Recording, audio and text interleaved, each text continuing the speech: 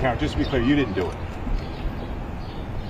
We know who did it, Steve. We know. And we know who spearheaded this cover-up. You all know. Yes, we do. If John was beaten up and attacked in that house, who did it? We don't know. We don't know. We don't know. And it's not for us to know. Somebody other than Karen is responsible for that, for the killing of John.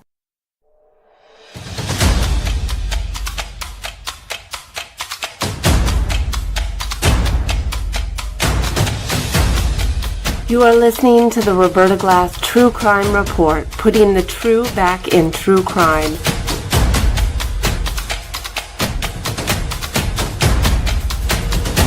From New York City, Roberta Glass is now on the record.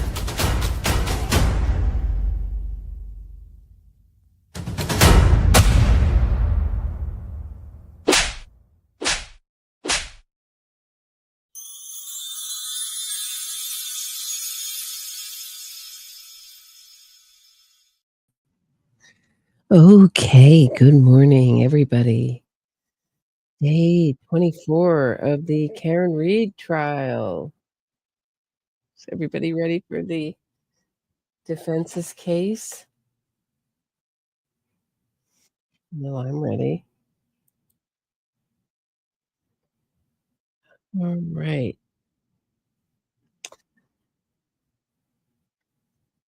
Let's see, do we have a fan?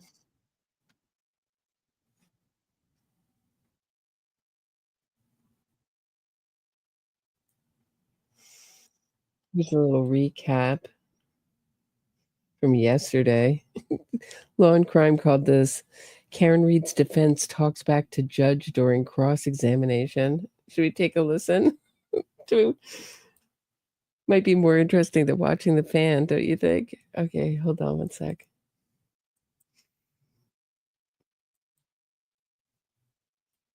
Alessi, Karen Reed's defense has a temper tantrum. To another topic, laser scans. Part of your analysis involved conducting laser scans of portions of 1 Meadows Avenue, the house of Mr. O'Keefe, correct? Correct. Those laser scans were used, at least in part, to answer the question of whether the collision between Miss Reed's SUV and Mr. O'Keefe's Chevy Traverse at 1 Meadows at approximately 5:07 a.m. on January 29, 2022, caused the right rear taillight of the Lexus to break. Correct? Correct. And in that analysis, inches literally matter, correct? You want to get it as accurate as possible. And the reason why inches matter is because, and we're going to get to this, you try, and you did it in your slide presentation on direct, you tried to see whether the Lexus lined up with the Traverse such that there could be a break of the taillight. That was part of your analysis, correct? So the main part of the photogrammetry was to determine the speeds and the angles and the degree of overlap on the vehicles. And then we also looked at the damage from the video, or actually it's just where the snow was knocked off the rear of the Chevy Traverse, and document the height of that. You said the main part. I don't want to engage in semantics. I want to go to my question of, isn't part of the laser scan analysis to determine whether or not those two vehicles align sufficiently such that the Lexus could break, the taillight of the Lexus could break coming into contact with the Chevy Traverse? Wasn't that part of your analysis, at least in part? Yes. Okay. And in that analysis, inches literally matter, correct? It can, depending on which way you're going inches. So the Ring camera at 1 Meadows, you're familiar with that Ring camera, right? At Correct. 1 Meadows? That Ring camera at 1 Meadows was used as part of the laser scan process that you and your firm Aperture performed at 1 Meadows on October 2nd, 2024. Do I have the date correct? I believe so, but like the videos were not literally used during the laser scans. We took the laser scans, the video, combined them together in a process called photogrammetry. Okay, let's get this down to the fundamentals. You used, and that was my question, Your Honor, if we could publish the exhibit with regard to the ring camera. Sure. What exhibit is it? Yeah, I've got my, yeah.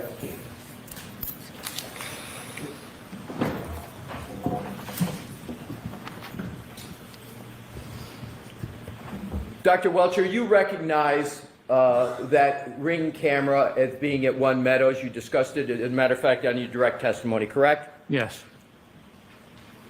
Now, that ring camera was utilized as part of your laser scan process, correct? It was used.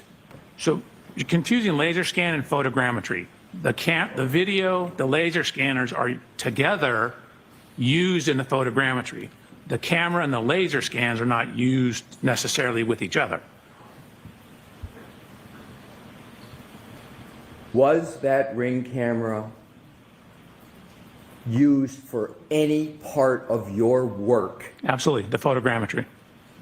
I just need to be able to finish my question, sir. Was that sorry. ring camera used for any part of your work at One Meadows on October 2nd, 2024? Yes. And it was used for what purpose? In the photogrammetric process, to establish the position and dimensions of various things in the video. So then we could go back and overlay the vehicles and track the tracks in the snow, as well as look at the damage to the vehicles. Right. So this was used to, as a basis, not the only one, to establish dimensions of the other work that was done in analysis at One Meadows, correct? Correct. You can take that down, Mr. Wolk. You know that the ring camera at One Meadows, in existence when Aperture did the work on October 2nd, 2024, was different than the ring camera that was in existence on January 29th of 2022, the date where you went through to see if those two vehicles align. Is that correct? The cameras are different. That is correct. And you know that the cameras are different, and you knew that as part of your analysis, correct? Correct. Did you document the differences between the two cameras as part of any work performed at One Meadows? Yes. And did you measure any differences there might have been between the location of the new ring camera from the older one that was in existence on January 29th of 2022? No, what we did is use the current ring camera in conjunction with the old ring camera, and with the laser scans, we're able to, again, map the points onto the scene. That's why I showed you the report from the photogrammetry software that reported our error. Sir, my question was just measurement, not your process. Oh. Did you measure the difference I don't believe so. between where the old camera was and where the new camera was? No, it was angled slightly more to the right, though. How would you know that if you were not retained on January 29th of 2022? How would you know where the original angles were? Because when you look at the first camera, the one on January 22nd, it's here. The new one is slightly over to the right. That's an eyeball approximation analysis. That's not a measurement, correct? Well, I don't know that we actually measured it, but we accounted for it and corrected for it. But you can see, for example, what the original one shows, for example, to the left-hand side, compared to what the new one shows to the left-hand side, and it's angled more to the right. Sir, you have experience with ring cameras, correct? I do. And I think a lot of members of the public have experience with ring cameras. You can move just the camera portion ever so slightly and change significantly the angle of the camera, can't you, what it captures? Just a small turn. Potentially. Right. Even a millimeter turn can make a change. A 2 millimeter, a 1 inch can make a significant change with regard to what the camera captures, correct? Could, sure. So, did you measure whether the newer camera that was present on October 2nd, 2024 was installed to the left? And I'm talking measure. To the right, to the top, or the bottom relative to the camera that was there on January 29th of 2022? So we solved for the camera I'm position. asking if you measured, sir. Oh, no, we didn't measure. So let's talk about some other differences with regard to cameras and ring cameras. Different ring cameras can have different levels of distortion, correct? Potentially. Cameras, well, are you saying that all ring cameras have the same level of distortion? No, but again, they're mass produced, so you could have some that have the same exact distortion. You could have some that have different. And you don't know the comparative distortion between what I'm just going to now refer to as the old ring camera that was there January 29, 2022, and the camera that you saw on October 2024, which I'll refer to the new camera. You don't know the difference in the distortion between those cameras as you sit here today, do you? So we know enough information that if the distortions had been different, our errors would have been too high. And so the fact that our errors are within acceptable, or what's called an RMS error, we know that the distortions are similar enough to give us accurate measurements. Sir, that is speculation. That is not data. That is not a measurement. You didn't measure the distortion, sir, did you? If the cameras, you didn't have the old camera to do it. We didn't, but we had images from the old camera. And then when we get images from the new camera and solve those camera properties and then overlay data from the old images to the new images with the point clouds, if that distortion is too great, we will have too high of errors in our project, which is why I showed the error report from the photogrammetry process to show that we have checked for that and documented that our errors are in acceptable range so that we have confidence in our results. You do not have information from the manufacturer of ring. You didn't present it, and you don't have it, as to what is the acceptable level of distortion for the analysis that you did, do you, sir? The You have that from ring. And I don't have it for Ring, but I don't Thank need you. it from Ring. So now let's go to, if cameras have different levels of distortion, that would change the analysis in reconciling the difference between their angles. That's a pretty straightforward proposition, sir, wouldn't it? So it depends on how much difference it is, but we have accounted for that. With which model of the Ring camera was present at One Meadows on January 29, 2022? Which model? I don't know. I'd have to go look through the data. Do you believe you, I'm not going to take up the time to have you look, but do you really believe you've got the model of the Ring camera that was in existence on January 29th of 2022? I don't know. I You need to didn't look through the present it report. in your direct testimony, did you, sir? I do not. So do you have the model of the Ring camera that was present at One Meadows on October 2nd, 2024? No. So you don't have even the model for either one of them? Nope, but we have videos from both of them and scans of the scene. So now let's talk about another aspect of Ring cameras.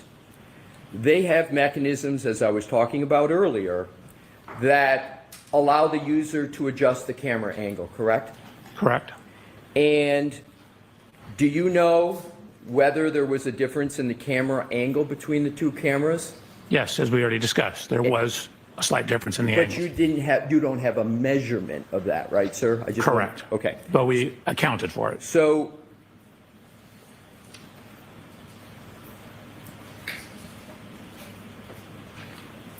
wouldn't a difference in models of Ring cameras be relevant at all to your analysis of trying to reconcile any differences between them? So if you have video from both of them and you have laser scans with three-dimensional geometry of the scene, you can go in, and it's called a reverse camera analysis, and solve for the distortion properties. The scans give you the real world dimensions. So once you know the real world dimensions, you can then go in, you can go in and then solve for the camera lens properties based upon the real world distortions. So for example, if there's a little bit of bending at the end, the laser scan data will show that, and you can correct for that knowing information about the laser scanner. I'll or ask the the laser question. scan data. I'm sorry, I thought you finished, sir. I'm going to ask the question again because it's a narrow question. Wouldn't knowing the difference in the models be relevant? That's all I'm asking. Wouldn't it be relevant to your analysis of reconciling the differences to them? Wouldn't No. it be relevant? No. So you think the different models are irrelevant to any process you occasioned at one? It's irrelevant. So the analysis of the video itself is more important than the models? I'm not asking if it's more important. I'm just asking, would it be relevant? No, I don't believe it'd be relevant. Now let's go to another aspect of the cameras. Are key parameters in a camera that the software needs to know focal length? It is? Is imaging size something that is an important parameter in a camera? Yes. Are sampling characteristics an important parameter in cameras? Can be. Is the principal point, you understand that concept, sir? Is that an important parameter in a camera? Define how you're using principal point. Sure. A principal point of an image is the point where a camera's direct line of sight, called, as you may know, the optical axis, intersects the image plane. Does that Gotcha, sound yes. familiar? Mm-hmm. So isn't that the image's mathematical center, the principal point? More or less, yes. And for high accuracy photogrammetric work, it's important to know if the lens is mounted centered over the image sensor due to the small manufacturing variances, correct? Could be important. And if the principal point is the center of the image. Okay. That's relevant. So doesn't that affect the mathematical calculation of the light ray geometry? It could. So the variance in manufacturing between cameras is a known issue. Do you agree? I do. There's small manufacturing variances that affect one of the key components of the fundamental parameters of the camera, namely the principal point, right? Correct. Did you perform the camera calibration of the camera in place in October of 2024? Yes. So within photogrammetry, we calibrated the photogrammetric analysis to the camera. Did you address the principal point in that calibration? Do you have documentation that you addressed that important factor, the principal point? So the checking of the RMS error in the software takes into account, sums up all the potential errors in the measurement, which would include that. Okay. Sir, you know the importance of all of these topics because the output of all the work Aperture did at One Meadows, almost all of it, springs from that camera, correct? It starts there. Okay, it starts there. And if the starting point is wrong, then where you go from the starting point is going to be at least potentially wrong, correct? Potentially. Would you agree that Ring cameras have a swiveling mechanism so that the user can adjust the camera angle? Some do.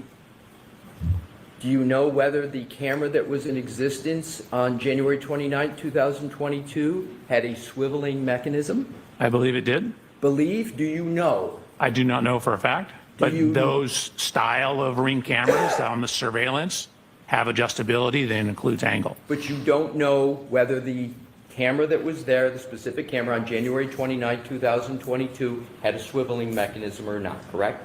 Correct. And do you know whether the camera that you saw in October of 2024 had a swiveling mechanism on it? It did. And where did you document the fact that it had a swiveling mechanism? I think we have photos of the camera. Did you document it in writing, and did you document the tolerance of the swiveling mechanism? No. Let's go to, and again, all of the camera, this camera that you use is the starting point for your laser scan and photogrammetry process, correct? Correct. All right. Let's go to another topic. On your direct testimony, as I recall, you stated essentially from various information that you lined up in the video, and we're talking about the lining up of the Lexus with the Traverse. And this is at One Meadows. And so, as I understand what you did, sir, is you took what are called point clouds, 3D images, created them for the Lexus. You took created 3D images, synonym point clouds of the Traverse, and then you attempted to line them up to determine, among other things, whether they would align sufficient so that the Lexus could line up and potentially hit the Traverse such that the tail light of the Lexus could be broken. Was that at least part of your analysis? That was part. There was more. So, you showed a slide, a few slides, and with your Honor's permission, what I'd like to do is to start with slide 90. All right, do you have any problem with Dr. Welcher keeping his printed copy that he was using? I have no problem with the printed copy, Your Honor. So, I'm sorry, what slide again? 90. Your Honor, my printed copy is tiny. Okay. Can I Can pull you it up? see the, Yes. Yeah.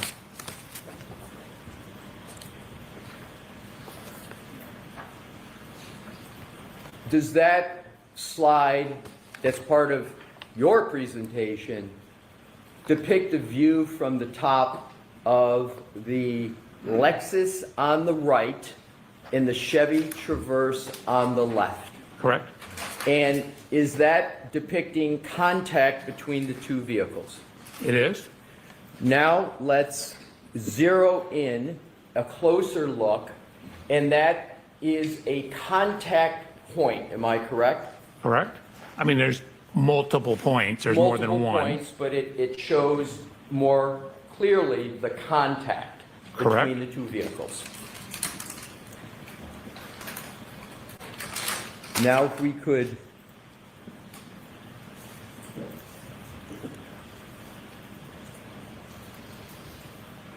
the next, and that is number 91, Mr. Wolf. So Your Honor, 91. I think these are just going to go in order for a few, and I'll keep announcing them. So this is 91, same vehicles, just a different viewpoint. Is that correct, Dr. Welcher? Correct. This and the next slide. I just want to stay I know. with this one. I just Hold on a asked the second. question, does it show the contact? right, so go ahead and answer now. This slide and all the other slides, we're trying to show the angle of contact, but because it's two-dimensional image, you're losing some perspective. For example, here you're seeing the chrome piece on Mr. O'Keefe's Chevrolet, which is on the right. You're seeing it obviously behind where the Lexus is. So we were trying to show it at a whole bunch of different angles to try and illustrate the degree of closeness or lack thereof. Alrighty. So Thank you. is it correct that on your direct examination, you said in sum and substance, we looked at the degree of overlap and there's only about a 2 to 3 millimeters of overlap between the vehicles? Is that what you recall saying on direct? That is correct. and that you stated that that supposed 2 to 3 millimeters of overlap was insufficient to cause the tail light of the Lexus to contact the rear of the Chevrolet. You recall saying that? That's correct. Now, I would like you to look at that. This is from your slide presentation. Is that not showing contact between the two vehicles? Oh, it absolutely is not. What you're seeing is a portion of the vehicle that is behind the area. Keep in mind the angle, the Lexus is angled off to the left. So the area that you see here is actually, in this case, in front of where the taillight is. This is why we tried showing it from a whole bunch of different angles, because when you try and take a two-dimensional image and look at it, you see stuff in the background. So and again, this is why in the computer, we overlaid them, looked at the measurements, in the computer where you don't have this, we have the three-dimensional measurements, and it does not hit. Where did you show in your slide presentation what you just said, that it doesn't show an overlap? So Where? it shows a contact. It definitely contacted, I'm sorry, Mr. Reporter, down below here. It does not show a contact here. So to answer your question, all the next slides were our attempt to do that. So all the next slides is your answer.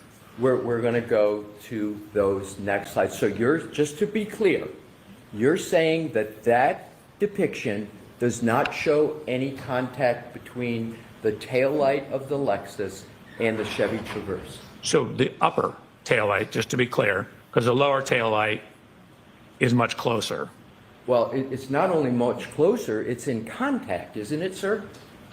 It's very close. It's probably within an inch being in contact. Oh, so you state that even the lower part of the taillight is not making contact? So if, again, maybe there's a photo we could show or a scan. That is on the rear of the vehicle, and it contacts on the corner, which is just around, so maybe like an inch or so in front of it on the corner.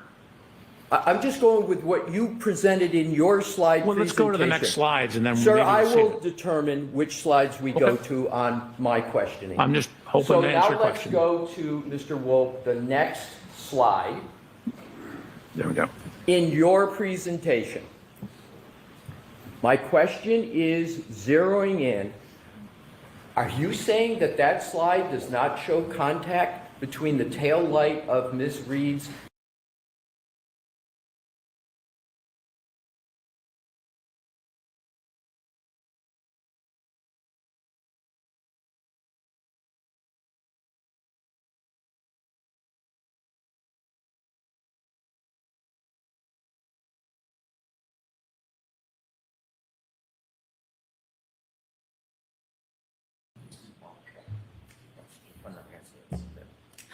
What do you need, Christy? Now opening ABC. Sure.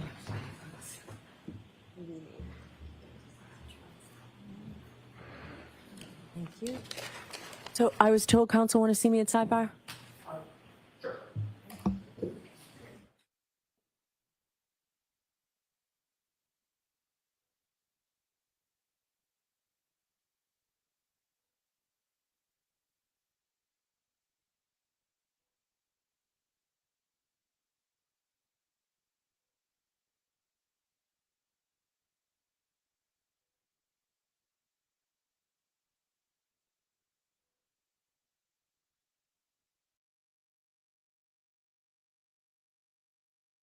Lexus in any part of the Chevy Traverse? Yeah, absolutely.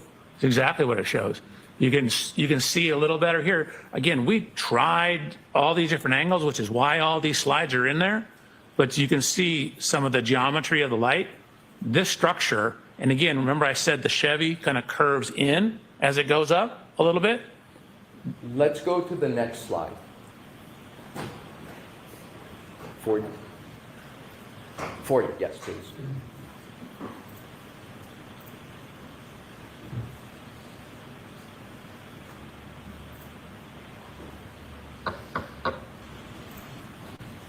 Is it working? 41, Your Honor. Right, thank you. One moment, Your Honor. That's Exhibit 41? No, I have a question, because that's not my slide.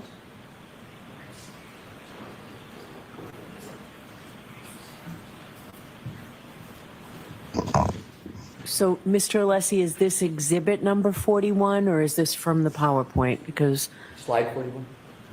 Slide. okay.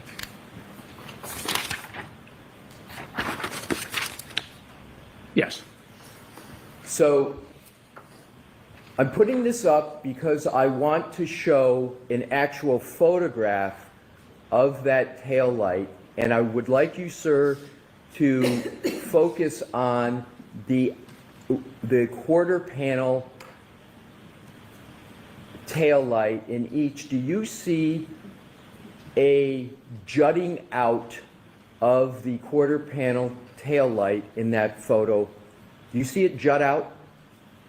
So I don't know if you and I are talking the same thing. There are little fins here. Correct. Now, what I'd like to do is to go back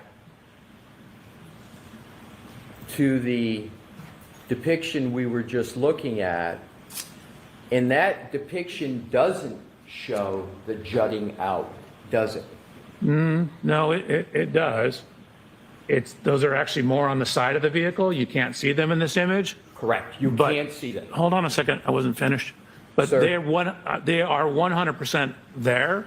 We actually did special hand scans with a hand scanner of the taillight to put it back on to the vehicle. You say they're 100% there, but you can't see it in that depiction, can you? The jutting out that you could see in the two-dimensional one we just saw. You can't see it. I can't see who's behind that wall because it's being blocked by something. I can't see on the side of the taillight because it's on the side I can't see. It's being blocked. Sir, my question is simple. You cannot see the jutting out of the tail light in this depiction, can you?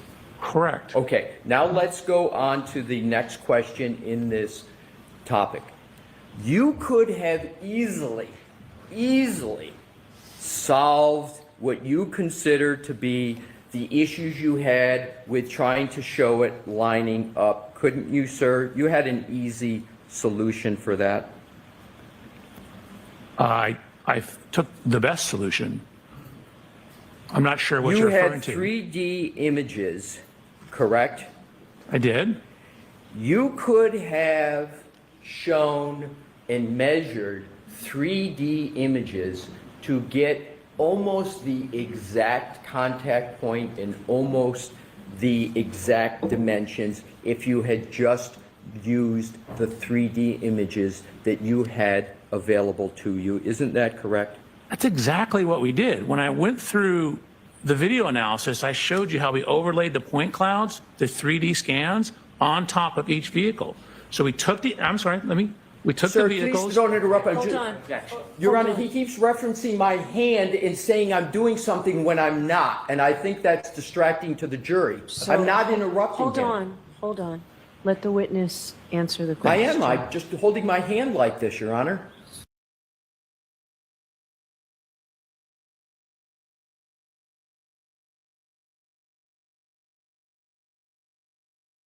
He keeps saying that I'm doing Mr. something. Alessi, please. All right. Go ahead, finish the answer, Dr. Moore. Again, in the photogrammetric analysis, I showed the video. I showed how we overlaid the point cloud on top of the video. That proves that the way we solved it, correct camera characteristics, matches. Otherwise, that would be distorted. We overlaid the scans of the Lexus into the photogrammetric analysis. We overlaid the scans of the scene into the photogrammetric analysis. We overlaid all that stuff into the analysis. We did exactly what you're suggesting. You could have easily addressed this issue by the following. If you really believe there was no contact or not sufficient contact, you could have produced a graphic that shows a gap between the two vehicles. A graphic, couldn't you? That's not a graphic. What is that? Sir, I get to ask the questions and you are to answer them subject to the judge's ruling. So my question is, couldn't you have created a graphic that That's- would have better shown the issue that you are creating or talking about today? That's my question. Couldn't you have created a graphic? We did. We created a whole bunch of graphics. You called what we just saw a graphic? Yes. Well, if there's a gap, why isn't there then something that shows a clear gap? Because when you have the angulation of the vehicles, you have perspective. When you're looking at it, even if you do a top down, you see everything projected onto a single flat plane. So you can't tell the height of things. So when you see things in this dimension, you can't necessarily see depth of things. So you lose in two-dimensional images, you lose one dimension depending on which way you're looking. That's why I showed it from all these different angles to try and show exactly what you're saying. We had graphics to do that. 3D images allow you to show perspectives for 360 degrees, correct? Is that correct? That is correct. So, none of what you presented in your slideshow shows the contact points from 360 degrees, does it? I don't understand your question. Are you asking if I showed it at every single, I went through 360 slides that showed it at every single degree? Sir, let's move on. I think I've made the point. So I'm going to strike the comment, Okay. Mr. Alessi. Date is now February 2nd. Required finding argument.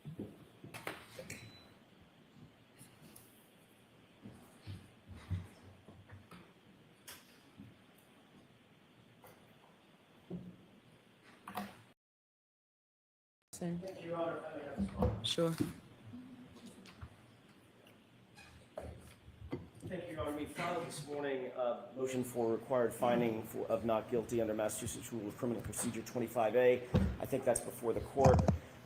My comments will be relatively brief, but it's important, and the points that I'm going to make in the next couple of seconds or next couple of minutes are equally important. It comes down to the following. The Commonwealth has simply not proven, even in a light most favorable to them, that there was a collision on January 29th, 2022 at 34 Fairview in Canton, Massachusetts. There was no collision proven to have occurred. There was no eyewitness presented. There was no video evidence, no audio evidence, no evidence in the form of physical evidence at the scene by searches that were done by officers on the morning of January 29th, 2022. The Commonwealth, through suspect experts based on circumstantial technical data, only sought to prove a backing event, and that's important. They sought to prove that at 34 Fairview, the SUV went backward. They did not prove, and every single one of their experts was asked this question, they did not prove that there was actually a collision associated with that backing event. The Commonwealth experts said at best that the car went in reverse, and it was suspect whether it went in reverse at 34 Fairview or some other place, time, or date. The Commonwealth also put on an expert who said that she found no injuries, none, mind you, indicative of a vehicle strike on John O'Keefe's body. And she, Dr. Erin Scordibello, was arguably their most important witness. The Commonwealth cannot and did not say or prove a collision at a particular time, a collision at a particular place, a collision with a particular person, or that a collision even occurred on January 29th, 2022 at or around or at or after 12:30 in the morning. Their own expert, I think it was yesterday, if not the day before yesterday, was asked on examination by Mr. Alessi, can you tell us the particulars of the collision, pardon me, as you suggested in your testimony? And his answer was, there's simply not enough evidence. He was asked specifically, why didn't you try to recreate the circumstances, the force impact? That's what you do, sir. You're a biomechanic expert. Recreate it for us. And he said, there's not enough evidence. There is evidence, however, that Brian Higgins and Brian Albert were sparring at 34 Fairview. There is evidence, however, that that was just minutes, not hours, not days, minutes before John O'Keefe ultimately met his fate at 34 Fairview. There is evidence that Brian Higgins was love-struck, that he was jealous, that he was aggressively coaxing John O'Keefe out of the waterfall, that he was passively aggressively coaxing Miss Reed to engage with him rather than John O'Keefe. Again, there's not a single eyewitness to a collision.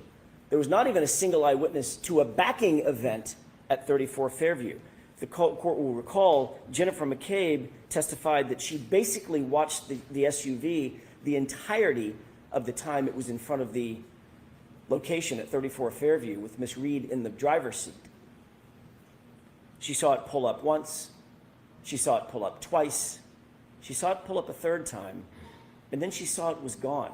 And at no time did she ever see the car go in reverse. She certainly didn't see the SUV go in reverse at a high speed, and she darn sure didn't see the car go in reverse at a high speed and strike a pedestrian.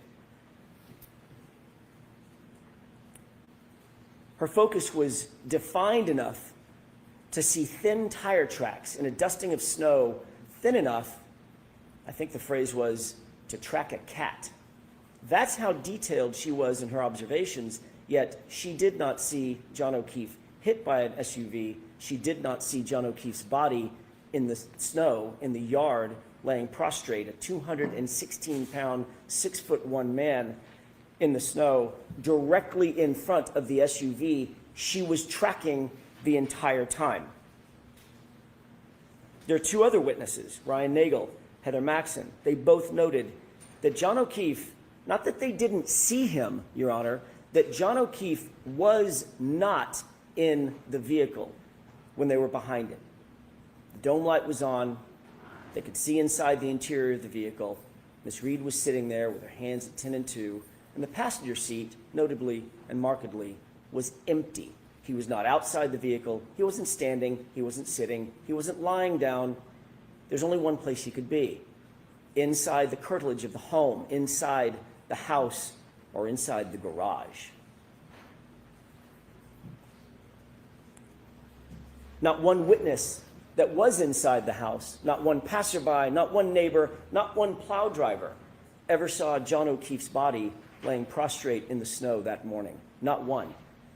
Not until Karen Reed found Mr. O'Keefe at about 6:03.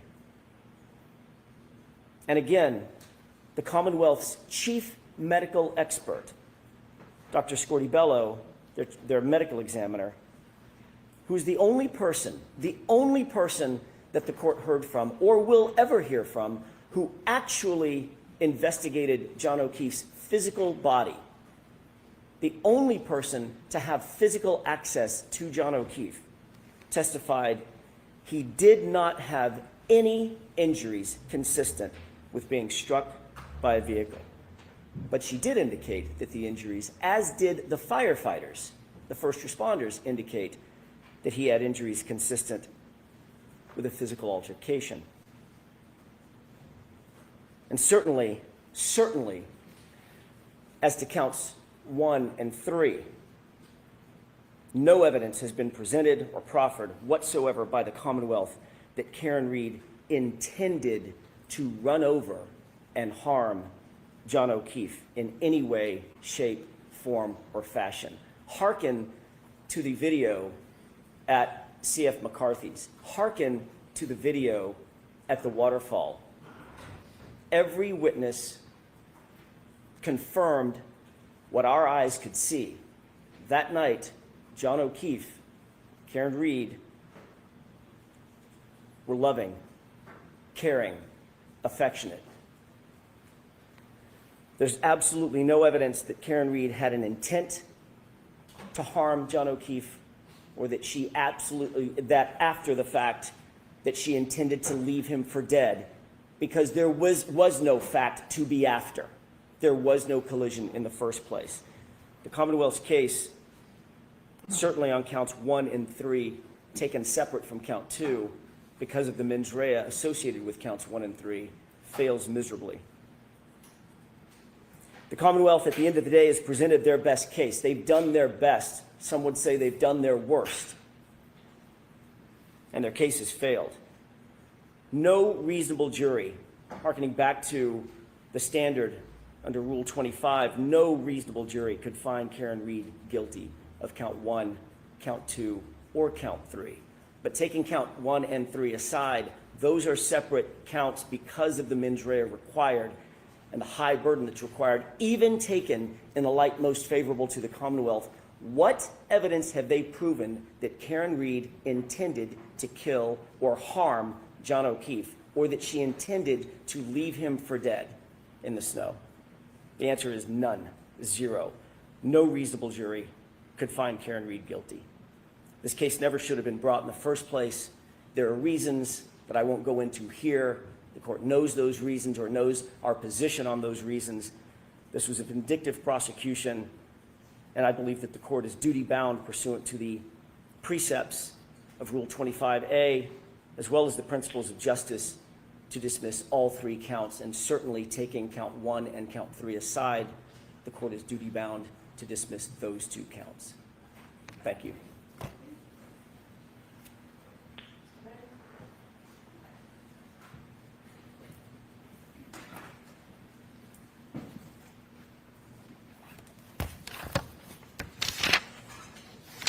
In a light most favorable to the Commonwealth, the first issue the court should look to is intoxication. A reasonable fact finder would find that the defendant was in fact intoxicated. Based on the serum conversion and based on Karen Reed's statements herself, you've heard many, many admissions by the defendant about her level of intoxication, which far surpassed the statutory mandate that she consumed alcohol in a way that would affect her ability to operate safely. Those are just 2 of the cornerstone pieces of intoxication, which are clear, light most favorable to the Commonwealth, a reasonable fact finder could find beyond a reasonable doubt. The evidence of collision is abundant. I do not want to go through an entire closing argument or rhetoric, but suffice to say there are taillight fragments from the defendant's own Lexus, from her shattered right taillight, that are found in Mr. O'Keefe's clothes. Mr. O'Keefe is left at the very spot where she expects to find him, according to her statements, where her car does a backing maneuver at least 24 miles per hour. He is left with injuries on his arm consistent with the damage to her Lexus right rear taillight. The scientific data is substantial. Telestream data, Apple Healthcare data, battery temperature data. And again, Ms. Reed's statements herself about clipping, hitting. The evidence of a collision in this case is overwhelming. It is a public way. Lieutenant Gallagher told us about Fairview as being a public way. And so as to the operating under the influence of alcohol manslaughter, the conduct of driving in that forward and backing maneuver after being intoxicated meets clearly the standard for OUI manslaughter. Regarding second-degree murder, as highlighted in my opening statement, the defendant engaged in intentional conduct that was her maneuver of driving forward, stopping, and then driving back to Mr. O'Keefe on January 29, 2022. Under the conditions that night, after being intoxicated, that conduct was intentional, and any reasonable person could find that her conduct that night created a plain and strong likelihood of death. There is no predicate of intending to kill or even intending to hit. There is clearly a plain and strong likelihood of death driving a 6,000-pound SUV forward and then back. In addition to state of mind, again, the defendant tells us herself, through firefighter Becker. They're arguing, they're upset. We see the text messages, evidence of attempted breakup. And we hear the words of Karen Reed when she leaves numerous voicemails that night, and you can hear her voice. There are statements, I do not want to go through a summary of all of them, but statements from the defendant herself where she acknowledges an injury to Mr. O'Keefe. She's the last one with him, where to find him, and her hypothesis is about hitting and clipping him. As to leaving the scene, again, the defendant tells us that when she leaves, he doesn't look mortally wounded. She leaves him, makes dozens and dozens of calls, but never goes back to help him and leaves him to die. And we heard from Dr. Wolf about the life-saving procedures that could have been initiated. The chance of survival was never given to John O'Keefe. All of those facts suffice under Lattimore, a light most favorable to the government, that a reasonable fact finder would find beyond a reasonable doubt, or could find beyond a reasonable doubt, each and every element of each and every one of these charges. All right, thank you. So the motion is denied as to all three indictments. On the other topic that we were discussing at sidebar, I don't need to hear argument on that right now, Mr. Yannetti. I'd prefer to get started. I would like you and Mr. Brennan to talk to see about proposal. Thank you, Ron. So are we ready to bring the jury in? I did not ask you at sidebar. Are you ready for this witness, Mr. Brennan? Mr. I'm ready. Okay, so, Thank you. all right, so we'll bring the jury in. That will take 5 minutes, Paul? All right, so we'll take the recess. All rise, please.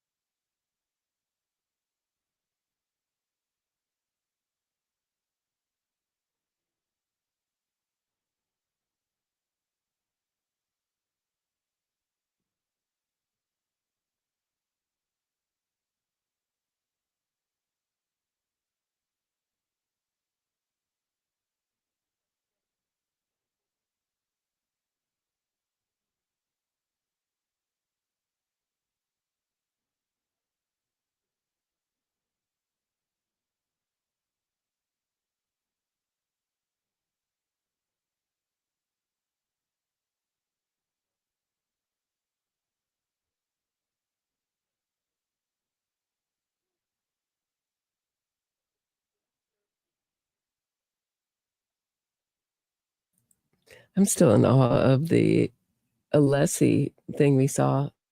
That was really denied so fast. Happily Sober put it perfectly. Denied so fast. Alan Jackson. Wasn't that for the free Karen readers? Wasn't that talk for the free Karen readers, that argument?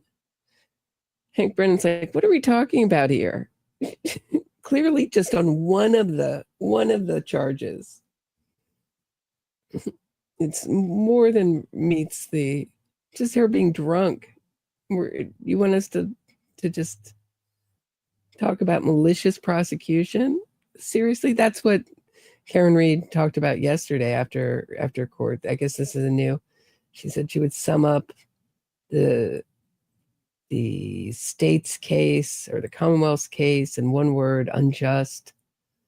It's favorite word of innocence fraudsters everywhere. They love to talk about justice while engaging in a huge injustice,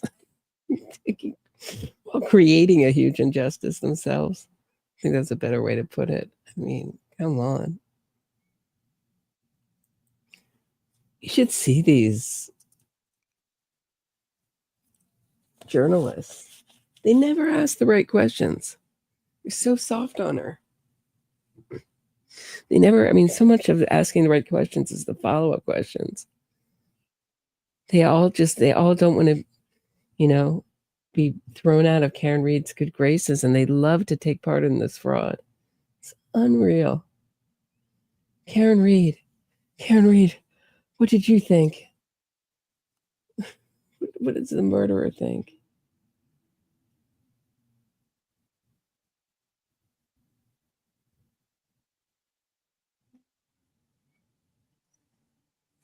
if I can find it.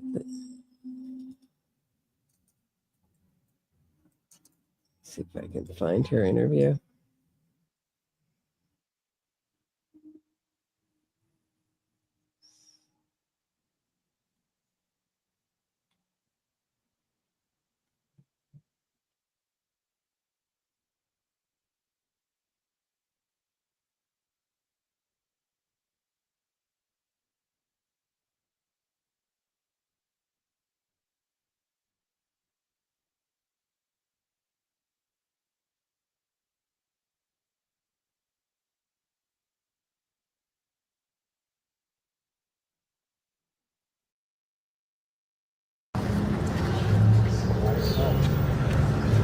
Erin, what can we expect from the defense? Will you testify?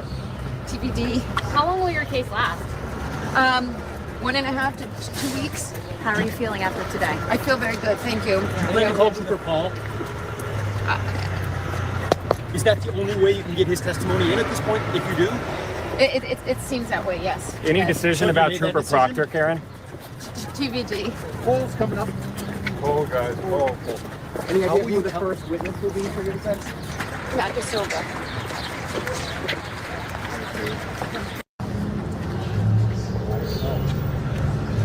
Karen, what can we expect from the defense? Will you testify? TBD. How long will your case last?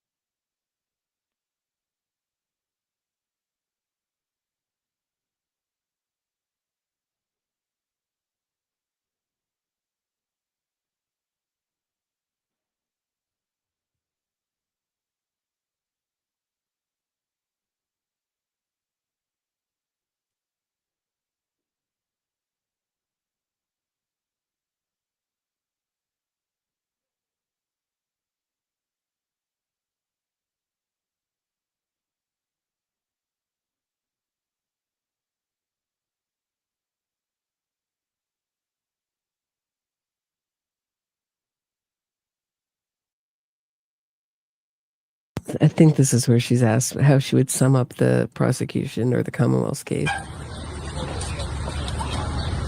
One word. Unjust. There you go. There you go. Unjust. Ridiculous.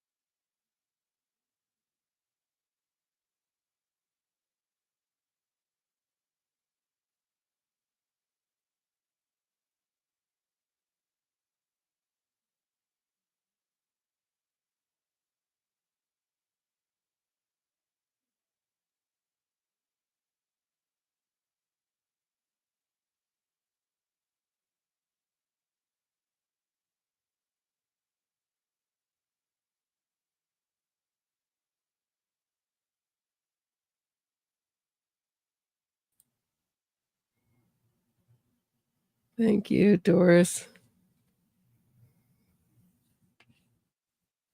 Always good to be back in New York.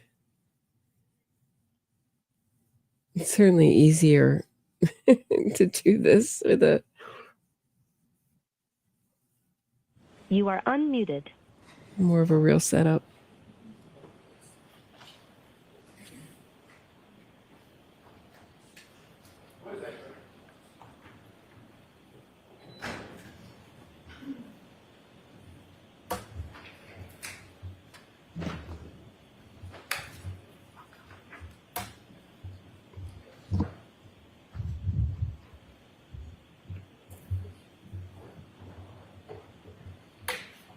Yay. All persons have any business before the Honorable Beverly Kennedy, Justice of the Norfolk Superior Court, and for the country of Norfolk.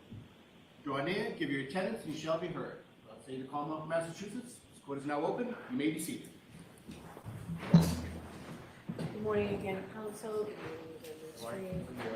Good morning, jurors. Happy Friday. So I do have to ask you those 3 questions. Were you all able to follow my instructions and refrain from discussing this case with anyone since we left yesterday? Everyone said yes or nodded affirmatively. Were you also able to follow the instructions and refrain from doing any independent research or investigation into this case? Yes. Everyone said yes or nodded affirmatively. Did anyone happen to see, hear, or read anything about this case since we left yesterday? No. As you know, yesterday the Commonwealth rested, and as you know, the defendant has absolutely no burden of proof in this case, does not have to put on a case, but I hear that you are. So your first witness, please, Mr. Jackson. Thank you, Your Honor. With the court's permission, we would ask that Matthew DeSoto join us. Okay.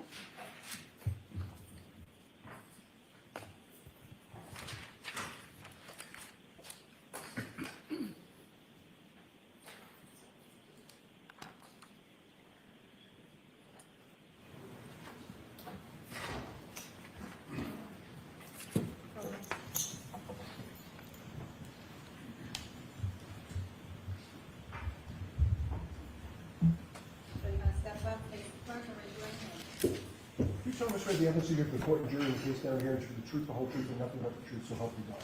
Yes, I do. Thank you. Good morning.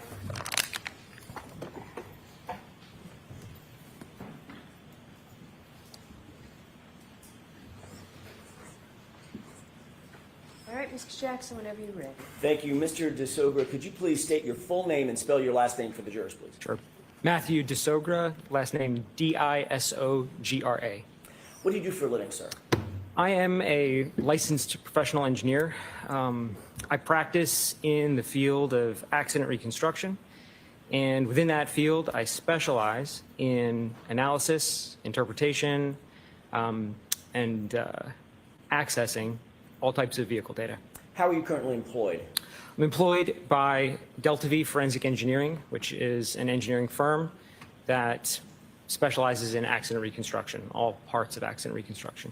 Tell us a little bit more about Delta V. What is it? What kind of company is it? But other than that specialty, what else does it do? So accident reconstruction is a broad field. There are a lot of subspecialties within that. So accident reconstruction is everything from the initial investigation phases of a crash all the way through testimony, like here today. Some of the specialties within that could be things like biomechanics, could be human factors, and my specialty is data, vehicle data and event data recorders. Staying on that topic, what is your current title or position with Delta V? I am the Director of Engineering for our EDR services line. What does EDR services mean? So, event data recorders. So EDR is a general term we can use to talk about all types of data from all types of vehicles. And how would you describe your role as the Director of Engineering for EDR services for Delta V? I wear a couple of different hats. First and foremost, I'm still a practicing engineer. I still conduct investigations. I still perform analyses, and I testify. On top of that, in the director role, I oversee a group. It's not just me doing this kind of work. I have 3 other engineers that work with me, all specializing in EDRs. So I oversee that group and focus on kind of the day-to-day operations as well as the direction we're going. You know, with things like autonomous vehicles coming, the role of data is growing, so we're kind of looking to the future in a lot of those ways. As a consulting engineer, you've indicated what your specialization is.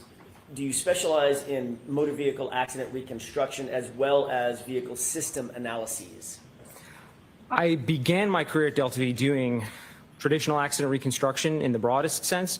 And as I have progressed, I have sort of narrowed myself down and now specialize in that. But I still consider myself an expert in accident reconstruction because ultimately, No, please finish. Ultimately, anytime we're doing EDR, data analysis, it is in support of an accident reconstruction. You talked about event data recorders. Do you also engage in the specialty of advanced data recovery methods? In other words, methods of pulling the data. It's one thing to have it sitting in a car. It's another thing to pull it out and make it useful, correct? That's right. There are a lot of different ways data can be accessed, all the way from just plugging into a port on a working vehicle, all the way through when a vehicle is catastrophically damaged and even the modules themselves are damaged, accessing the data at the chip level. So no matter what condition a vehicle or the remnants of a vehicle are in, generally we can still get the data from that. Do you have any specific knowledge about Toyota data? I do. Describe that for us. Beyond Toyota being a common vehicle in general, so we run into that data quite frequently. Just this year, we published a paper specifically studying some of the behaviors of the additional data recorder that's in Toyota vehicles. Does Toyota make another sub-brand, for lack of a better phrase? Lexus, I believe you're. Mm-hmm. So Lexus is a Toyota brand? Broadly. Correct. Okay. What is infotainment? It's kind of a combination of a couple of words, information and entertainment. What is infotainment data as it relates to vehicles, modern vehicles? So it's a generic term, which more or less means the thing that's in the middle of the dashboard with the screen on it. A lot of manufacturers implement that a little bit differently, so they all look different, but it's a general term we use in the industry to describe that system.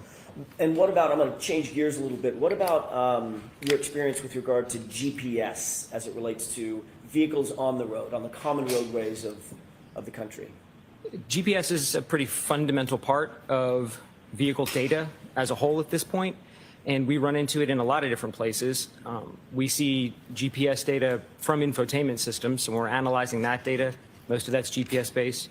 I do a lot of heavy truck work, and almost every heavy truck has some kind of GPS system in it for the fleets to track them, so we're analyzing that as part of data. And then the last area would be when we conduct testing, any kind of research, we're generally going to put our own GPS systems on vehicles so we can study that data. So analyzing GPS is a regular part of my job. GPS, global, I'm going by memory, global positioning satellites? Global positioning system. System, got it. GPS is a mechanism to figure out where on Earth a certain item might be, whether it's this pin or an 18-wheel tractor trailer, correct? That's correct. Is there any difference inherently in the GPS mechanism that's installed in an infotainment center in a Toyota Lexus, versus a heavy truck or a heavy vehicle that's on the road? The core technology behind how it works is fundamentally the same. What is instrumented testing as it relates to Toyotas and VCH testing and things of that nature? Can you explain that for the jurors? Sure. What instrumented testing means is, let's say we want to study, let's say how accurate some data is that comes out of one of these vehicles. So we need an independent source of that information. So what we'll do is we'll equip a vehicle with one of these GPS data acquisition systems. Basically, we can drive the vehicle around and we know exactly where it is, how fast it's going, all these parameters. We can do some maneuvers with the vehicle, then we can download the data that the vehicle stored, and now we can compare the two and say, okay, well, if we have really high confidence in our system, how accurate is the vehicle system? Because the reality is there's always some small errors in these vehicle systems. And in a lot of cases, what's important is quantifying that error. So you're obviously familiar with GPS systems in many different platforms. That's correct. Okay. How many cases have you been a part of in terms of investigating and or analyzing infotainment center or infotainment system data? Infotainment specifically, probably around 30. And are you also familiar with engaging in some sort of analysis that's referred to as clock alignment? Yes. What is clock alignment? Clock alignment would mean that anytime we have a timestamp in any set of data, a singular clock value, there's a good likelihood that that's not 100% accurate. So clock alignment would mean finding an independent source of time to compare that to, preferably one that's more reliable, and then making the necessary adjustments so that time can be considered real time. How many cases have you been involved in that deal with clock alignment specifically? Thousands, over 1,000. That's a regular part of data analysis. Any data set that has a timestamp, it's It's normal. It's part of the analysis. It's really the first step is let's get that clock aligned. So it's something I'm doing regularly. And how long have you worked for Delta V? It'll be my 13-year anniversary next month, actually. Okay. These things that you've just described that we've talked about for the last few minutes, these are all duties that you perform within the rubric of your employment as the director, a director of engineering at Delta V, correct? Correct. Now let's shift gears real quick and talk about your education, training, and background that qualifies you to perform these duties that you just talked about. Go ahead. The road is open and it's yours. Certainly. So I began my academic career. I got an undergraduate degree in mechanical engineering from the University of North Carolina at Charlotte. I then went on and got a master's degree also in mechanical engineering from the same school. And then when I came out of school, I immediately started working for Delta V Forensic Engineering. In order to get a professional engineer license, I then needed to acquire 4 additional years of work directly under the supervision of another licensed engineer. So then I completed that phase of work. And then in order to maintain my license, I have to complete continuing education every year in the field that I practice. So you got both a Bachelor of Science, correct? Correct, Bachelor of Science. Did you mention the year that you got your Bachelor of Science? 2011. And you have a Master's? Correct. In engineering? That is correct. And when did you secure that degree? 2013. You just mentioned engaging in continuing education. What is continuing education in terms of the engineering field or the reconstruction field in your world? So in the state that I'm licensed, in North Carolina, they define that really as any activity you're participating in that's keeping you abreast with the field, keeping you up to date with what's going on. So taking formal classes counts for continuing education, but also some of the other work that I do, like publishing research in peer-reviewed journals, also counts as continuing education. Do you regularly attend symposiums or symposia, I guess is the right Yes. word? Have you attended symposia related to EDR research and training? Yes. How about advanced applications of heavy vehicle EDR data? Correct. Yeah, I attend. There's a couple of regular conferences in our industry specifically tailored to EDRs as a whole for passenger vehicles and heavy trucks. I'm a regular attendee of those. I'm also a regular speaker at most of those. And I'm usually presenting some of the new research that we have for that year. So not only do you attend, you actually teach. Correct. Have you attended data? I'm sorry, have you attended data? Have you attended events that deal with data, event data recording systems, and event data recording system extraction? Yes. What about vehicle crash reconstruction? Yes. What about electronic control module imaging? Yes. What about electronic control model analysis? Yes. Applying automotive EDR data to traffic reconstruction? Yes. These are samples of the type of continuing education that you routinely engage in, correct? All that's accurate. You talked about additional licenses and professional registrations. You're a licensed professional engineer, correct? That's correct. In North Carolina? Correct. You're also a certified IPC specialist? Yes. What is an IPC specialist? IPC is an organization that offers certifications in basically soldering. I could say it in more technical ways, but it boils down to soldering. So as it relates to what I do, when we are recovering data from damaged EDRs at the chip level, that involves some really precise soldering work. And so IPC offers courses in how to do that at basically the highest level, and then they offer certifications for that. Are you a member of the Society of Automotive Engineers? I am, active member. When you say an active member, is that a nationally recognized society for academic engineers? Yes. The teaching roles that you've held within organizations, have you been an instructor concerning accessing and interpreting heavy vehicle data event recorders?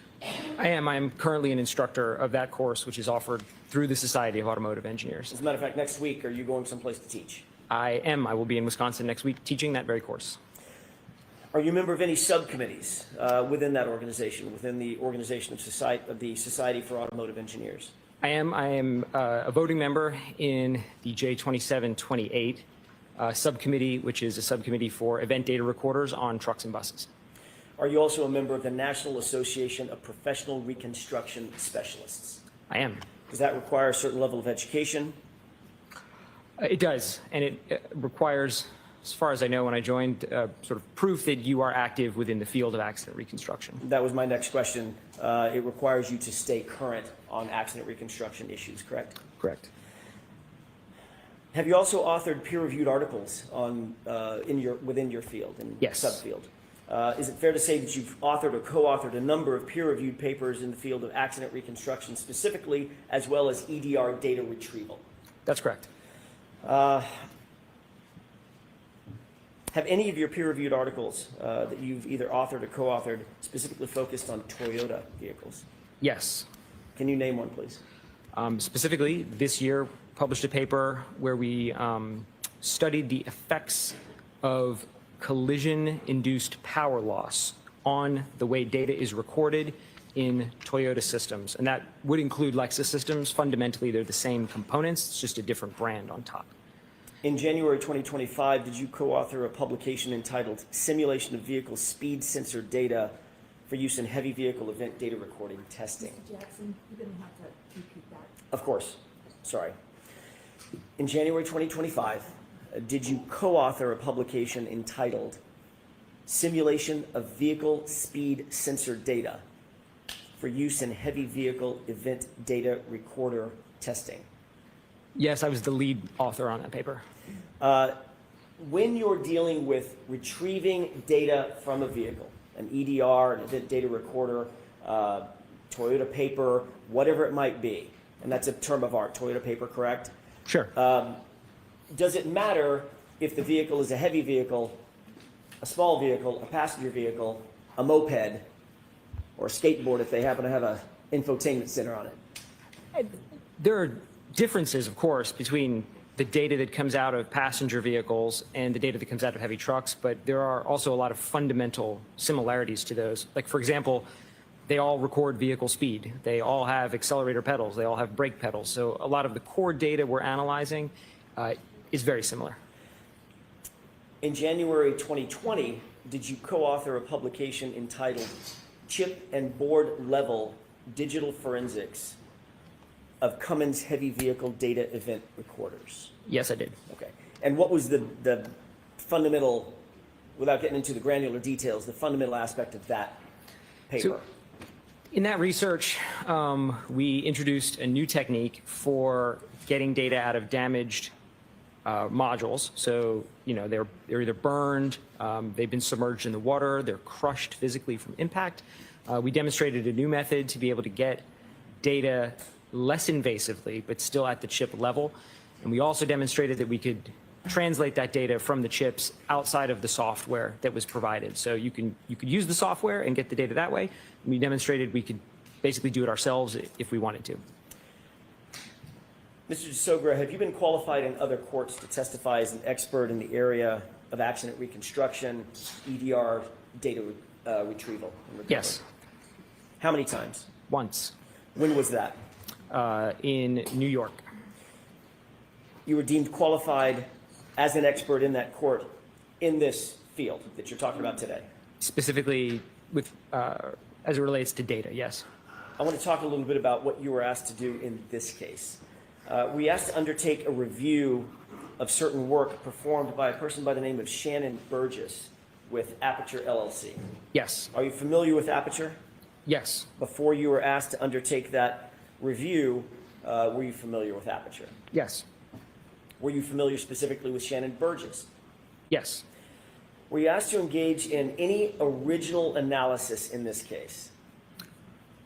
All of my analysis is fundamentally based on all of the data and the numbers provided in the Aperture reports. So more or less the answer to your question is no. So you were asked specifically to give the court and the jurors clarity on data that Shannon Burgess had analyzed and provided a report about, correct? Correct. And that dealt with data obtained from Ms. Reed's SUV, Karen Reed's SUV, correct? Correct. Did you, in fact, review Shannon Burgess's report summarizing his findings and conclusions regarding clock drift? That report was dated in January of 2025. Yes. And what did you do in that regard? I analyzed the methods that Mr. Burgess proposed for aligning the clocks in that report. Were you also asked at some point to review Judson Welcher's report and PowerPoint presentation regarding the timing of the text stream event known as 1162-2, 1162-2? Yes. Did you determine whether Dr. Welcher had based his report on Shannon Burgess's analysis? Yes. Before we get into that, I want to ask you a couple of questions about text stream events, so we're all talking sort of with the same vocabulary if we could. When I say text stream event, have you ever heard that called a trigger event? Yes. Are those sort of synonymous? The event, in order to be generated, has to be triggered by something. So, yes. You became aware in your analysis, I'm assuming, that Dr. Welcher reported a trigger event at a particular time or span of time, correct? Correct. What span of time was that? I should say, what time was that? For which event? For the 1162-2 event, sorry. Do you mind if I reference the slide? Because I don't have the number committed. With the court's to permission. Go ahead. Do you have a copy of it in front of you? I do, Your Honor.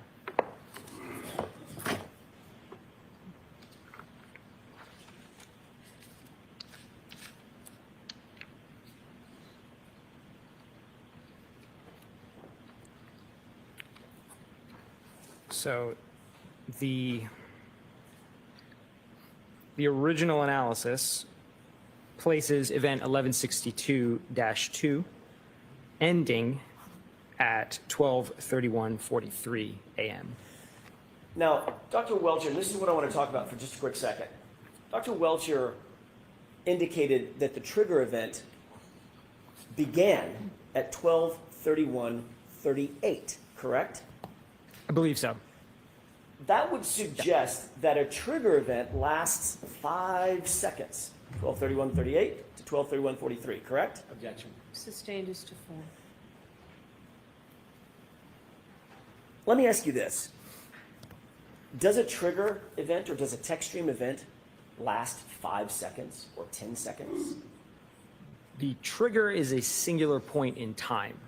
That's my question.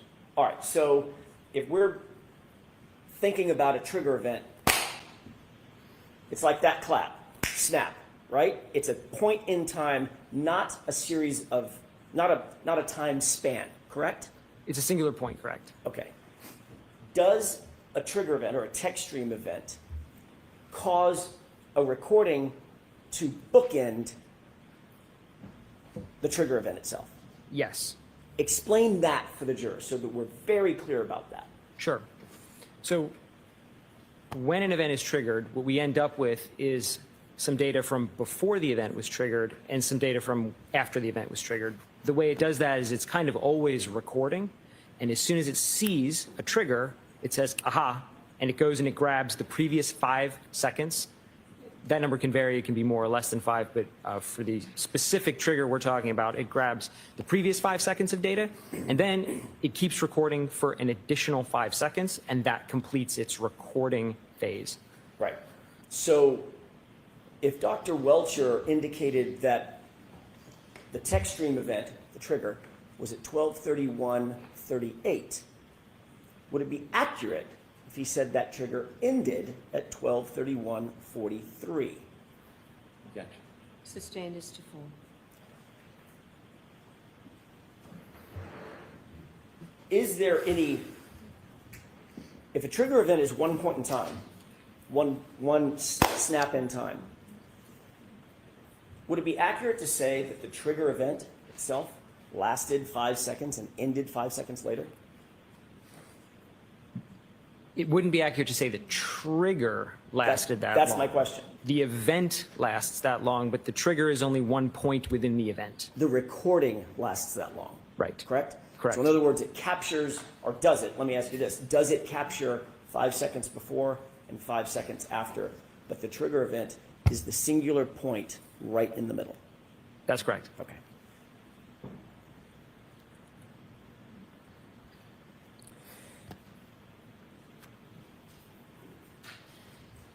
if we were to calculate the window between the trigger event or the text stream event and a lock event on John O'Keefe's phone, you analyzed both, correct? Or you reviewed both, correct? Correct. Would you calculate from the point of the trigger, would you calculate from 12:31:38, that point in time, and I'm using the tip of my pen to represent the point, at 12:31:38, or would you calculate it from 12:31:43? Customarily, when we're doing any analysis, we're referencing everything off of the trigger. That's the normal way. Everything in the aperture reports was referenced off of the end of the event. So Of the recording event. Of the recording event. Not So- the trigger. Correct. And I didn't correct that. I just went with that convention for all of the analysis I did. But you noted it, correct? Correct. And you noted that that would be 5 seconds inaccurate? I'll withdraw it. I'll ask it a different way. What would be the effect of timing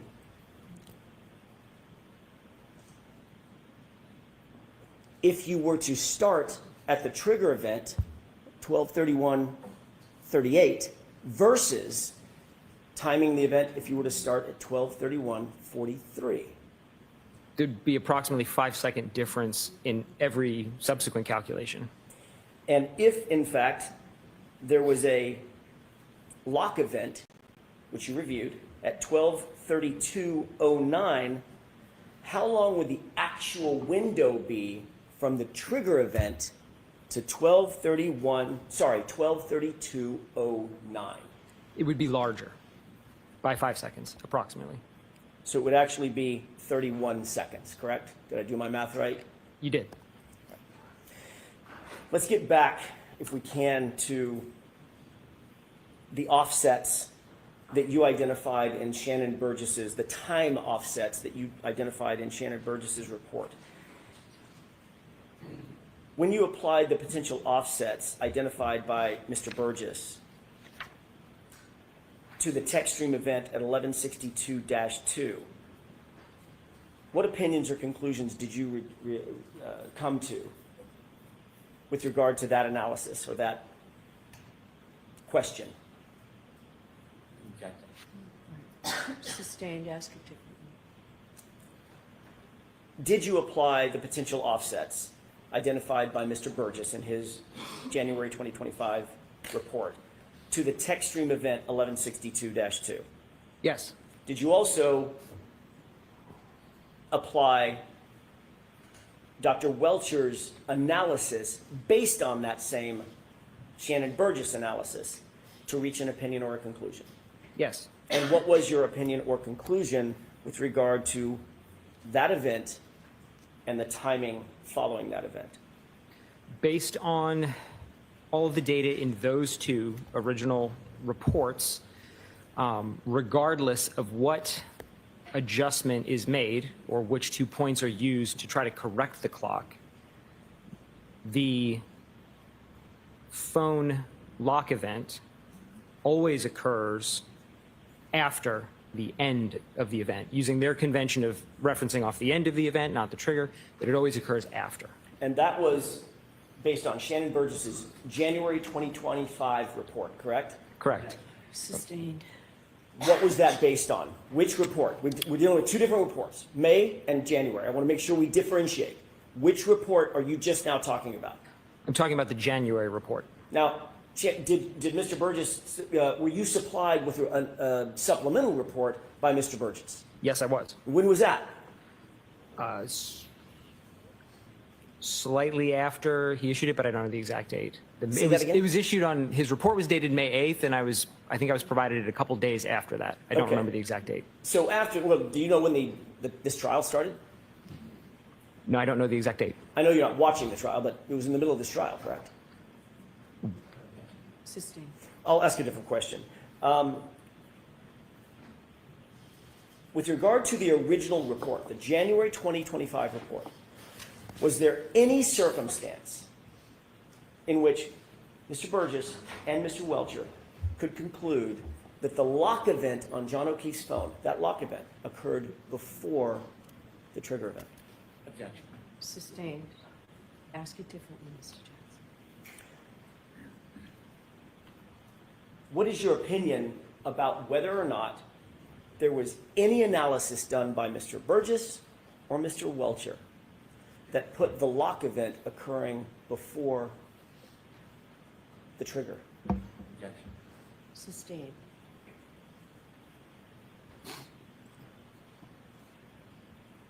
May we approach, Your Honor? Yes.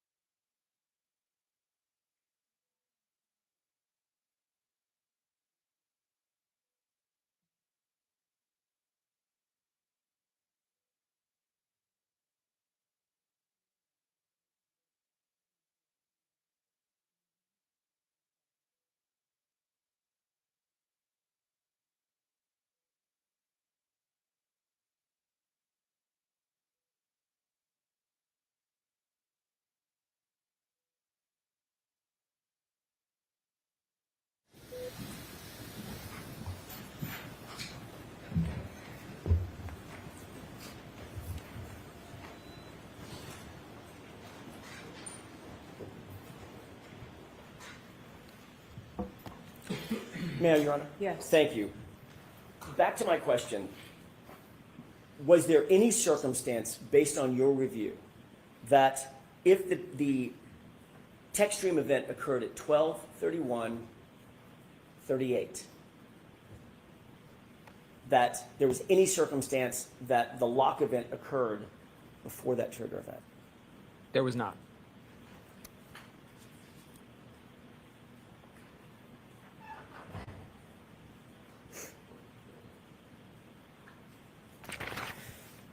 Did you create a PowerPoint for clarity's sake in March of 2025? Yes, Did you provide that to us? I did. What was the purpose of creating the PowerPoint?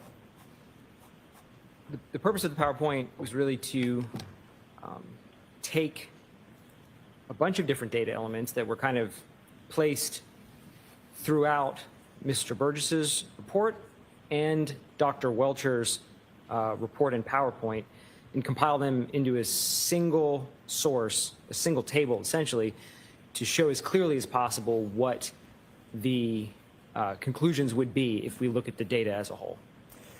When you created that PowerPoint presentation, did you create it with the intention of providing it to the defense, which would then be provided to the Commonwealth? Yes. Are you aware of whether or not that was disclosed to the Commonwealth as part of the normal discovery process? No. So the answer is no. The answer is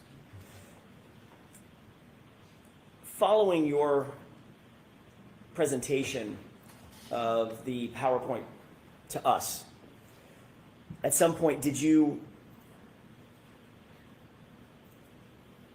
receive from Mr. Burgess an amended report, an amended PowerPoint? I received an amended PowerPoint by Mr. Burgess, not from him, though, from you. Fair enough, fair enough. Did that report, or did that PowerPoint, however you want to put it, markedly, was it any different than his January 2025 report? Yes. Did you note any conclusions? Did you note the conclusions that he came to in January 2025? Going back to the original report? Yes. Did you note conclusions and opinions that he came to in May of 2025? Yes. Were those two things different? sustained.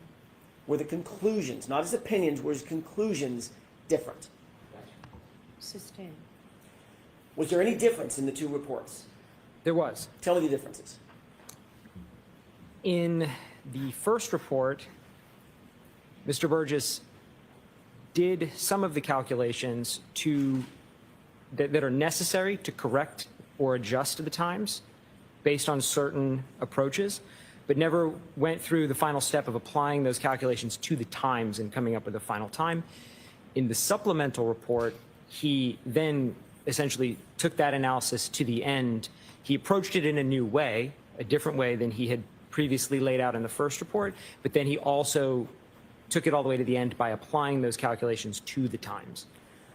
What were the main differences? Explain for the court and for the jurors, what were the main differences that he changed in the May 2025 report?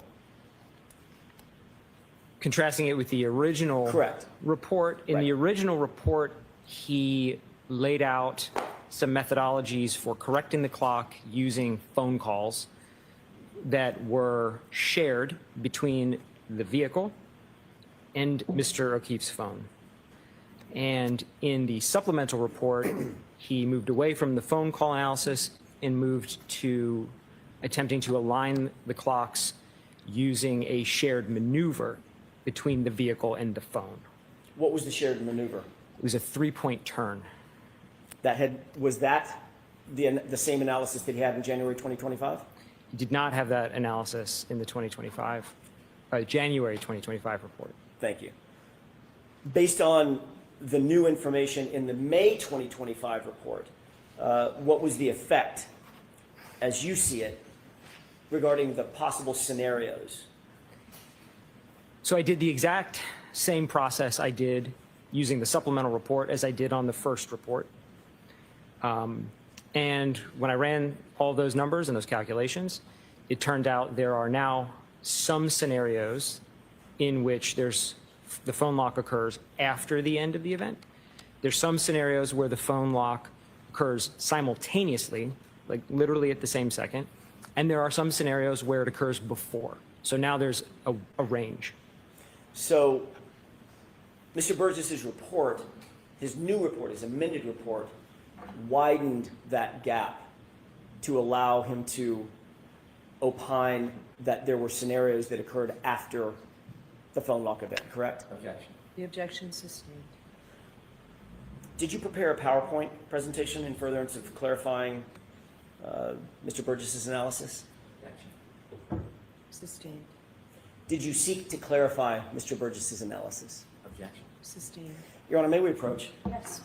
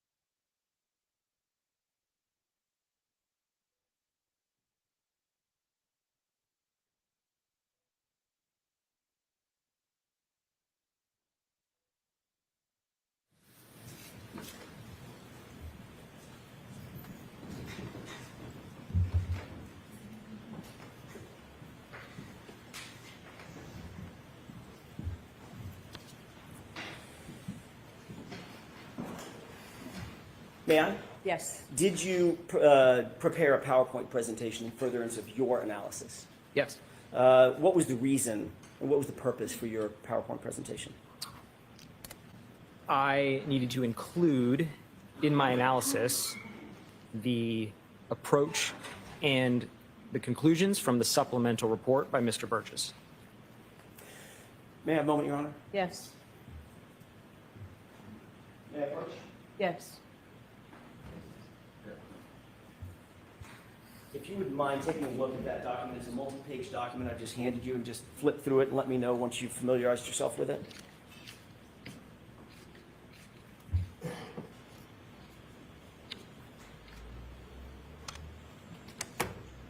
What is that document?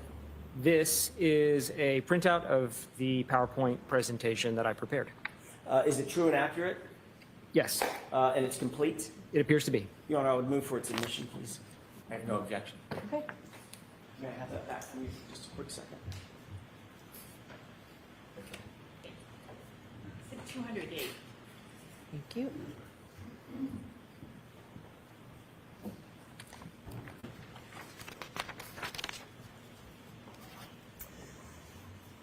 Your Honor, permission to display the PowerPoint presentation? Okay. Mr. DeSogra, can you still see with the lights off sufficient to see what's on the screen and what's in front of you? Yes. Okay. Do you recognize what's on the screen? Yes. What is that? That is the title page of the PowerPoint that I prepared. And what is how would you describe the PowerPoint? So this PowerPoint is largely identical to the first PowerPoint I prepared in that it seeks to take all of the different approaches between the initial Burgess report, the supplemental Burgess report, and Dr. Welcher's report, lay out all of those approaches in one kind of coherent fashion so we can look at what conclusions we can draw from all of that data. With the court's permission, can we go to slide 2? Yes. Mr. Jackson, you can just use this PowerPoint. It's in evidence. You don't have to ask slide to slide. Thank you, Your Honor. Taking a look at this next slide, what is this? What are we looking at? This is a slide from Dr. Welcher's presentation that I was provided. Specifically, this is his slide number 33. And what does it show? This is where he introduces the first, acknowledgement that there's a difference between the time that Aperture calculated for the end of event 1162-2 and the lock event on Mr. O'Keefe's cell phone. Is there anything in this slide that you disagree with, in Mr. Welcher's presentation that you disagree with? It's up on the... I added the 2 green boxes and the text, the word after. That's not Dr. Welcher's. And I added that because it's stated here that the event occurred within 26 seconds. But if we do the math, and he actually does the math, he really means after. It means the phone lock event occurred 26 seconds after the end of the vehicle event as calculated. No, I'm going to allow it. The phone interaction happens how many seconds after the text stream event? Based on this slide, 26 seconds. Thank you. And the text stream event that we're talking about is what number? 1162-2. And this slide, other than the green, is this slide or the portion of the slide that we're looking at, other than what you've described, is this directly from Mr. Welcher's own analysis or his PowerPoint? Right. I added the green box around within, the dashed green box around the whole paragraph, the line, and the words after. Those are my additions. Let's go to the next slide. Can you tell us what this is? This is more or less a repeat of what's on the first slide, but just shown with a little more focus. The first slide is a little busy. So what... I'm sorry, Mr. DeSogra, did you create this or is this from Dr. Welcher's report? I created everything on this slide apart from in the top right. That came from Dr. Welcher's slide 33. Although you created the slide, where's the data coming from for this slide? All of the data on this slide and all of my subsequent slides comes from the Aperture reports collectively, either Dr. Welcher's report or slides, or Mr. Burgess's first and second reports. What did their analysis reveal in terms of the time, the exact time of the lock event for Mr. O'Keefe's phone? So in their analysis, in Aperture's analysis, they report the Lexus event 1162.2 ends at 12:31:43, and they also report there's a phone lock at 12:32:09. So if we just simply take the difference in those two times, we get 26 seconds. If you were to add the 5 seconds back to 12:31:38, which is the actual trigger event, what would you come up with? 31 seconds. Which of the two, in your expert opinion, which of those two numbers is more accurate as it relates to the trigger event? If we wanted to conduct the analysis relative to the trigger, it would be better to use the actual trigger time.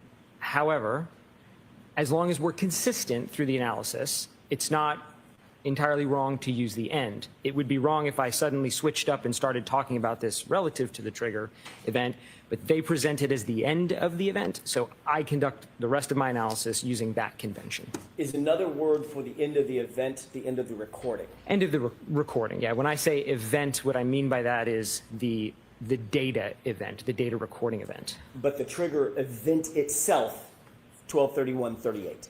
Correct. Okay. Did you put a name on this gap, if you will, this time frame? Yes, I did. For the sake of the rest of the analysis that I'm going to do, I thought it would be helpful to just refer to this difference in time as John's interaction window. And that refers directly to the interaction with the phone, the human interaction of locking the phone. The 12:32:09 lock. Okay, let's go to the next slide, please. What does this slide show us?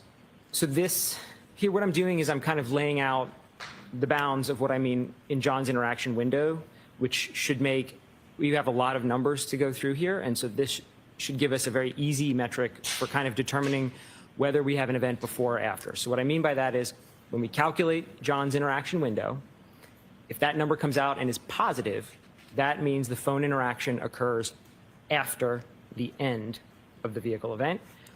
And if we calculate John's interaction window and that number becomes a negative value, then that means the phone interaction occurs before. So now we have just a convention we can use really quickly to say, is it positive or is it negative? And we can maybe spare ourselves some of the math with 1,000 numbers. So positive means what? One more time. Positive, John's interaction window positive means the phone lock occurs after the end of vehicle event 1162-2. Got it. Let's go to the next slide, please. What does this slide show us? So what I'm saying here, I'm kind of laying the foundation for why we're going to even do this. Why do we need to start doing math on these clocks? So fundamentally, the phone, Mr. O'Keefe's phone, and the vehicle, Ms. Reed's vehicle, they're separate clocks. And it's very unlikely that they're going to be aligned perfectly in time. Right? If I compared my watch to your watch, it would probably be off. And that's the same case for any two independent clock sources. So Aperture, in their collective reports, propose a number of different ways in which that can be corrected. So I'm going to go through all of those ways that Aperture has proposed and show if we align the clocks based on how they laid out, does John's interaction window stay positive or does it ever become negative? Where does it end up when we run all those analyses? Or another way to put it is, does the phone interaction always occur after the end of the vehicle event? And what did you determine? Based on the initial reports, yes, the phone interaction always occurs after the end of the vehicle event.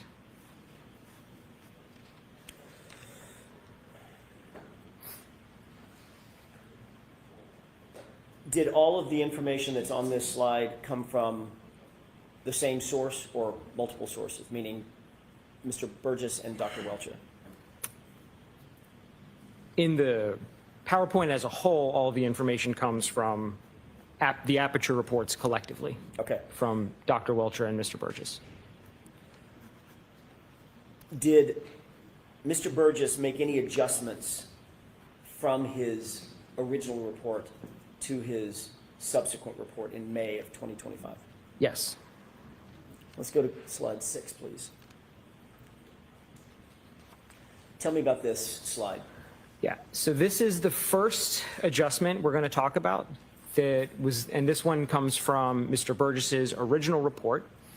And to summarize this adjustment, this is a key on timing adjustment, and we're going to show that the key on, the actual turning of the vehicle on, occurs about 3 seconds before that time gets registered in the infotainment. So the time we see is basically stale by 3 seconds.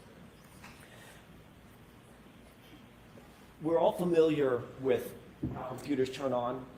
When you say key on, do you mean a physical key, or could it be the push button to turn the car on? In this case, it's a button. I refer to key on because generally that event is considered the key on in vehicle parlance, regardless of whether there's a physical key or it's a push button. So those 3 seconds mean what? What's the difference between pushing that button and the 3 seconds later that you just described? It means that when we're trying to use the timestamps that were recovered from the infotainment system that show when the vehicle was keyed on or turned on, that the vehicle was actually or likely turned on 3 seconds before that. Do you know where the 3-second conclusion came from in Mr. Burgess's report? That came from the testing that Aperture conducted with the exemplar Lexus that they purchased. Was there anything in the report that indicated testing, this type of exact testing on Miss Reed's actual Lexus? No. Do you have an opinion as to whether or not all Lexuses, at least of this make and model and year, would have the exact same 3-second delay? Or could that be different? It could be different. In their testing, they only tested one exemplar vehicle. So I think there was a solid foundation that the exemplar that was used exhibited this 3-second delay. It was a very close match in terms of part numbers and software versions to Ms. Reed's Lexus, but without any kind of testing of, let's say, a second vehicle, a second exemplar, we wouldn't know, we wouldn't have any basis to say it must be 3. We could test a second vehicle and it could be 5. So we say, well, there's a delay, but it varies vehicle to vehicle. They could have tested a second vehicle and found it's also 3, and then you start to build some confidence that maybe it is 3 across every vehicle. But with only testing one and not testing the subject vehicle, it is difficult to say with absolute certainty it would be 3 seconds. What is your opinion about best practices with regard to trying to create this gap for purposes of coming to an opinion or an analysis? So because we don't know whether or not this specifically would apply to Ms. Reed's vehicle, the best way to conduct that analysis would be to do the entire thing with the key switch adjustment at 3 seconds. Because if we're going to use a value, 3 is the most reasonable one because that's the one shown in testing. But we should also do the entire analysis without it in case we feel that that's the most appropriate. So in fact, that's what I do and will show is I ran the analysis both ways, with and without, to be as conservative as possible. Did your review of Mr. Burgess's report indicate that he ran the analysis both ways? He did not. Let's go to slide 7. What are we looking at here? This is an excerpt from Mr. Burgess's original report, his page 28 and his page, there's a screenshot also from his page 30 at the bottom.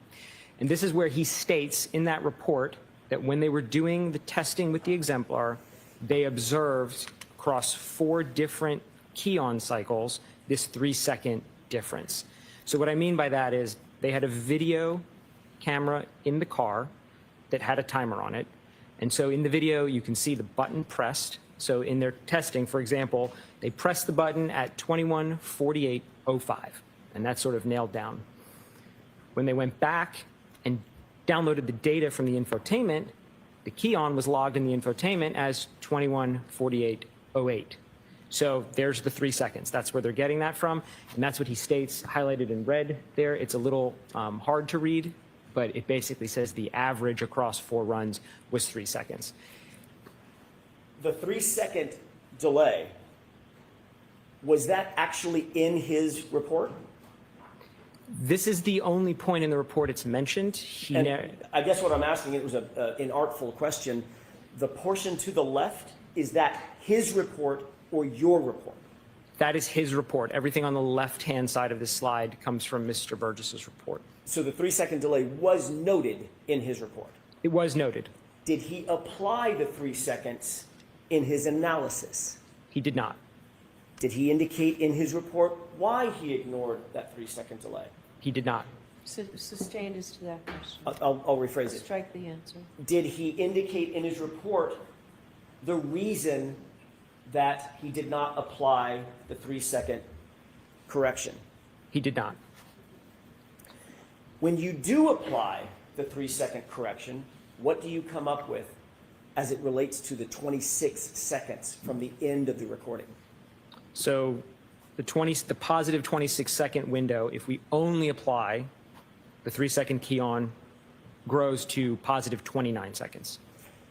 If you applied the same 3 seconds to the trigger event time, now what does the gap? That gap would grow to a positive 34 seconds. Between the trigger event and what? The phone lock.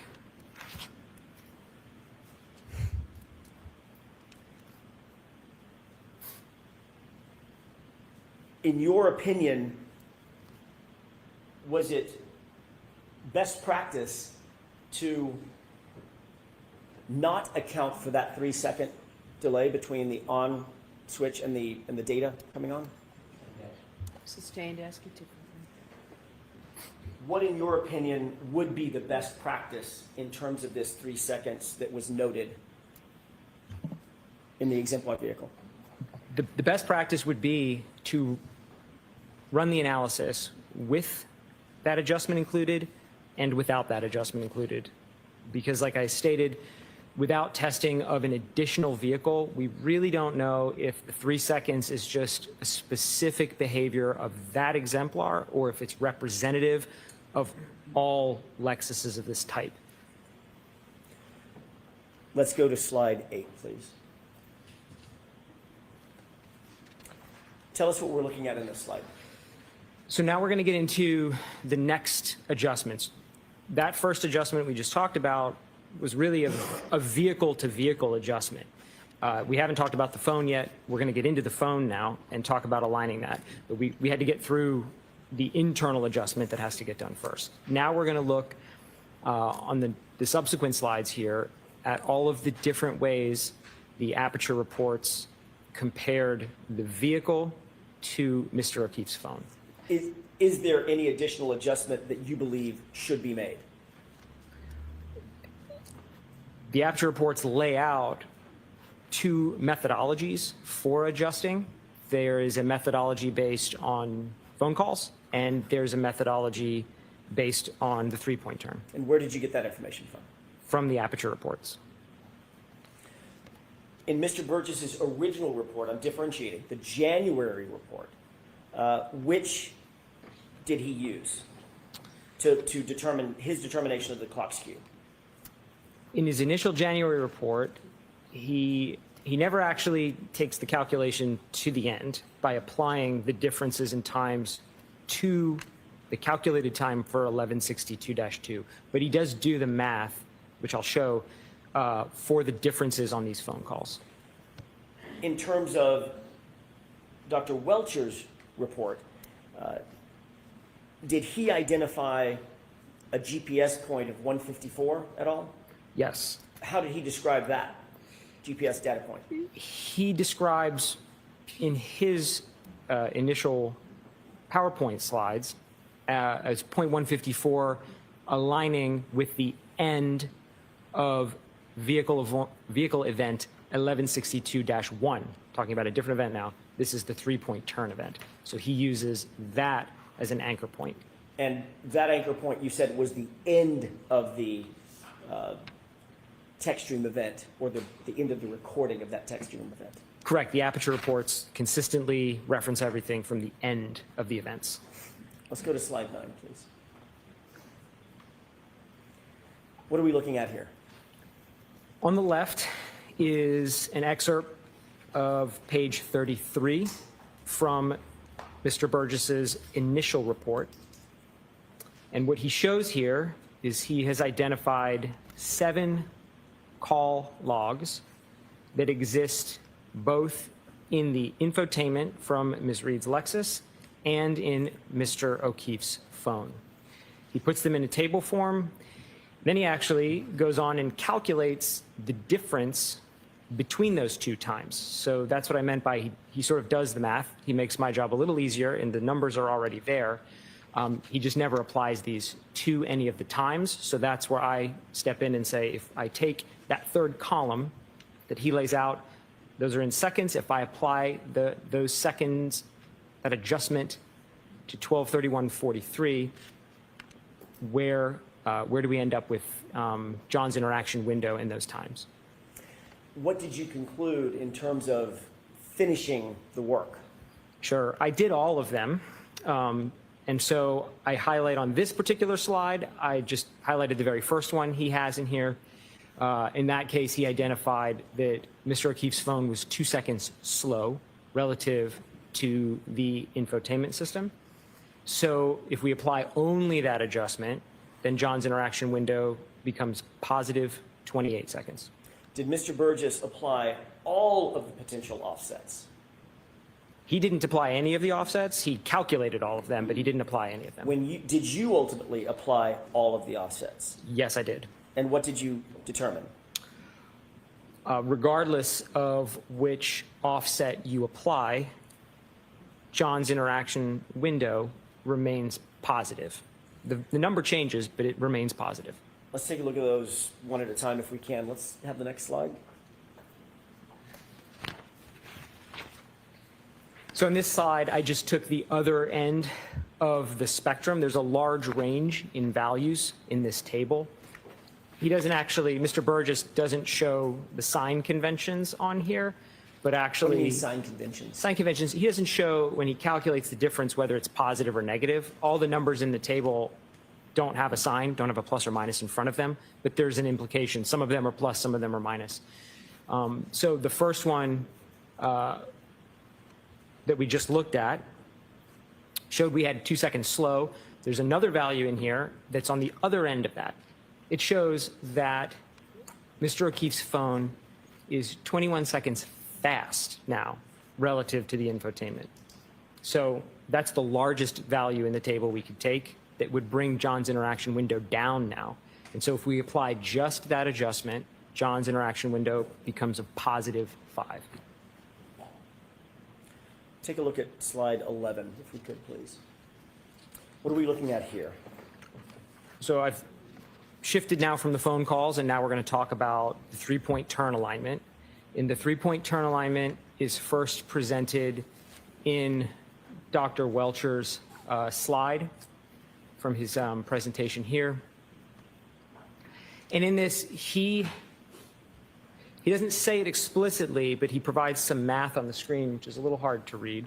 But he puts some math on the screen that shows he's aligning this 0.154 from Mr. O'Keefe's phone to the end of event 1162-1.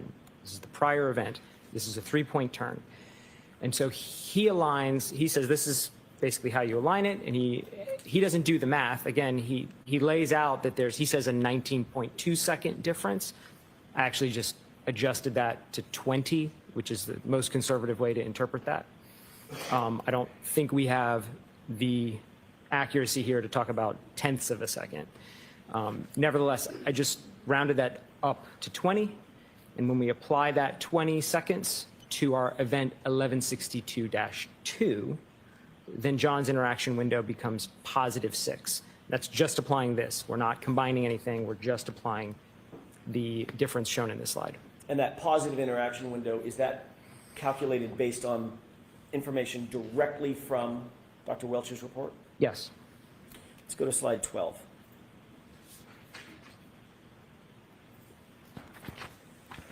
What are we looking at here? What is this table? This is a table I made. We've talked about a lot of different approaches to how these clocks can be aligned and a lot of different variables.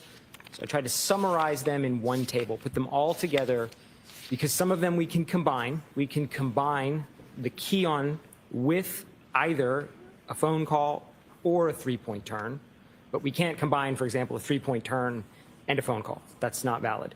So I put all the possible combinations, all of them, with, without key switch, phone calls, and .154 on one table, and I calculated John's interaction window for all valid combinations from the aperture reports. And when we do that, the result is that regardless of what adjustment we make, all of the numbers are positive, meaning regardless of what adjustment we make, the phone lock event always occurs after the end of event 1162-2. Did Mr. Burgess, in your review of his report in January of 2025, did he ever undertake all possible offset calculations? No. In his May 2025 report, did he undertake all possible offset calculations? No. What is your opinion in terms of best practices regarding calculations of this sort?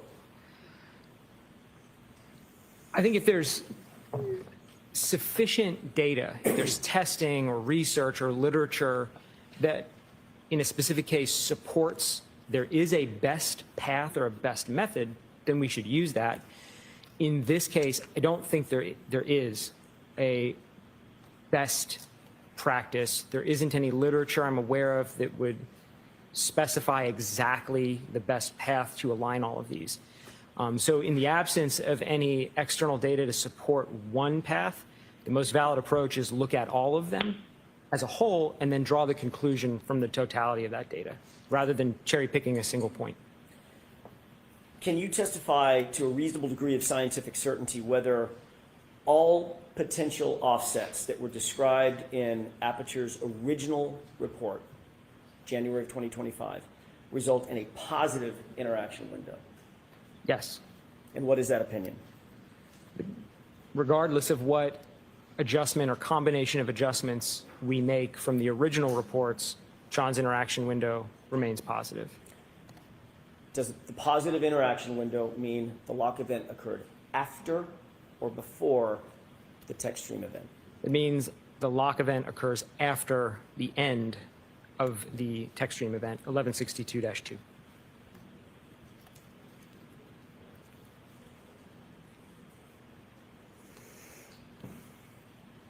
You've already indicated that you received a second report, May of 2025, correct? That's correct.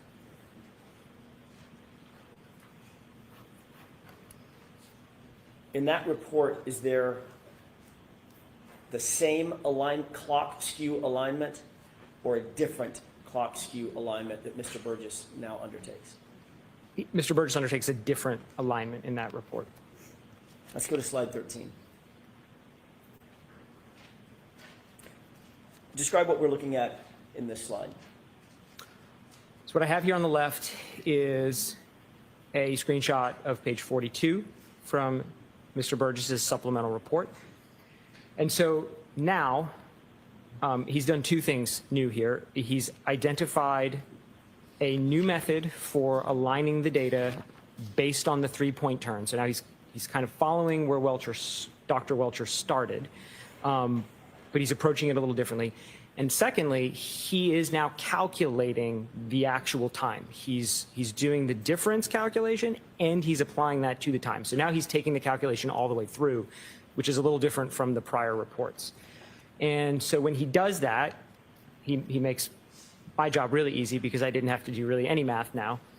He comes up that there is a range now. So prior to this point, the original report by Mr. Burgess and Dr. Welcher reports all used discrete points in time, right? They sought to find an event that occurs at a singular second and another event at a singular second and a line based on that. This is a little bit of a departure from that approach. Mr. Burgess is now using a range of times, a range of uncertainty. He basically assesses that the 3-point turn data from the phone and the 3-point turn data in 1162-1 cannot be precisely aligned down to a single point. Rather, they overlap in this range of seconds. And so he then says that that range must be applied. So now we have to apply a range. And what we end up with is 9 possible values. So it kind of looks like one conclusion, but really there's 9 conclusions on this slide. And so if we just applying the math he has in the supplemental report, John's interaction window now has a range of 9 possible values. And that range spans from +5 now to -3. So we have 5 positive values. We have 1 value that's 0, and the 0 would mean it's simultaneous. And then we have 3 negative values. Does Mr. Burgess indicate in his report that any one of those values is more likely than any of the other values? He does not provide any data or analysis to support 1 point being preferential over the other 8. And are there more or fewer positive results in his analysis than negative? There are more positive numbers in that range of 9 than there are negative numbers. Does Mr. Burgess's new data indicate anything about Dr. Welcher's analysis about the GPS data point 154 being at the end of the 3-point turn? He opines in that aligning the 3-point turn on a singular point is not, and I'm paraphrasing because I don't know the exact way he states it, but not the preferred method. Is Mr. Burgess's analysis consistent or inconsistent with Mr. Welcher's determination that GPS point 154 was at the end of the text stream event? Objection. Sustained. Does Mr. Burgess, in his report, indicate whether he agrees or disagrees with Dr. Welcher's analysis? I don't remember specifically.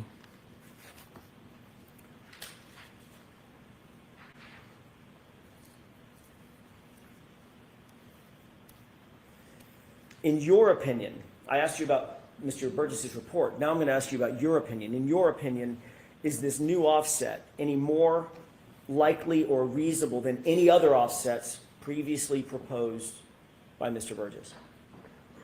I don't think it is more or less likely. I think it is a valid approach, certainly. And so I think the results from the additional analysis should be included with the analysis of all of the results so far. And none of those results are more or less likely than any of the others, correct? Sustained. Are any of the results, in your opinion, to a reasonable degree of scientific certainty, are any of the results any more or less likely than any of the others? In my opinion, they're all equally weighted.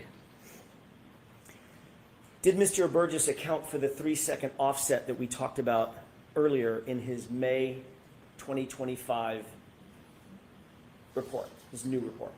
I did not see any mention of that in his supplemental report, and certainly the 3 seconds isn't present in his math.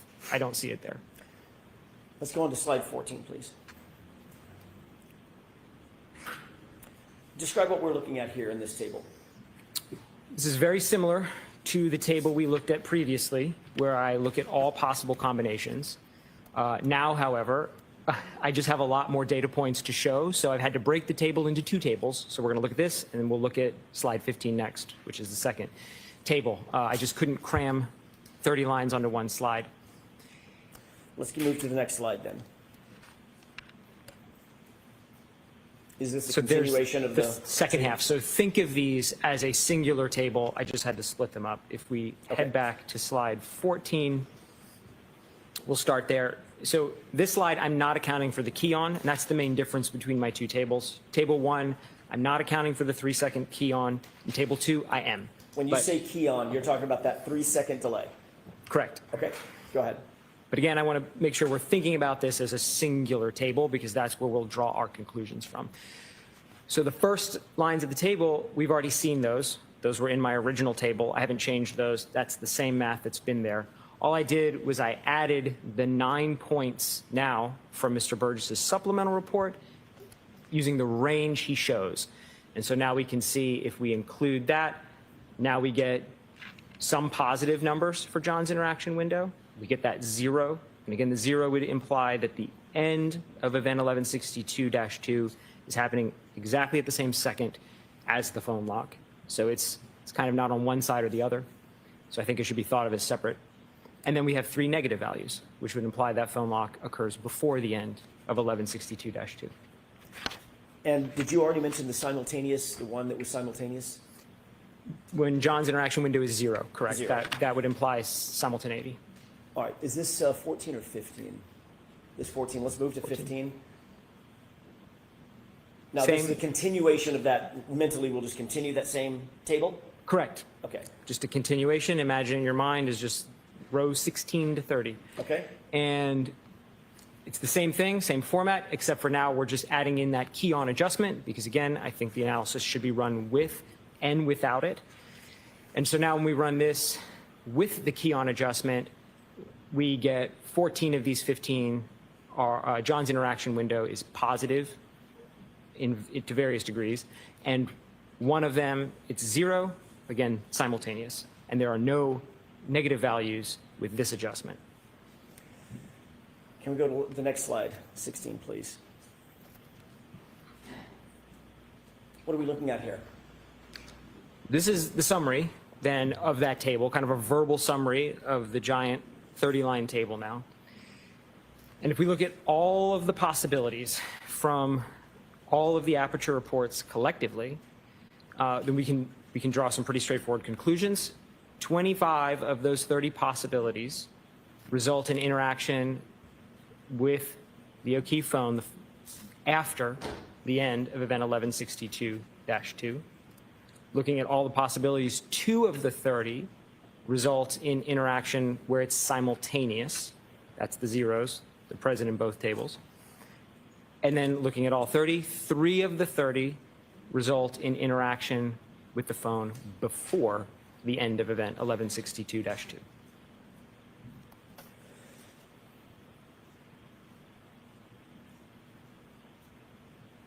Do you have an opinion as to which of these particular offsets that you've described, these 30 possibilities, should be applied in this case? No. Why is that? Each of the approaches have their own individual strengths, and each of them have their own individual weaknesses. And there is not really any published literature, any research, or any testing done that I'm aware of that would suggest one really stands head and shoulders above another one of the methods. So I think the most fair way to present it is to look at, again, if we combine everything together, then we can draw some conclusions like this in terms of how many of the total result in one outcome or another. Is every data point that we're looking at and that you've been talking about, are these all drawn directly from Aperture's reports? That's correct. I have not proposed any methods for aligning the clocks myself. All of the methods that comprise these 30 are from the Aperture reports themselves. Based on your analysis of the Aperture, or your review of the Aperture analysis, is there any ability to say to a reasonable degree of scientific certainty that the text stream event occurred after the last physical interaction with John O'Keefe's phone? Yes, there would be three out of the 30 possibilities would result in that. Do you have an opinion to a reasonable degree of scientific certainty that it did happen after the text stream event? Sustained.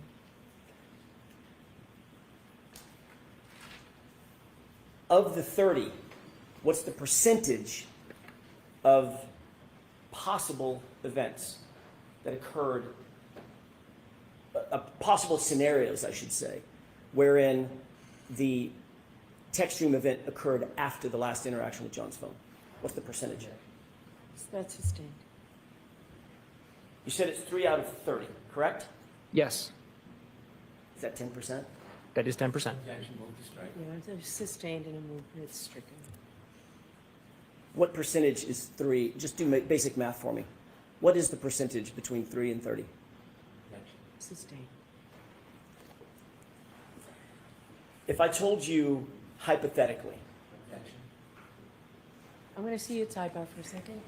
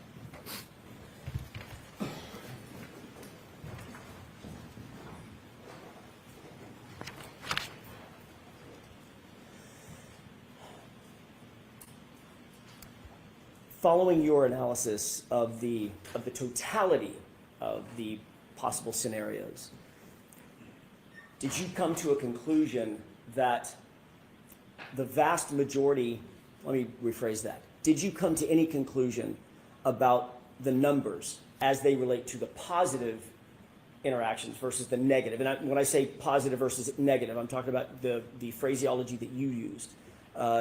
John's phone interaction being in the positive side versus John's phone interaction being in the negative side.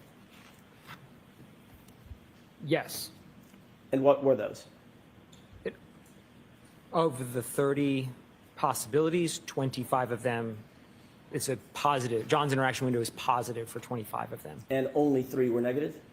Correct. Only 3 of the 30 were negative. Okay. Okay, we can take that slide down. Is there a data recorder on the Toyota SUV that we've been talking about, that 2021 Toyota SUV 570, that's designed to record impact? Yes. What is that What is that mechanism? That would be the airbag control module. The ACM? ACM. Did you look at that? I was provided a copy of the download from the ACM. What did the data recorder indicate, if anything, related to any impact on January 29th, 2022? There were no recorded events whatsoever on the ACM.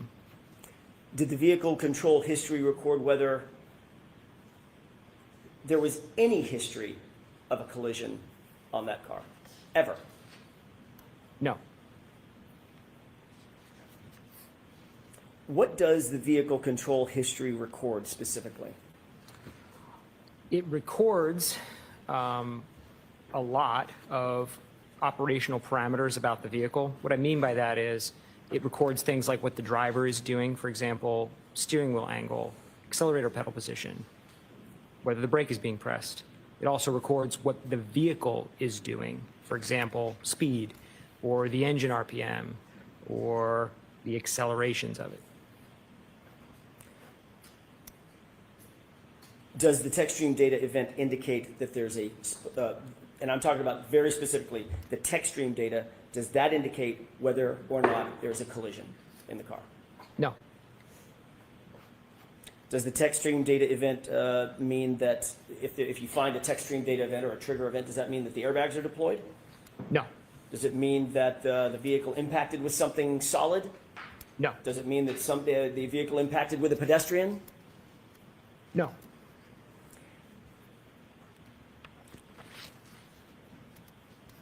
You reviewed the raw TechStream data associated with the entirety of Ms. Reed's vehicle, did you not? Yes. How many TechStream events or triggers were found on Ms. Reed's vehicle during the course of the 8-month period prior to January 29th?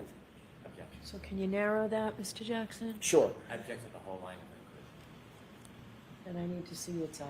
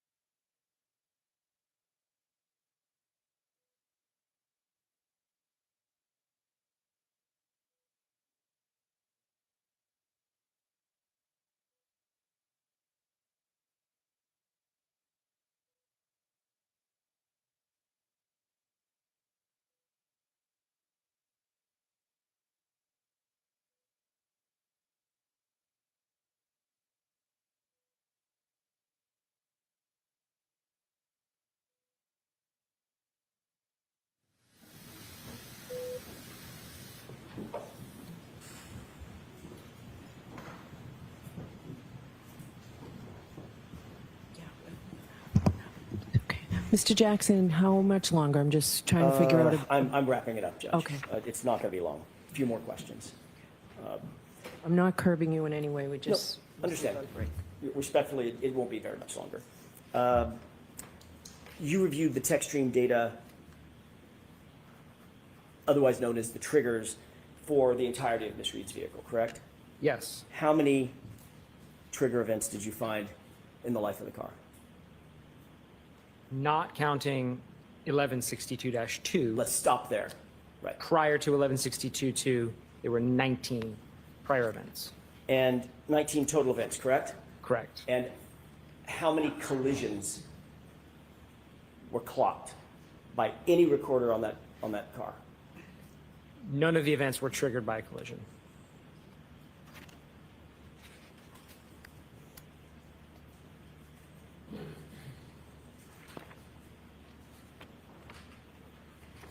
And last question, do any of the text stream events or any of the data that you've reviewed, either yourself through Mr. Burgess's report, through Dr. Welch's report, do any of the data indicate that there was a collision on January 29th, 2022 at any time? Objection. Ask it differently. What did you find in terms of, I want to narrow this question to January 29th, 2022. What did you find in terms of any data regarding a collision? Neither of the events that occurred on that date were triggered by a collision. Thank you. May I have this moment, Your Honor? Okay.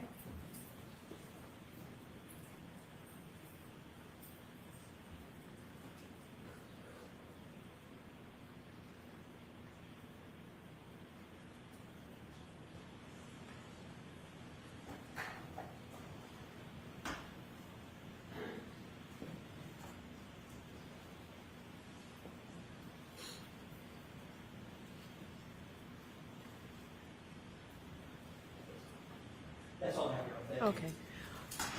Jurors, we're going to take the morning recess. There's some things that we need to do with the lawyers. That we'll have you come back at 12. Question, jury.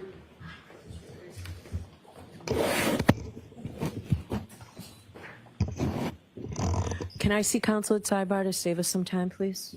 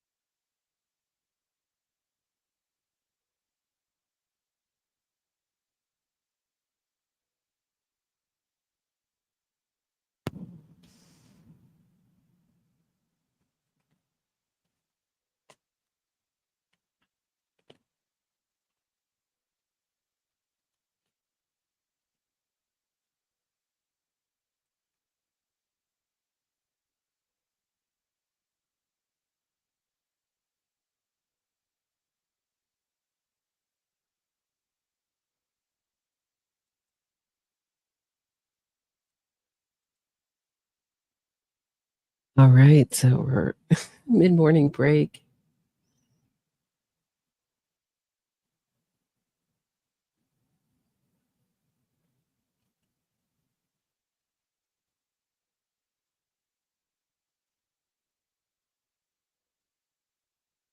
Yeah, they were going to show this guy's report to say the clock. Time showed Karen couldn't have been there, right?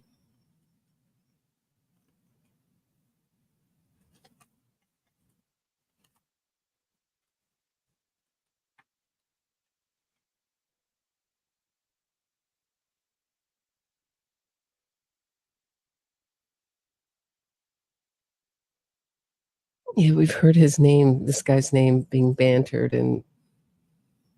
around the courtroom before, right? Please hit the thumbs up. Guys, if you haven't already.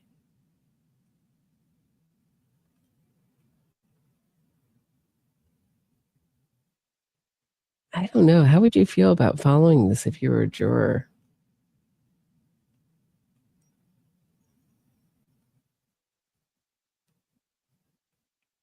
I'm wondering if this is going to convince any jurors. That's where I'm at. I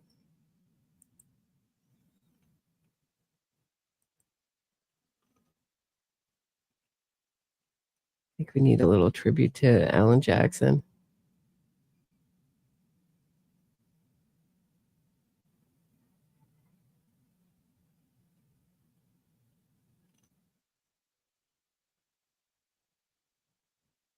Oh, they're back.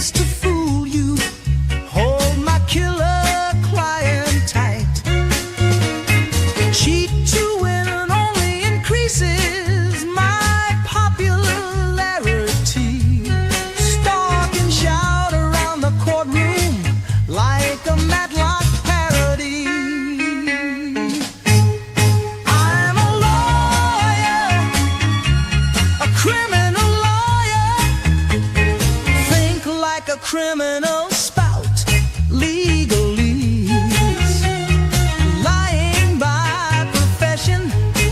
When in doubt, blame the police. When my con gets exposed, I act deaf and dumb. Blame sudden onset amnesia. Got the press under my thumb. Drinks with my killer client at Smith and Walensky. Check paid for by fans. My elbow on the killer's knee. I'm a lawyer, a criminal lawyer. Think like a criminal spout.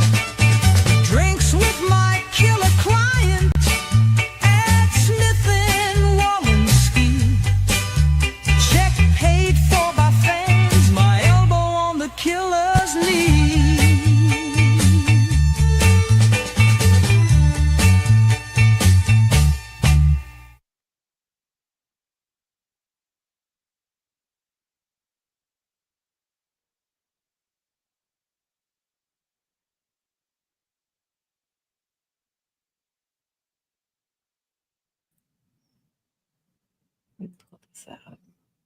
My favorite Karen Reed moment. What is the Commonwealth accusing me of? You guys remember this one? So ridiculous. Karen, did you think Dr. Welch's recreations were good with the test dummy and the glancing glove? And the grease paint on his arm? No. Karen, did you? And he backed up into himself at 2.2 or something miles per hour. So he tried to dress identically to John, but didn't do anything else to mimic what the Commonwealth is accusing me of. So did you go in reverse 24 miles an hour, 53 feet? The data is what the data is, and it's going to come out cleanly, more cleanly in our case in chief. I think it's important to demonstrate what is the Commonwealth accusing me of. The speed, the positioning, recreate that for us. Back up into the crash test dummy at 24.2 miles an hour in the arm and see what happens. That's what I would want to see if I were you. Do you recall that at all, Karen? No. It doesn't happen. Karen, that you know, if you're calling Proctor, given that his friends are now witnesses on your list. No comments. Karen, who are these four new witnesses? Can you say anything about them, what they're going to testify to? Or are you going to take the stand? AJ, you get to go. No comments. No comments. Will Proctor take the stand? There's AJ just telling her what to say. No comment, no comment, no comment, no comment about our four witnesses. Considering all the data and analysis that you did you come to a conclusion to a reasonable degree of engineering certainty whether the right rear taillight of Miss Reed's Lexus was broken or damaged during the contact with Mr. O'Keefe's car at around 5:07 a.m. on January 29, 2022? That impact did not break or crack that taillight. Is that your opinion? That's my opinion. Is that to a reasonable degree of engineering certainty? That's to a high degree of engineering certainty. And guess what? ARCA agrees too. her witnesses agreed too. Amazing. We all agree that 5:07 love tap didn't cause her taillight to be smashed to smithereens. All right. I'm going to make some coffee. I'll be back.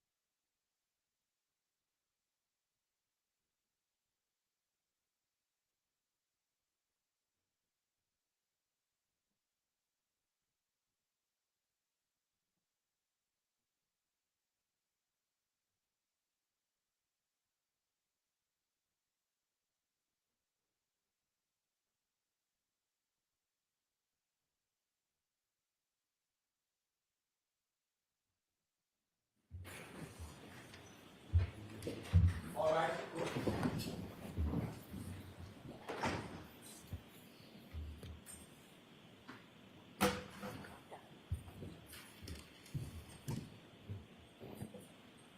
in session, your ABC. All right, Mr. Brennan. And Mr. DeSogra, I'm going to ask that you keep your voice up because we're going to try and keep the air conditioning on.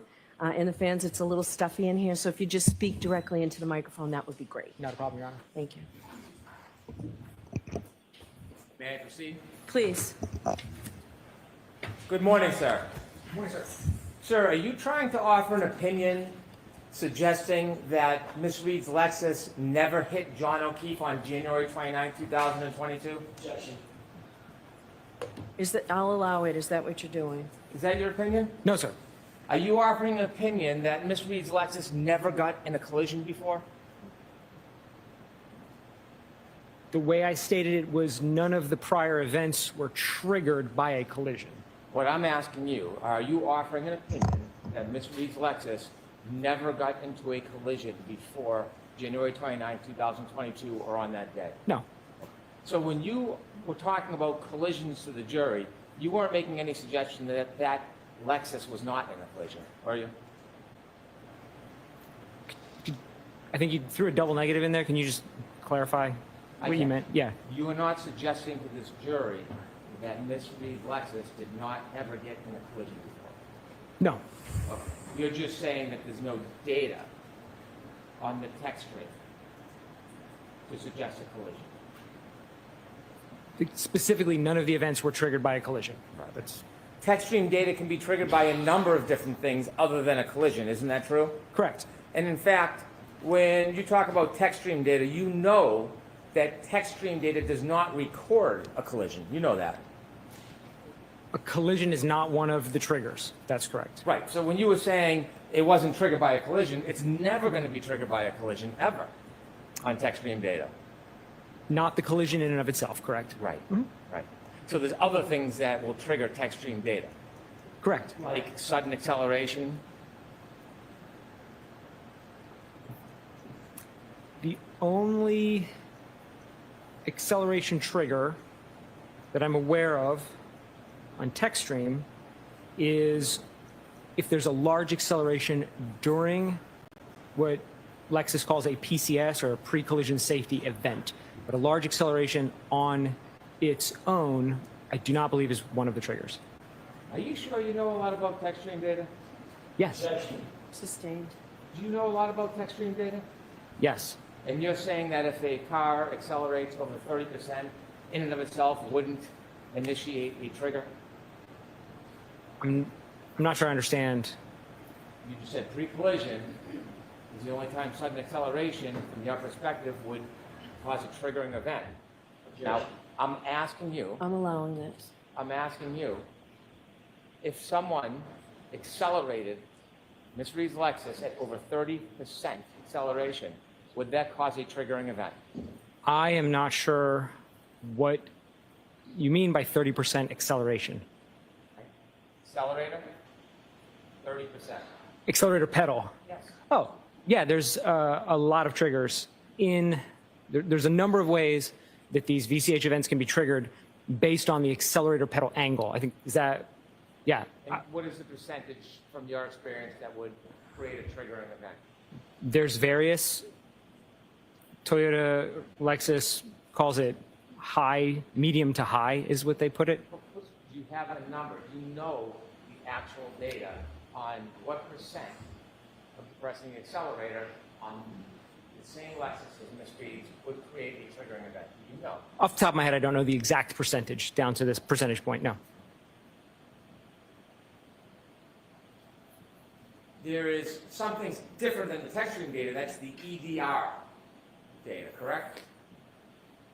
Yes. You would not expect, it would be abnormal for the EDR to register data based on a side swipe between a 6,000-pound Lexus and a 216-pound person, wouldn't it? Objection. I'll allow it. That would be abnormal to register that data into the EDR, wouldn't it? I don't know if I would use the word abnormal, but I would state it that there's a minimum threshold to record in the EDR, and a pedestrian impact generally wouldn't meet that. I'm sorry. A pedestrian impact generally wouldn't meet that, but I don't want to make a blanket statement as if it's always the case. You're saying it would meet that? Would not. Would not. Okay. And a side swipe or a clip has less force and impact than a head-on collision, depending on the speed, correct? Generally, yes.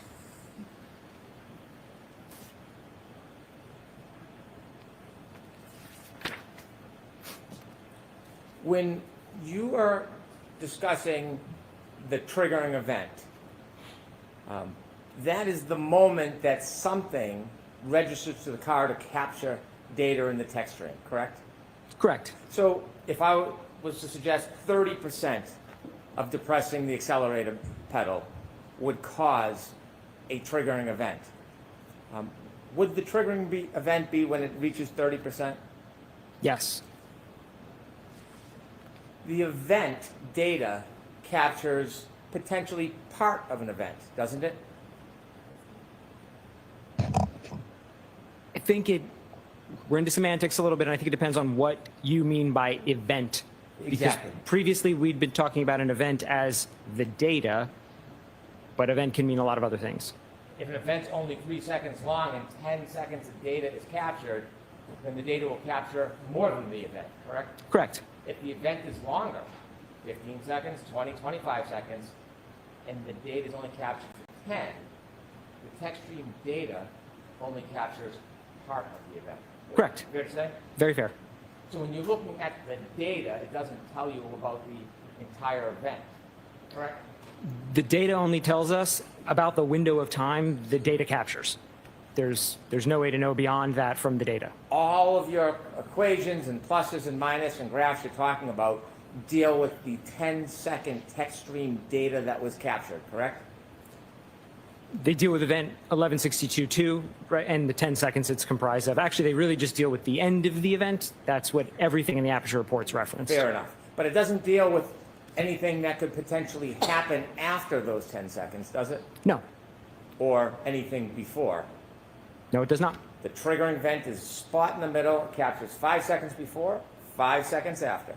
Approximately 5 seconds. It's not exact. And you would have to look elsewhere for evidence to know what might have happened before. Yes? Correct. And you'd have to look elsewhere for evidence to see or determine what happened after. Yes.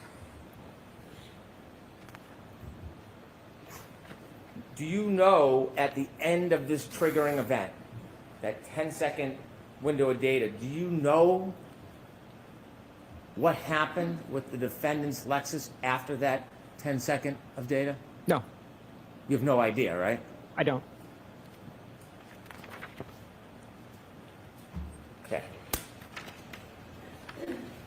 I want to just ask you some questions about your background and then leading into this case, if I could.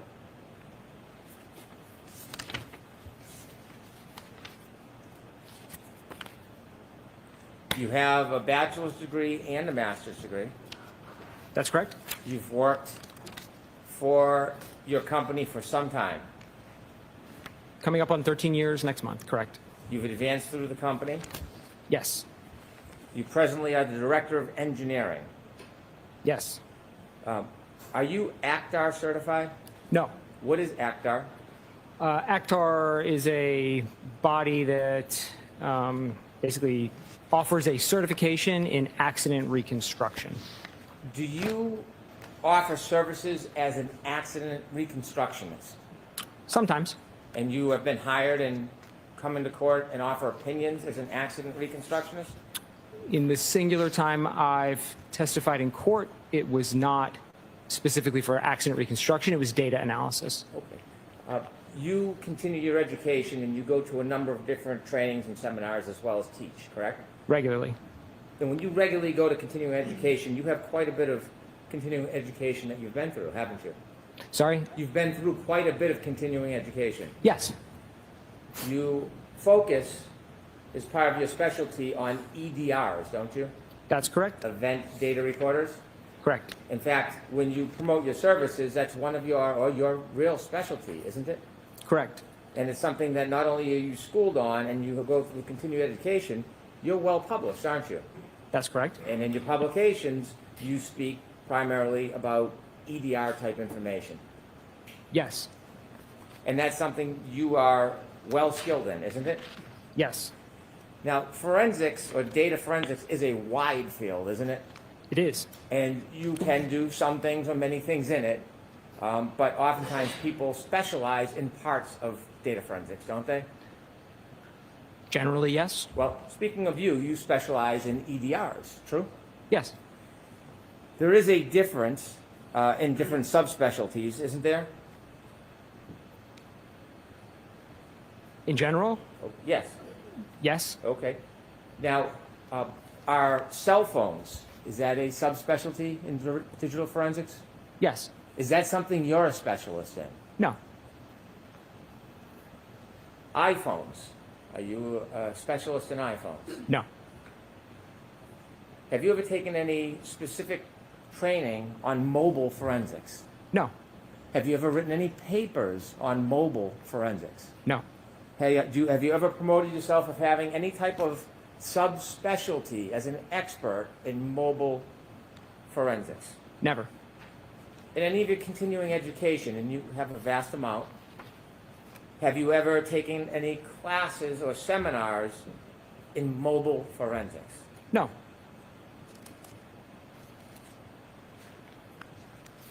Have you ever taken any class or study about variances between infotainment systems and mobile forensics? Classes? No. Have you ever attended any seminars on variances relative to mobile forensics? No. Have you ever testified about variances in mobile forensics before you testified in this court today? No. Have you ever published anything to do with variances in mobile forensics? No. In this case, you had an opportunity to review a number of reports from Dr. Judd Welcher. Yes? Yes. And Mr. Shannon Burgess? Correct. In reviewing those reports, you've offered your opinions and analysis. Did you ever engage in actually any efforts or study in this case to obtain data? Could you maybe clarify what specifically you're asking? Yes. Did you ever yourself, not watch someone else do it, did you ever download or obtain data in this case? No. Did you ever test Miss Reed's car? No. Did you ever get an exemplar vehicle to run any tests? I did not. Did you ever do any actual testing in this case? No. And so your role is to look at other people's work and offer opinions and criticisms, basically. And provide some clarity to the work, but generally, yes. Clarity for who? Who asked you to provide clarity? My clients in this case. You what? Mr. Jackson, my client. Did you ever speak to me? No.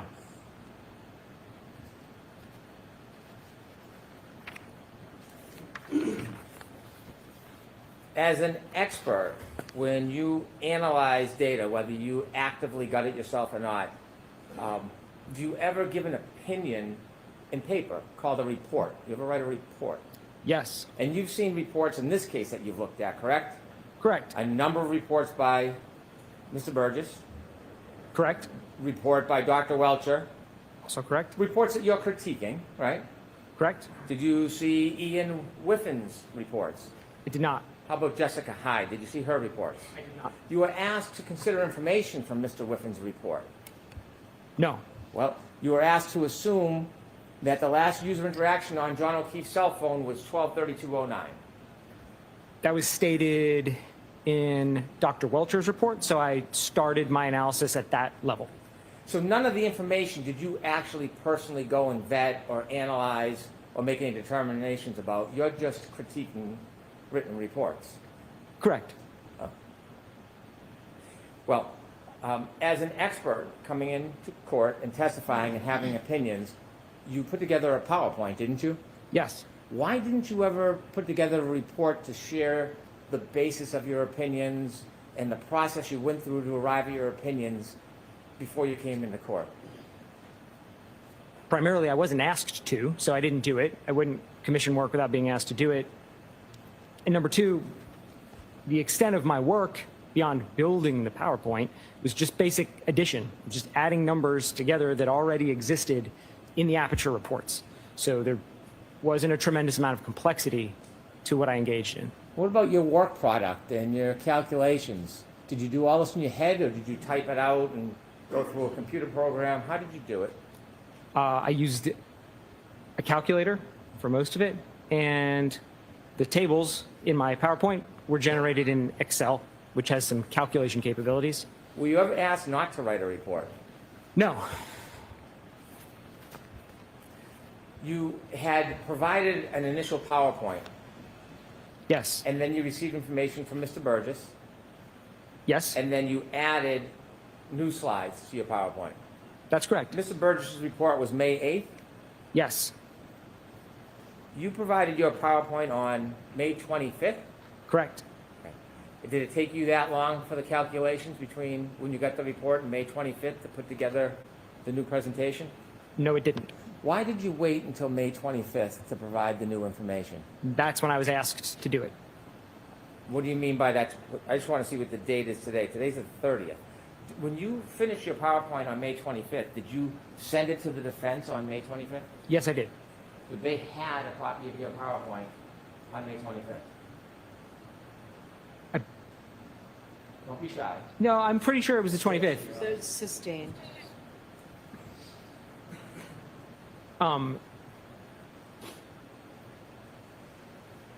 Yeah, if it wasn't the 25th, it would have been maybe the day after, but it's dated the 25th. I'm almost positive I provided it on the 25th. There's no reason for you to hold on to it for a couple of days. No, I think it was the 25th. Do you know when it was provided to the Commonwealth, that report? No, I don't. In the 25th, the report that you provided to the defense on the 25th, it had new information, in it, didn't it? It had the information from Mr. Burgess's supplemental report. That was the additions. Why did you wait until the 25th to put it together? That's when I was asked to do it. Who asked? My clients, Mr. Jackson. He said, please have this on the 25th. We had a phone call on the 25th and discussed Mr. Burgess's supplemental report. During that phone call, he asked me to update the presentation, and I did so, and then provided it. How did the date of the 25th come about? Why the 25th was the date provided? That's when he requested it. I think it was a Sunday, actually. Okay.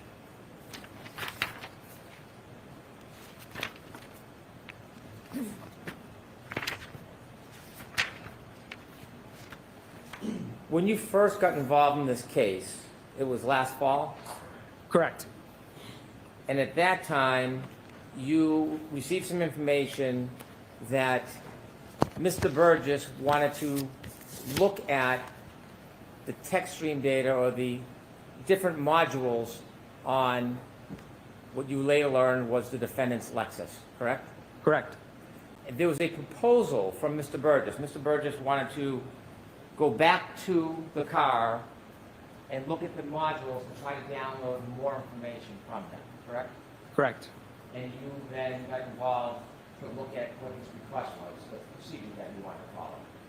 Yes. When you did that, were you given any materials about what had happened before you and Mr. Burgess both got involved?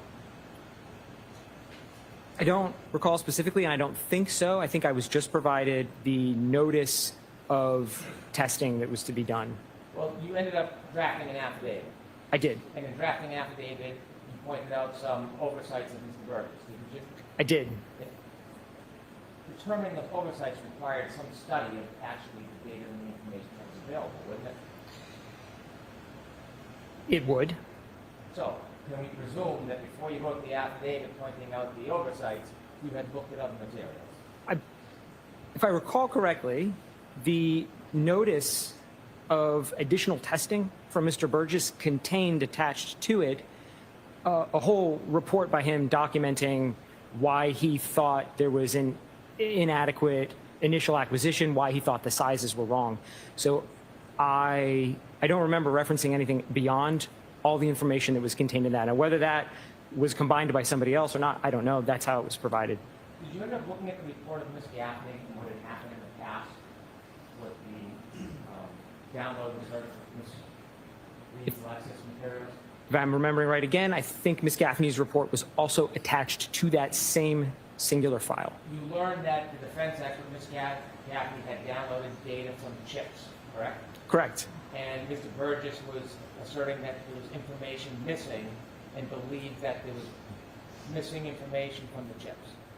Correct. In that form, it's sustained. It's stricken. My apologies. The conclusion Mr. Burgess had is that he believed there was missing information from the chips. He did. He miscalculated the size of the chips. Did you do any study to see if there was actually information missing from the original download?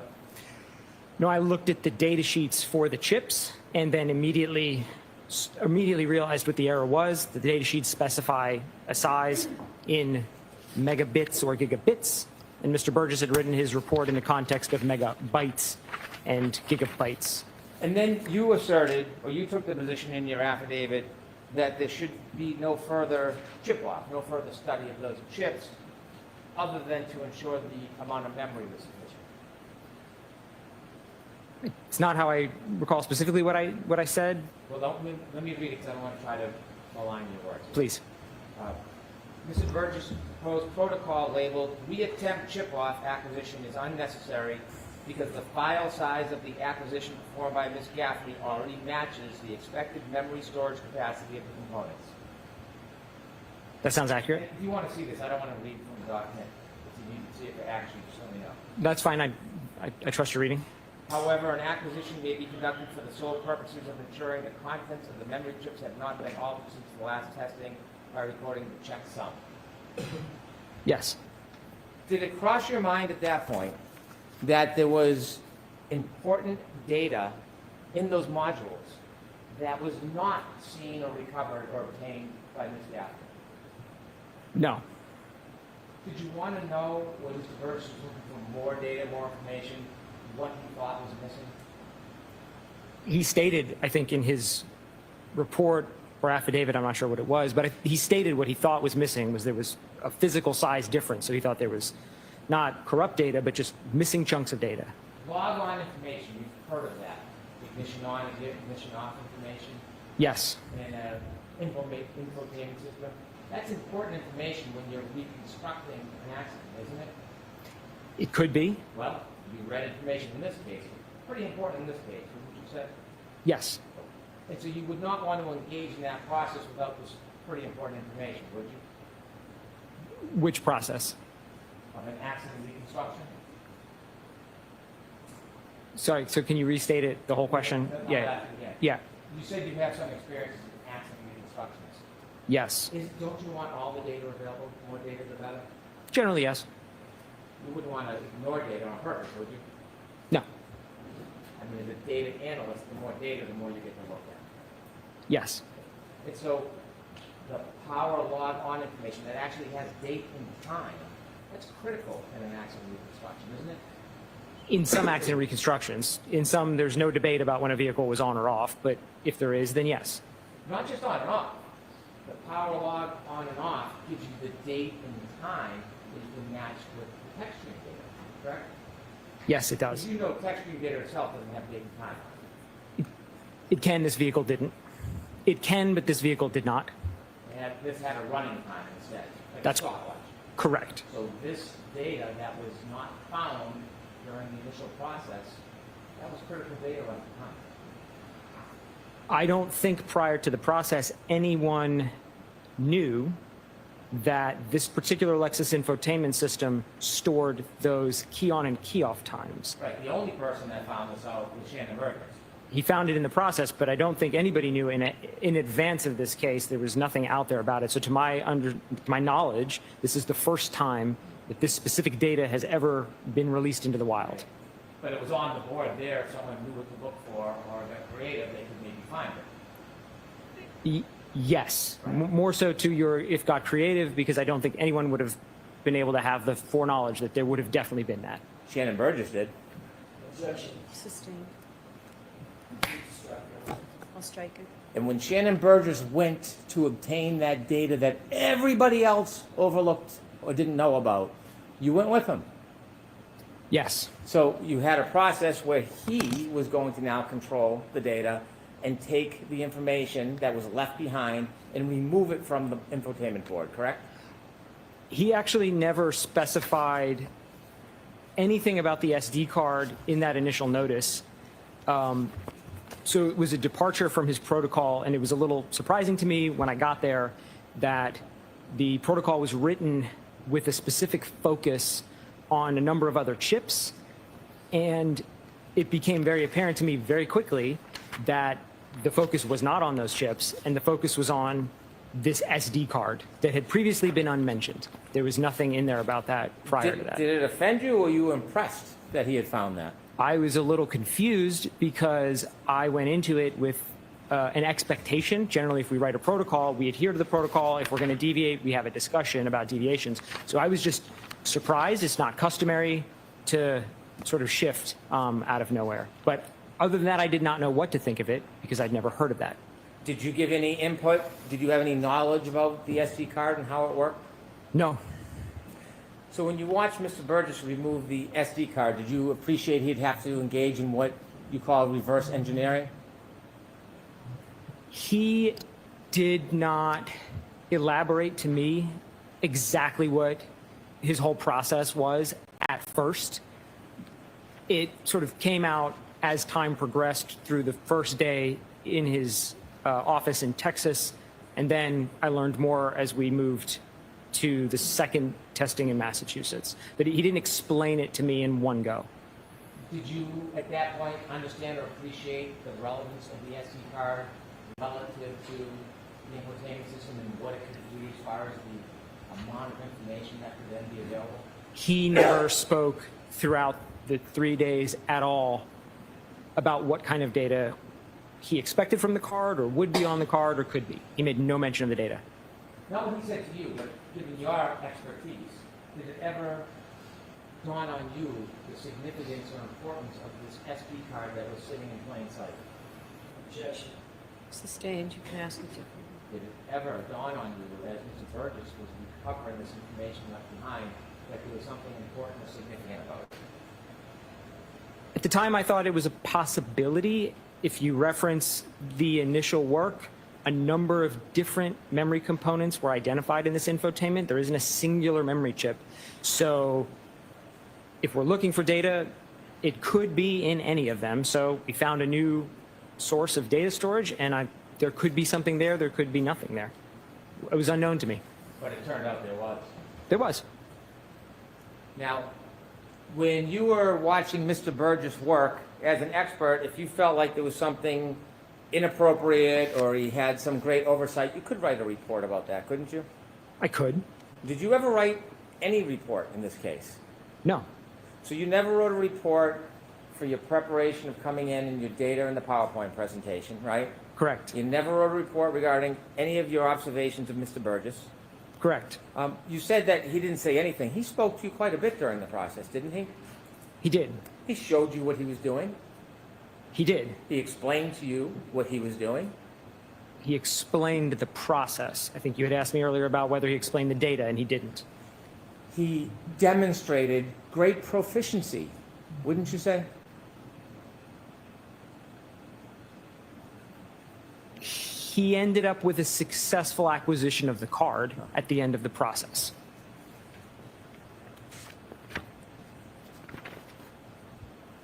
When you are considering all your equations, did you consider the timing information taken from the SD card that Mr. Burgess found regarding power on and power off of that car? Yes, to the extent that he considered it in his own report. Again, I'm referencing his report. But how about you? You're coming in here giving an opinion saying what's better or best practice or right. How about you?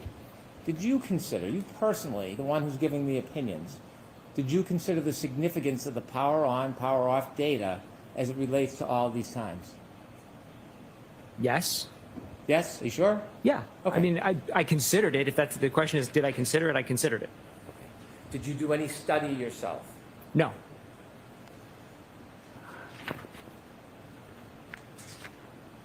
Now, we agree, or you agree, that there are variances between different devices. Yes. So a Lexus clock that comes from the infotainment system is very common that it would be different than a different device like an iPhone. Specifically this Lexus, I don't know if we can make the statement that it's common or not, because again, this is the only time that I know of that this specific data has been analyzed. So I don't know the answer to that question. Did you say on direct examination that variances between devices are common? Variance between devices are common. In a variance of 45 seconds, that wouldn't be remarkable on No. different devices. It's common in the industry. Correct. And in your business, that's an accepted amount. I'm not sure what you mean by accepted. The amounts are what they are, and we have to correct for them. I've done analyses of clocks that are anywhere from completely correct, 1 second off. I've done analyses of clocks that are 25 years apart. So it's a wide range of possibilities. I understand your point. Yeah. If you see, as an analyst, a 45-second variance or 30-second variance, that wouldn't shock you, would it? No amount of variance would shock me, is the answer. I want to ask you questions and go through your PowerPoint. And I want to ask you your specific opinions and how you arrived at certain claims that you've made. Sure. Okay? If we could put up Mr. DeSorga's new PowerPoint, 52525.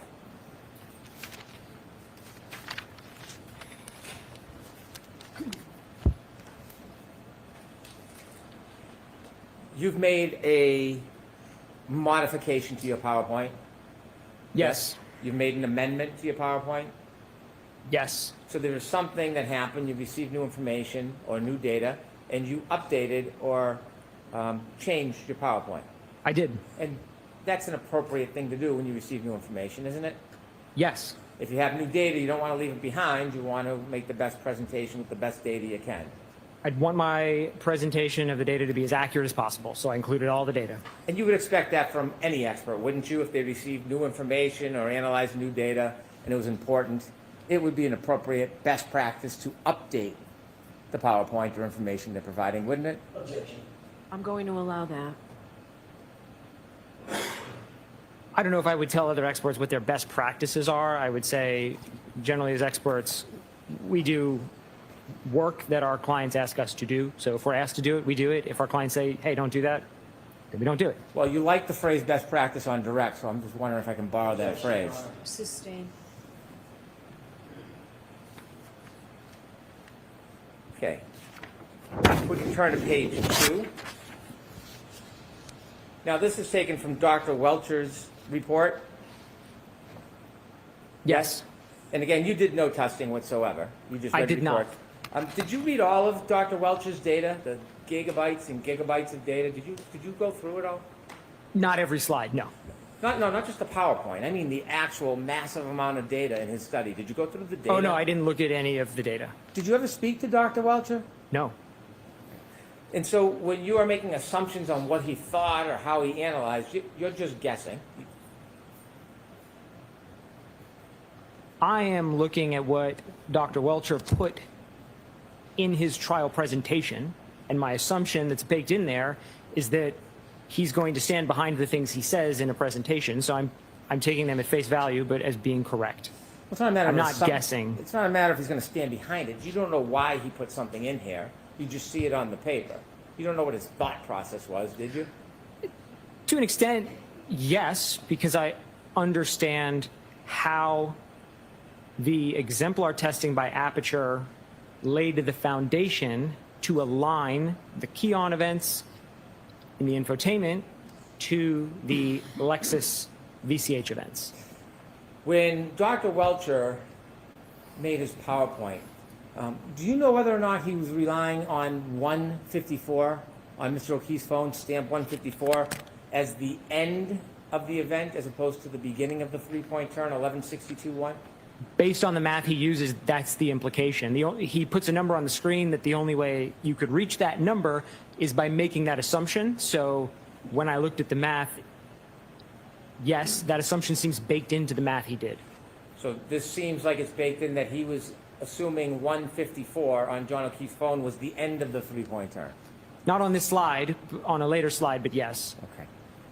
And you said that variances, 30 seconds, 45 seconds, they're very common when you're comparing two different devices, right? Yes. Okay. Turn to the next page, please. You point out 2 times for the jury, the Lexus event 11:62:2 ends 12:31:43, right? Yes. And that's based on the clock in the infotainment system. That time is based on 2 things, the clock in the infotainment unit and the cumulative key-on timer in the text stream data. So it's a combination of 2 values. Which is the running clock. Correct. Right.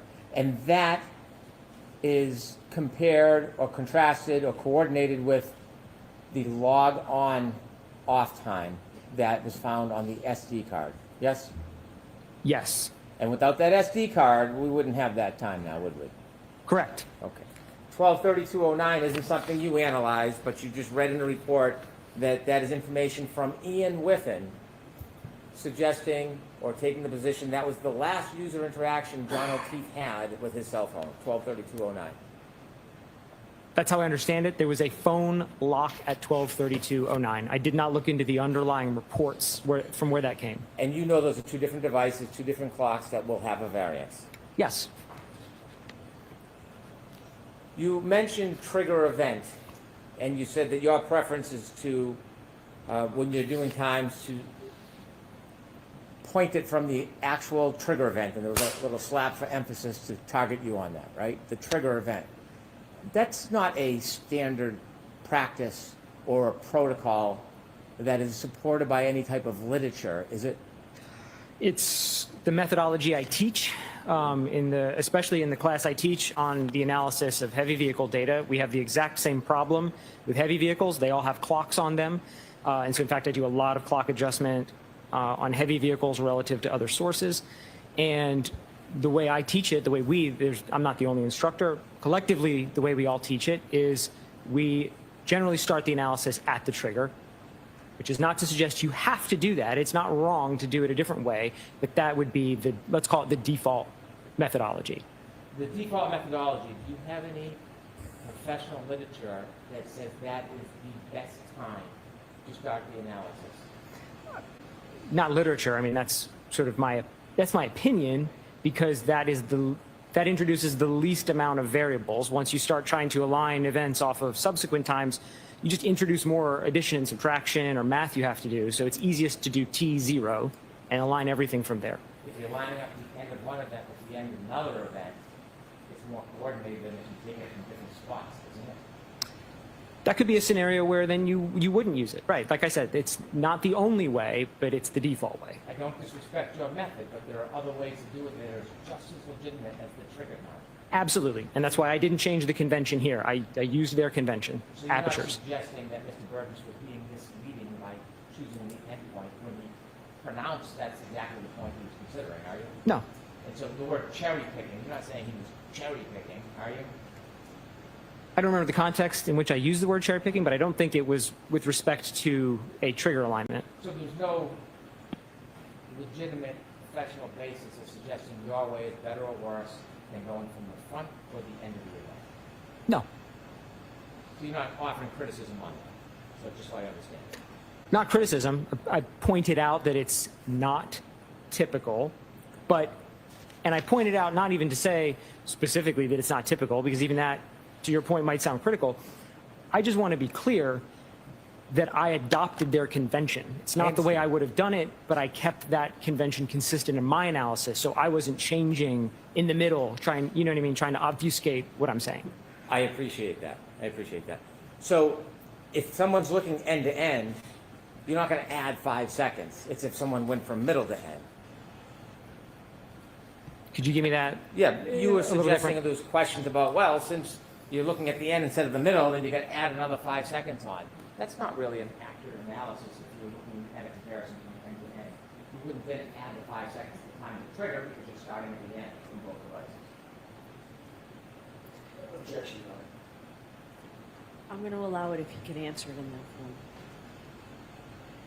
It's going to depend on if you're doing an alignment with something that is a range of values, then you have to be consistent on where you're doing it. If you're doing discrete points, then that's just a single point in time. There's no beginning or end. It's just a single second. So the best answer I can kind of give is it depends on what you're doing. Well, in this case, they were basing it off the end of the event, the end, not trigger, the end, comparing it comparatively to the end of a different device. So you wouldn't just add 5 seconds just for the heck of it.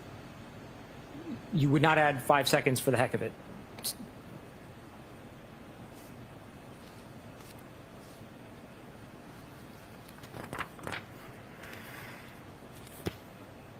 You see 12:32:09 minus 12:31:43, the middle line, equals 26 seconds. Isn't that in Dr. Welcher's slides before, let me phrase it more cleanly, before Shannon Burgess analyzed the data more closely on May 8th, in his May 8th report? Isn't this the exact difference in time that Dr. Welcher cites in his PowerPoint, 26 seconds? I'll sustain it in that form. Did you see, when you reviewed reports, that Dr. Welcher uses this exact number, plus 26 seconds in his report? I got the number from the PowerPoint. I'm sorry, not the PowerPoint. report, but that is all of the numbers here on this slide are from Dr. Welcher's PowerPoint. And on the previous slide, I show that. So these are all just copied straight from that. And you've labeled this John's interaction window. I did. Okay. Interaction window. Do you think it might be confusing when you use interaction window to make it seem like the event was limited to 10 seconds? No, and that's not the implication there at all. That's not what you're trying to say. That's not what I'm trying to say. Fair enough. Fair enough. If I can clarify what I mean by interaction window is that there's Please do. a range of times that we end up with when we start running these adjustments. So we never land on a singular point of alignment. We end up, like I showed at the end, with 30 points. That's the window that I'm talking about. That's the window that I mean. So if we could put up page 33 from Dr. Welcher's PowerPoint, just to illustrate the point you're trying to help us with. Why add a little corner? So this represents, you've seen this, right? It looks familiar, like it's from one of his slides. And if I've seen it, I did not spend a lot of time digging into it. Does this look like the 10 seconds of data that would be captured from a triggering event in a text stream data? Objection. I want to see you at sidebar.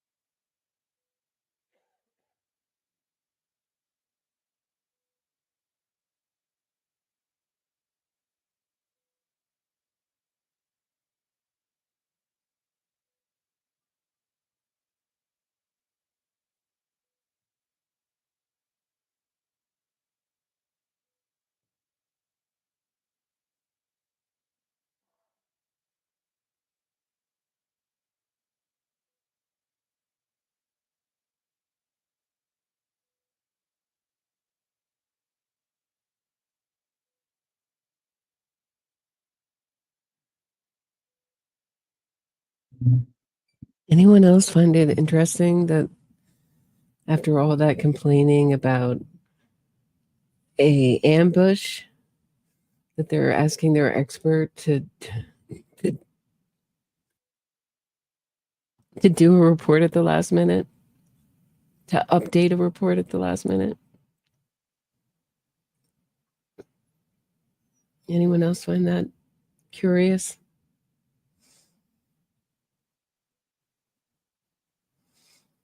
These cross-examinations are delicious, aren't they? I'm enjoying it.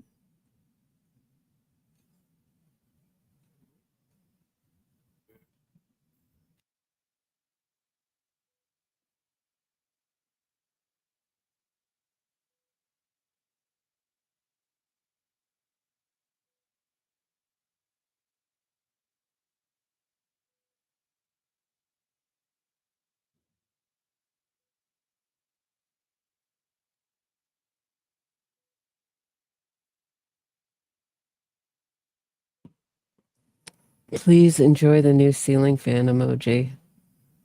All members.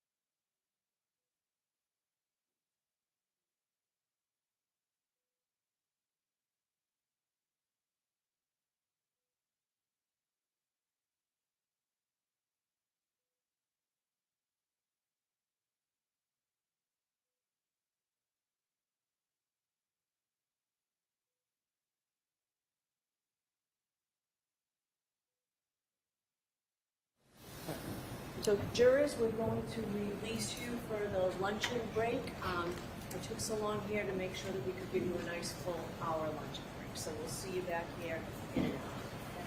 Please rise for the jury.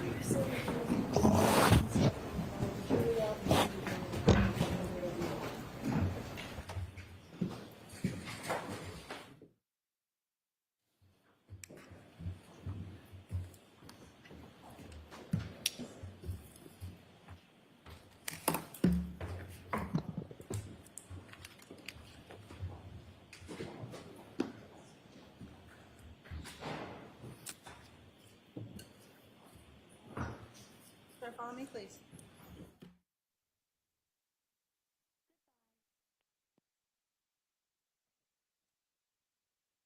Okay. We're going to lunch. I'm really looking forward to all of these cross-examinations. I mean, this is really his specialty, Hank Brennan, his cross-examinations.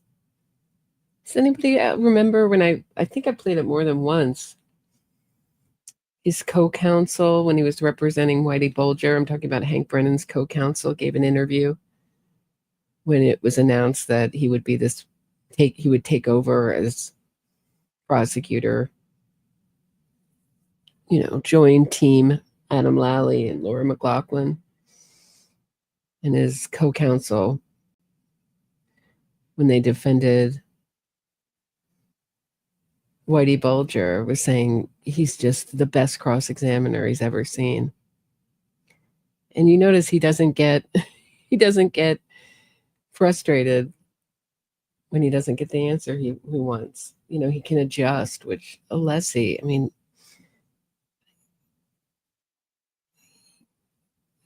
when you watch Alessi cross-examine, you realize how hard it is. It makes it look so difficult. And I loved what he's saying, like, these things I'm doing hand signals. And I think you had to be in court. I'd love to hear from someone who was in court to see the context of that.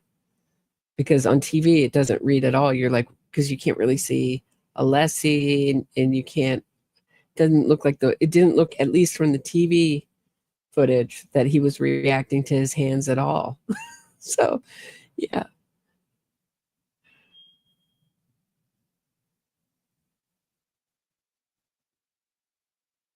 He just didn't make but even if, say, I don't agree with you that,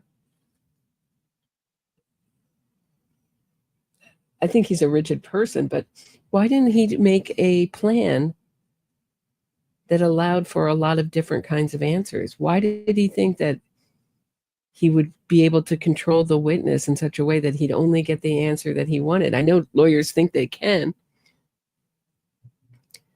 but with a really experienced expert witness like Dr. Welcher, how did he think that he was going to control him?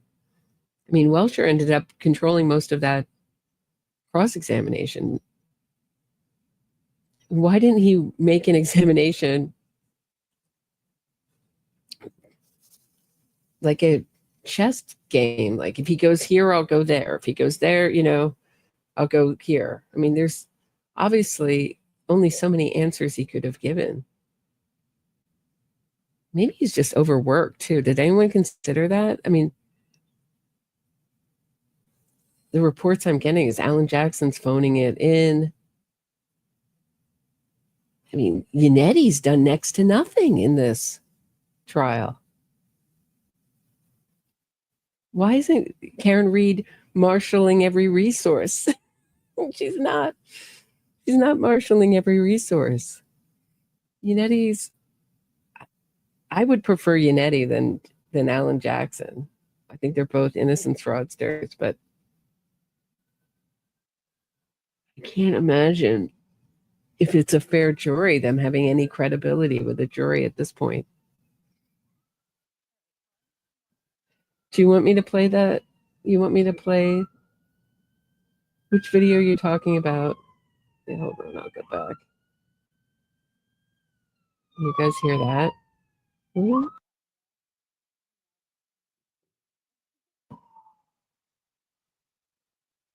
I mean, I can play, I think, let me see. Yeah, I can play this cross for you again if you want to see it again. I don't know. Or you can go back. You guys don't want to see Alessi's getting angry at Dr. Welcher again, do you, during lunch? You want the meat lump video? Oh, okay. Hold on. That I can play.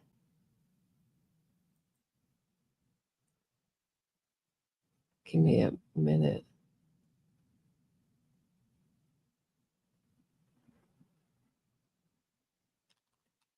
I mean, here are some highlights. I mean, before I play them, here's some highlights.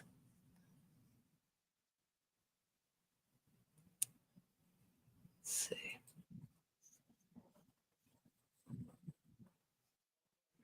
I mean, here's another highlight from Alessi's cross-examination of Welcher. Check it out. 7 feet, 24 miles an hour. Are you saying that in every instance that vehicle will stay on the road, and for 34 Fairview, it wouldn't go up on the lawn? When you mean every instance, mean like every possible location on the road it starts from? Correct. No, there's some spots, if you start here, it's going to go up on the road, on the yard. If you start too far on the other side, you're going to go over into the neighbor's yard.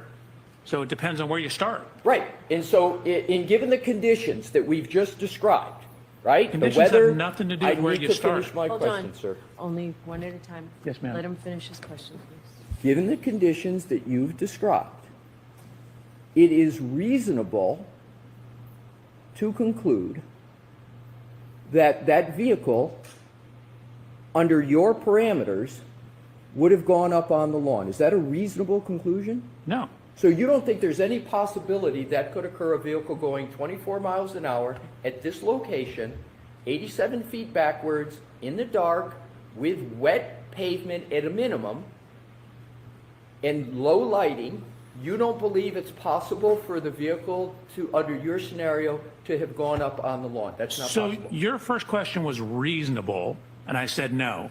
Now you're asking possible. It, of course, is possible. Whether it's reasonable or not, I'd have to know the starting position. Right. If it's very close to the side, then it could be reasonable.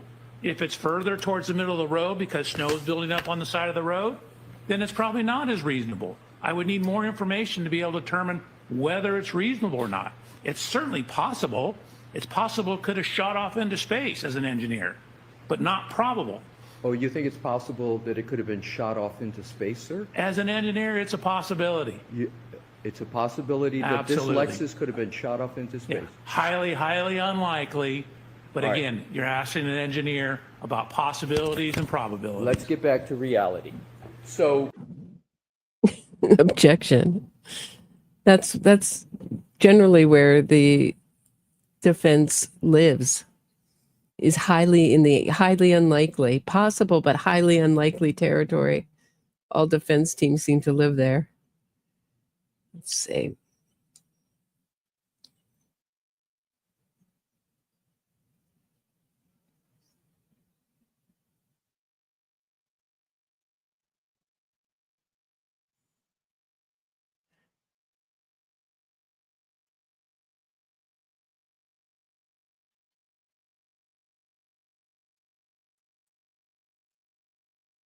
Here, let me see. Let me find another short clip for you.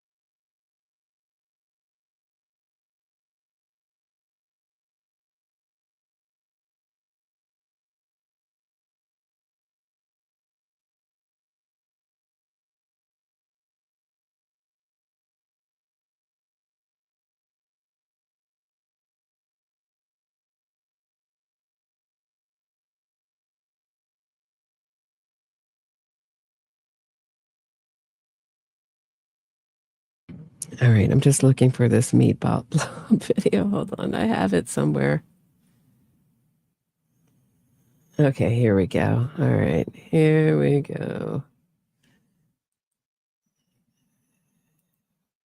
And then I'm going to take lunch. Okay.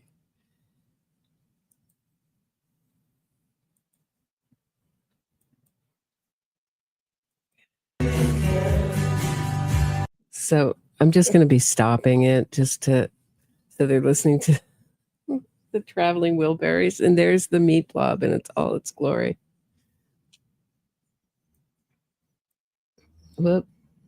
I'm good at the travel man. Was that a super band? It was a super band, Alan Jackson. It was. Bob Dylan, Tom Petty, George Harrison.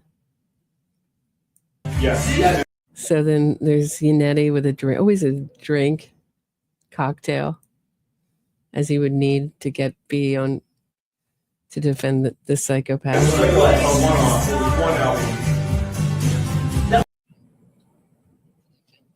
So then it's going to go to, I'm just trying not to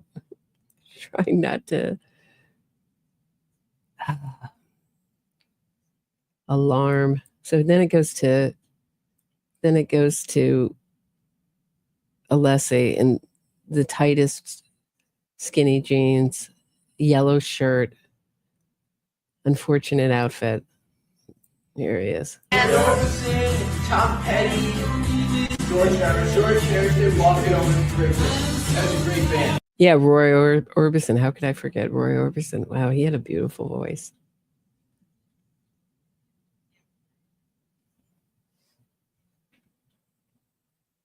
Wow. I mean, the gray belt too. Did you guys see the gray belt? I mean, I'm hardly a fashionista, but I'm really not one to point fingers. Here's the young one. Oh, there's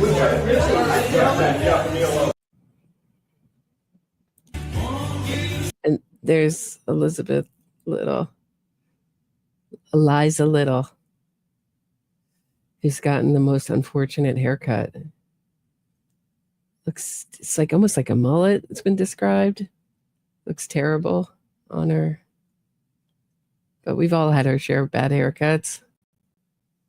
And then it goes back to this giant meat blob thing.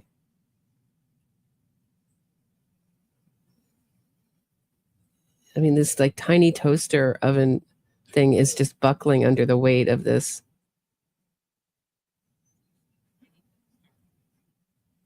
Meatloaf.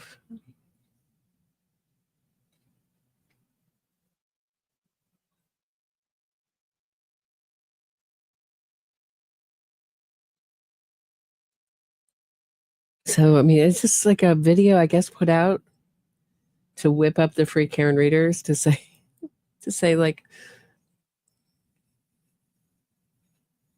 it's a 70s shag. Yeah, it's bad. I guess to say that we're not always eating out.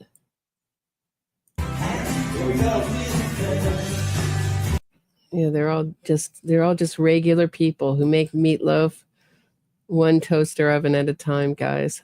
All right. I'm gonna go to lunch. Have a great one, guys. I'll see you back here in a few.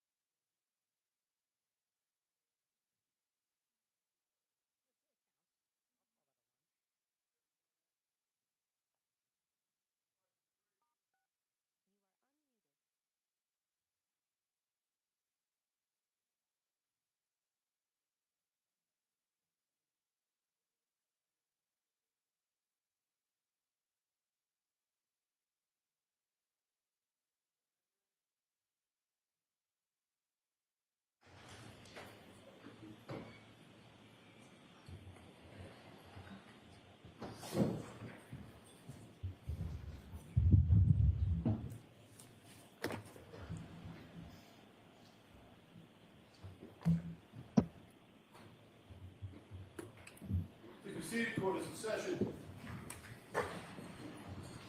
Whenever you're ready, Mr. Brennan. Ms.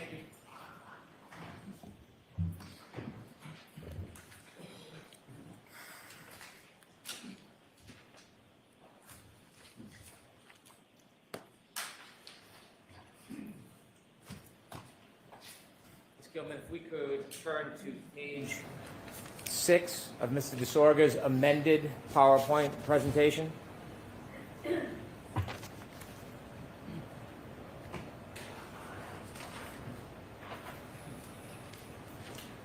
Sir, I want to ask you about your opinions, and inevitably, some of the slides that you've presented to this jury regarding adjusting the clock in a time period of 3 seconds. You have given an opinion that there's a difference that you see in the reports between when the defendant's Lexus is powered on and the infotainment system begins, correct? Yes. There's a 3-second difference on the exemplar vehicle between when the power is turned on and then the screen lights up, the ignition, the infotainment system. The 3 seconds I'm referring to is the timestamp in the data from the SD card. So I'm referring to the timestamp in the SD card. It seems that that's coupled to the screen, but I just want to make it clear I'm referencing the data from the SD card. The data from the SD card correlates directly to the infotainment system itself. The date does, yes. Because the SD card is with the other chips part of the board that makes up the infotainment system. Yes. That infotainment system powers the screen that goes on after a user presses the button to start the vehicle. Yes. So the time that the infotainment system is registering is when the infotainment system goes on, not the power on event. Correct. So that 3 seconds that was tested with the exemplar vehicle between pressing the button to turn the car on and the time the infotainment system turns on, the infotainment system clock does not accommodate that 3 seconds. Correct. So when we're talking about time on infotainment system, we're talking about after the 3 seconds when the screen comes on. Yes. Okay. Now you've made some slides and you've made some assumptions suggesting that that 3 seconds should be added to your analysis. And I want to ask you about your analysis regarding the 3 seconds. If we could turn to page 7, please. If you could zoom in on the left side. Sir, you told us that you didn't do any testing or data vetting yourself. You simply relied on reading and reviewing Mr. Burgess's report and Mr. Welcher's report. Correct. And really, the information you're reviewing is Mr. Burgess's report. There's only a few references in Mr. Welcher's report where he cites Mr. Burgess's findings, correct? Most of it is from Mr. Burgess's reports. There's really nothing in any of Dr. Welcher's reports that you are considering that is not in Mr. Burgess's report. The .154 alignment methodology, I think exclusively is in Dr. Welcher's and is not present in Mr. Burgess's. Did you read both of Mr. Burgess's reports? Yes. You're not aware that Mr. Burgess talks about that timestamp in his reports? He mentions it in the second report to say that he doesn't think, basically he doesn't think Dr. Welcher should have aligned it on that. That is exactly not what he said. Where in the report, where in his report does he say that Dr. Welcher should not have relied on 154? Where does it say that in his report? I have it here. If you can give me the page, we will take a look at it. I don't know the page, and I'm paraphrasing. By no means am I conveying that as I'm directly quoting it, but I remember that as something I read in there. Well, I was careful in your affidavit not to paraphrase you, right?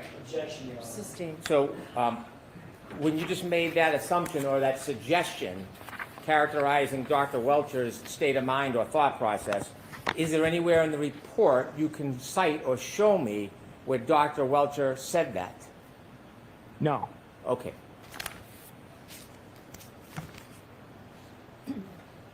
When you read Mr. Burgess' report and you learned that he and others obtained an exemplar vehicle and did this testing, you have no other independent information to suggest that the power on, power off event and 3-second delay is inaccurate, do you?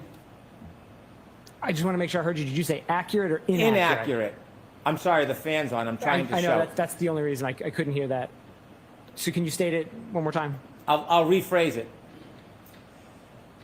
When you reviewed Mr. Burgess's report and reviewed the information about his exemplar testing regarding the 3-second difference between turning on the car and the infotainment system going on, you have no other information that you looked at or studied that changes that analysis, do you? No. Now, when you are suggesting, could we shrink that and zoom on the right side, please? When you are suggesting that 3 seconds should be added to the time because of that 3-second gap, do you think maybe you made a mistake in considering it that way? No. Okay. The time that you're adding 3 seconds to is the infotainment time, the infotainment clock, correct? Yes. The infotainment clock begins when the infotainment system goes on. We just spoke about that, correct? Right. Which is 3 seconds after the power on event. Correct. So you're essentially double dipping. You're adding 3 seconds that has already been separated because it isn't reflected on the infotainment system. Isn't that true? That's incorrect.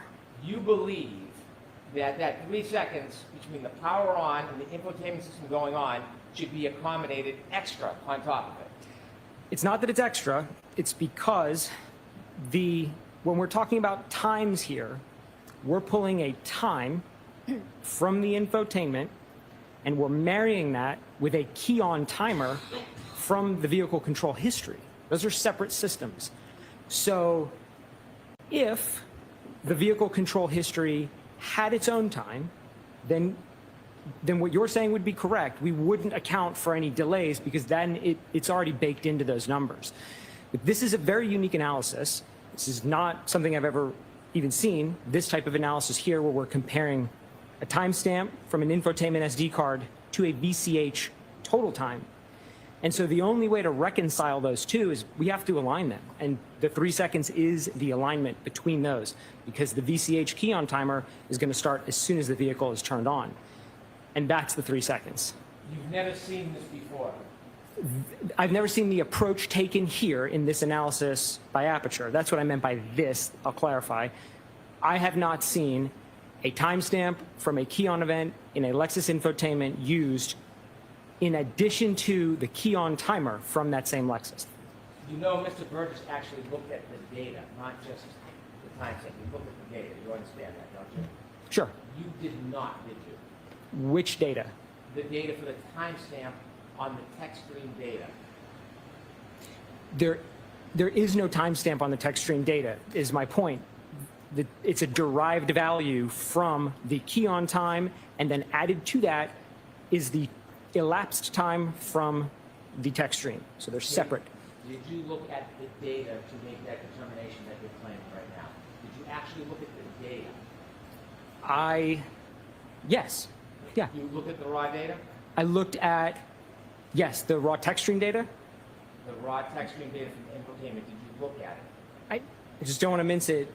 The text stream data is an independent system from the infotainment, and you said from, so they're not. Did you look at the infotainment raw data? I did. Okay. And did you find a timestamp on the infotainment raw data? Yes. Now, when you added 3 seconds, you were trying to, in addition to the infotainment data, you were adding on the 3-second delay that now you're saying might not even be accurate. Is that fair to say? I don't think I've ever said it's not accurate. I said that In the exemplar testing, they documented this behavior of a 3-second delay. And that needs to be accounted for if you're going to correct the timestamps. However, the caveat I put on that was only with one exemplar vehicle. So it could be that this behavior, the 3 seconds, is unique to the exemplar and would not apply to other similar vehicles. And so that's why I did either nothing or the 3, because there's nothing to support something in between. So you disagree that the clock stamp on the infotainment module begins the run. You believe that there's potentially 3 seconds before when the ignition goes on that should be added to that time. I know from testing other Toyota systems that the key-on timer happens almost at the identical time that the vehicle is turned on. That timer starts running basically immediately. But on this case, you don't know anything firsthand because you didn't do the testing yourself. I don't know if it would specifically apply to this Lexus. I know that from other Toyota testing, but not this specific Lexus. I'm sorry, finish. No, I'm clarifying. I do know that from other Toyota and VCH systems, that key-on timer is basically simultaneous with the key-on. I have not tested it on this, and I don't believe that it was tested by Aperture when they had it either. They didn't document the accuracy of the run timer in their exemplar, so we don't know. Well, you don't know that they didn't document that. To be fair, if they did, it was not in their reports. Right. So in this case, you said cars are different, and that's why you're hesitant to accept the fact that there's a 3-second delay. It's a yes or no question. I'm saying we don't know. Had Aperture done testing with a separate vehicle, then we could establish, is the 3 seconds the same, or is it unique? We don't know. The answer is we don't know.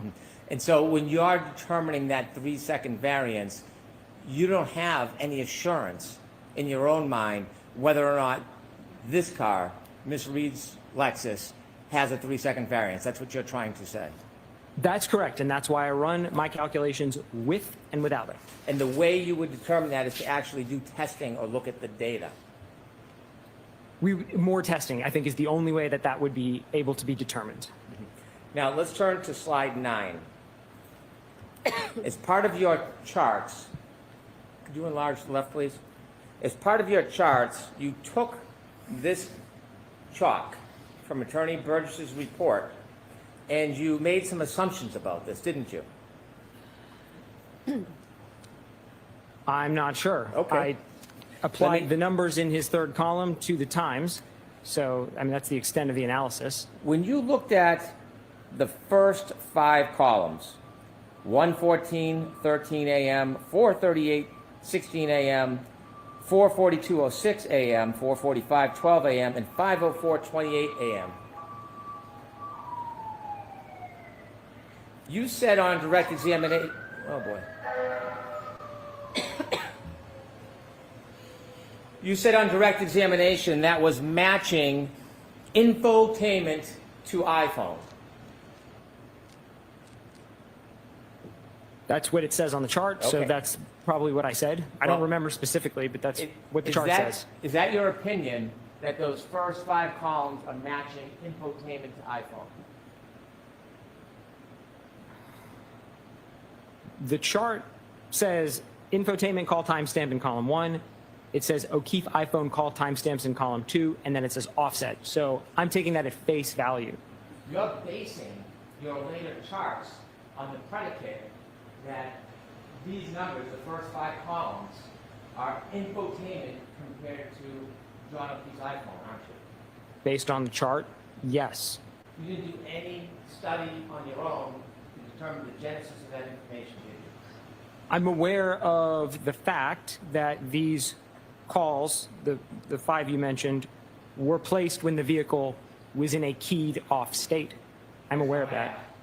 What I asked you specifically is, on those 5 columns, did you do any research or study to determine whether or not it was infotainment matches to John O'Keefe's iPhone or some other phone matches to John O'Keefe's iPhone? Did you do any independent study about that?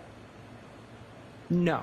Because in your ultimate conclusions and all the charts you've given to the jury and shown the jury, it relies on the conclusion that the first 5 columns are a comparison between infotainment clock and John Keith's iPhone. Isn't that fair to say? That's exactly how the chart presents it, and that's how I present it. Did you know that at 1:14:13 a.m. the defendant's Lexus was turned off? Yes. Did you know at 4:38:16 a.m. that the defendant's Lexus was turned off? Yes. And did you know for 4:42:06, 4:45:12, 5:04:28, did you know that her Lexus was turned off?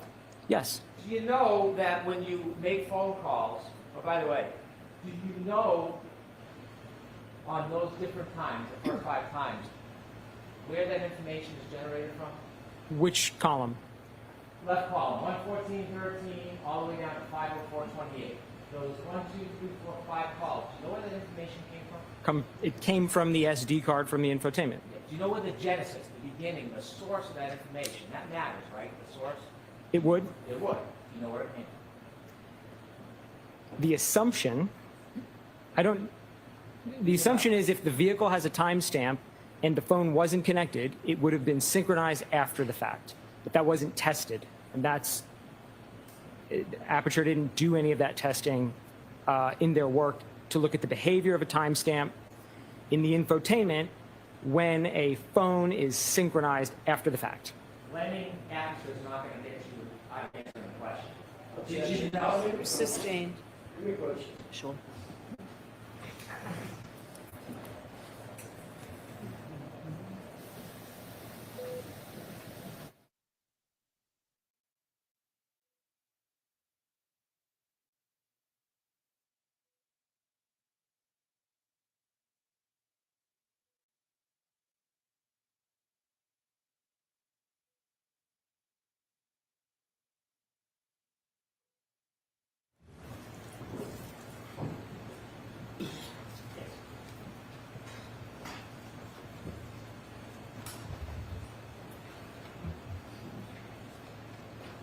Do you know the genesis, the source of those 4 numbers?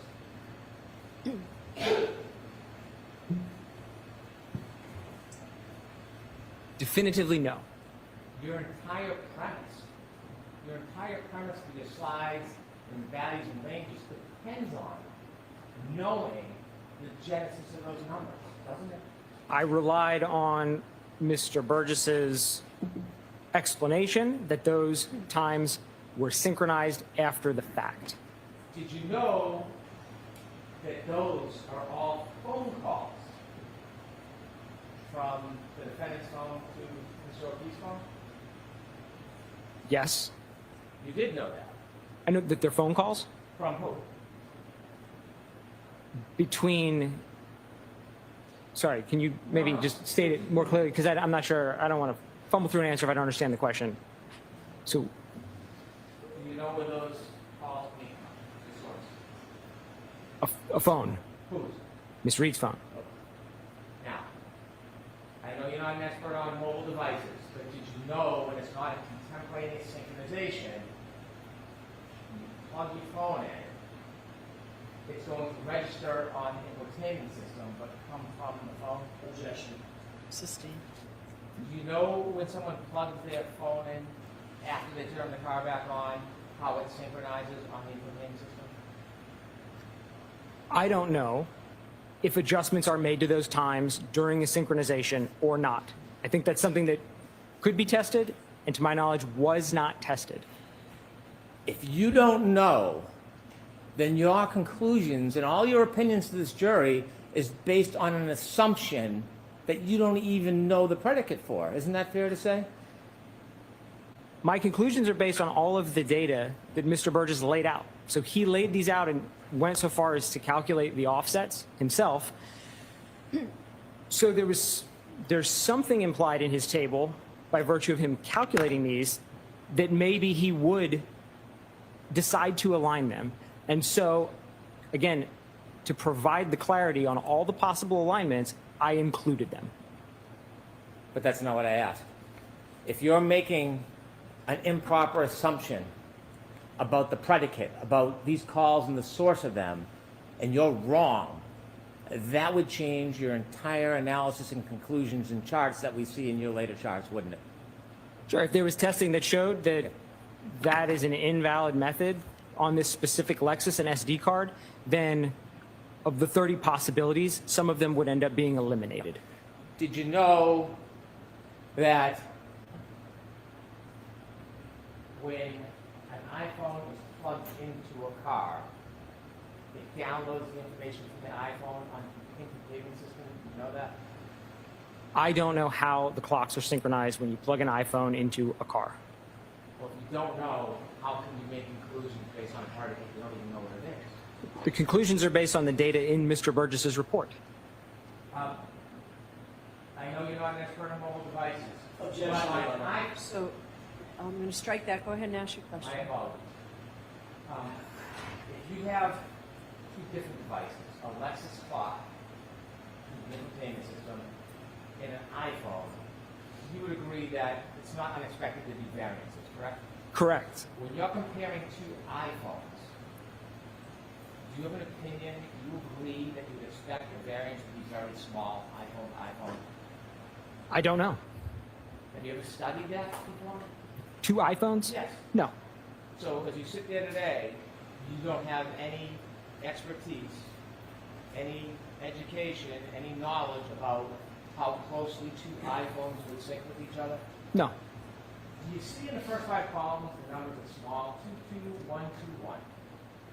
Yes. Would you agree iPhone to iPhone using the same source of time is generally going to be within 1 or 2 seconds of each other? Objection. Sustained. Do you have any opinion about whether iPhones to iPhones will generally be within 1 to 2 seconds of each other? Objection. You can ask if there's an opinion. Do you have an opinion on that? No. Next question. If the first 5 calls are iPhone to iPhone rather than infotainment to iPhone, you agree all of your assumptions and conclusions are inaccurate. They're not iPhone to iPhone in the sense that column 1 came from the infotainment. The values were read from the SD card. So there's an assumption baked into it. What you're saying that when a phone is synchronized, the infotainment assumes the times of the phone, but we don't know whether the infotainment would adjust those times to its own clock or not. You're speculating now, aren't you? We don't know. It wasn't tested. I don't know is the answer. Don't know. I don't know. You don't know. I do not. Okay. Don't say we don't know. You don't know. Objection, Your Honor. Sustained. So this is iPhone to iPhone. Then your assumption on the first 5, 1, 2, 2, 1, 2, 1. If they're iPhone to iPhone and you're wrong about the fact it's infotainment to iPhone, your assumptions and conclusions are inaccurate, aren't they? Objection. I'll allow this. If the title of the first column had iPhone in it as well, then I would not have used it in my analysis. But that's not the question. I appreciate that. My question is, if those first 5 calls were iPhone time to iPhone time, and you mistakenly analyze them as infotainment time to iPhone time, then the rest of your assumptions and charts would be inaccurate, wouldn't they? Objection. Sustained.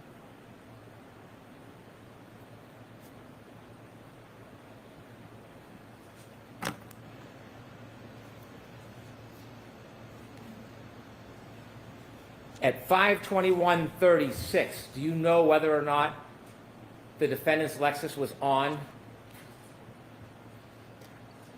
I don't recall if that one was an on or an off point. I don't want to guess. I don't recall.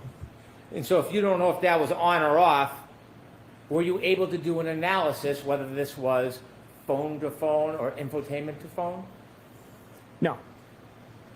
5:30:31, do you know if the defendant's car was on? That one I know the vehicle was on. That's one timestamp on the infotainment system, 5:30:31, correct? Correct.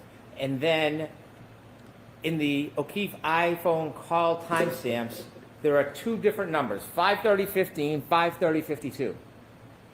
Yes? Yes. Right. And do you appreciate that that is 2 separate calls, or do you think it's something different?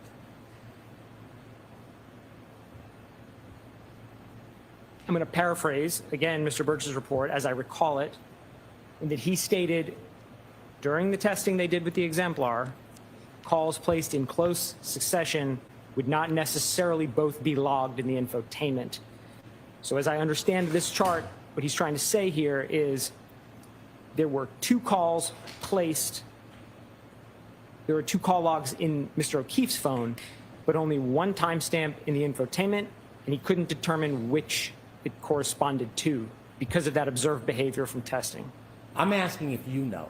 I don't. Did you ever look at phone records for the defendant or for Mr. O'Keefe to make a determination whether these are 2 separate calls or not? Did you ever do that? No. If these are 2 separate calls, can you explain to us why there is 1 timestamp? Again, as I stated, that was behavior that was observed. The exact behavior was observed during the exemplar testing by Aperture. I don't know why that happens. Why does the infotainment not log every call? I don't. But I know that it was documented that that is a feature of this system. This information was not taken from the exemplar vehicle, was it? This table, no. This information was taken from the infotainment system of the defendant's car, isn't that true? Yes. And the phone calls were taken from Mr. O'Keefe's iPhone, isn't that true? Yes. And so, do you know why there would be 2 phone calls and only 1 timestamp? Beyond the testing, the exemplar testing that showed an exemplar vehicle did that, no, I don't know why it happens. Do you know that the infotainment system doesn't always capture all of the phone calls and the phone data in the download? Did you know that? Yes. Well, if you know that, can you conclude that even though there's 2 calls and only 1 timestamp, that's because how the infotainment system works? I think that's the most logical assumption, that that's how it works. So when you look at 530.15, bottom middle, and 530.52, it is impossible to tell which one relates to the 530.31 infotainment on the left. Compare. It's impossible, right? Yes. So there's 2 possibilities. Yes. One is that you have a difference, a disparity of 16 seconds. Yes. And the other one, going the opposite way, is a disparity of 21 seconds. Correct. And so when you add those disparities, you have 27 seconds disparity in those. Correct? I'll allow that. Is there a 27-second disparity when you compare the 2? I'm not sure I understand the math. 530.31 is 16 seconds different than 530.15 on Mr. O'Keefe's phone. Yes? Yes. 530.31 is 21 seconds different than the 530.15 phone call. Yes? Yes. And the difference is cut each way, one's minus, one's plus. Correct. So you add those disparities, you get 27 seconds, don't you? Objection. I'm going to allow that. No. Okay. What do you get? You're saying if, maybe, so I can be clear what you're asking, if we have a negative 16 and we have a positive 21, Correct. How many seconds are in between there? Exactly. 37? And so you can see, did you know that the defense car was turned on at 5:07 a.m.? Does that ring a bell? I don't have any of those key-ons committed to memory. So you can see between 5:21 and 5:30, the offset is different between them, which shows that variances change. They move. That seems reasonable, yes. When I said it seems reasonable, do you have the experience and the knowledge to agree with me that variances move? Yes, they do. Okay.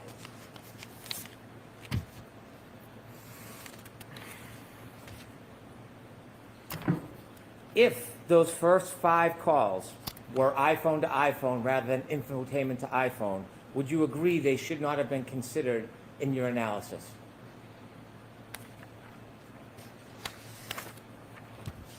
Yes, with the caveat that because this is a novel analysis with this SD card and this infotainment, that it was demonstrated that that's the behavior. My opinions on things like that are based on testing and research and literature. And so when we have a brand new system with new data, we want to see some testing to prove it works the way we think it works. But under the assumption, then yes. You would agree? Yes. If we turn to 10, please.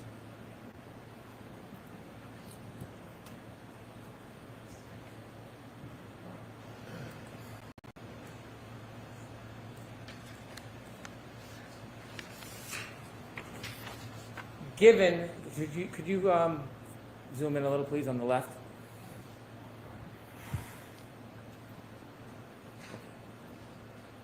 Given that these data points come at 5 in the morning, or 1, 4, 4, 4, 5, 5, and 5:30, did you consider whether they would be less reliable than comparing to the triggering event, the 3-point turn at 12:23 the night before? Did you consider that? Yes. When you said you reviewed and you're critiquing reports, did you read Mr. Burgess's report on May 8, 2025?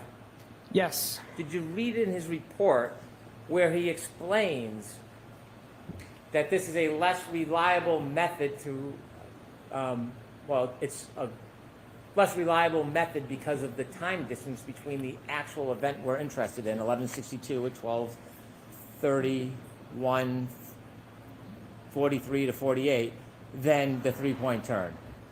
Yes. Okay. When he explains that the method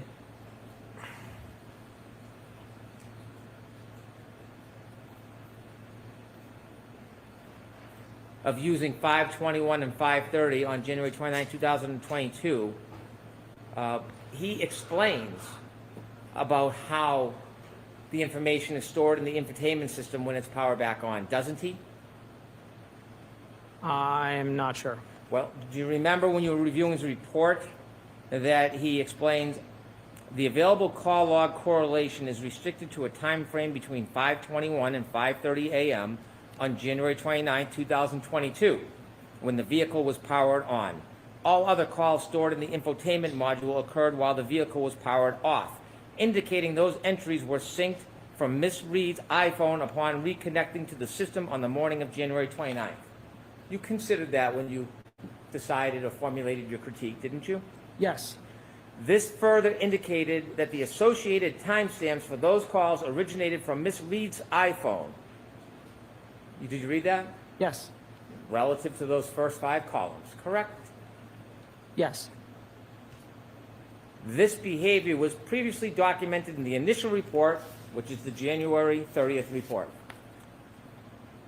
Yes? Yes. Well, you shrugged. I mean, I don't want you just to agree with me. Do you remember it was in the January 30th report? I don't remember how he phrased it specifically, but I think there was somewhere around there where he noted that some calls were placed while the vehicle was off. I think that's basically what it said in the first one. I don't remember specifically. Okay. Do you agree generally, or can I give you the report? You can look and remind yourself. I want to get your best memory on this. Sure. What would you like me to do? If you'd like me to look at it, I'll look at it. Sure. Do you have a copy, or would you like me to bring it Do you to have the reports with you, sir? No. Okay. Do you have an extra copy for him, Mr. Brennan? Mine is marked. Let me see if I can get a clean copy for the witness.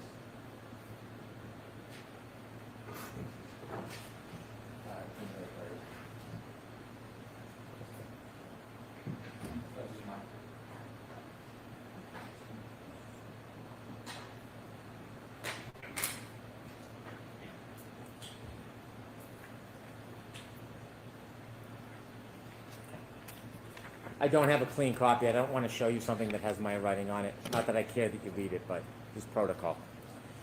Okay. In discussing why this is not an effective way of matching the time, did you consider in his May 8, 2025 report, when he's talking about this method, when he says, as a result, this method yields a single reference point for potential alignment? Yes. And when Call he logs talks- are discrete points. I'm sorry? The call logs are discrete points for alignment. Is that? As a result, this method yields a single reference point, is referring to the 53031. I don't know. It sounds like it, but I don't know. From the 5:21 a.m. to the 5:30 a.m. window, a clock speed of approximately -8 and -16 plus 21 seconds were observed between the Lexus clock and Mr. O'Keefe's iPhone clock. Did you consider that? Yes. This offset is measured approximately 5 hours after the time of the collision and cannot be assumed to apply to other time frames stated in the initial report. Objection. I'm going to allow it unless, do you have, I'll see counsel at sidebar.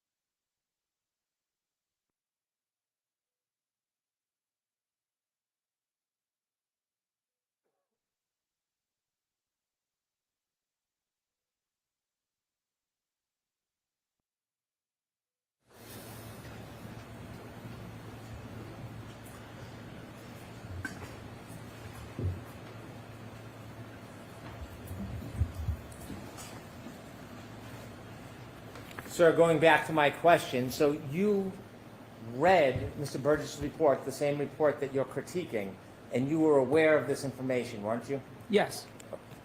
And so you were aware that Mr. Burgess in his May 8th report was identifying that the section in green was the only contemporaneous information for analysis. Did you know that? Is that how he states it specifically? I can read it again. I just read it to you. If you don't mind. Okay. So let's give him a copy. I'm sorry, Your Honor? Let's give him a copy. Does he have the clean copy?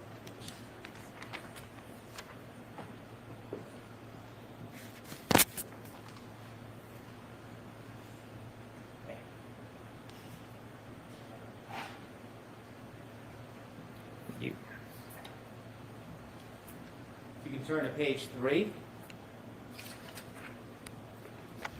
What I read to you was where it says clock sync method 1. Do you see that? Yes.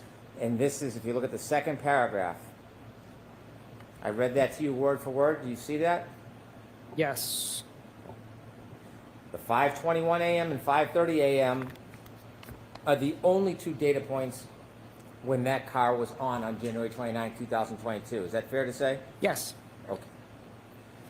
And if you look at the last paragraph, do you agree or disagree? As a result, this method yields a single reference point for potential alignment. Do you agree with that?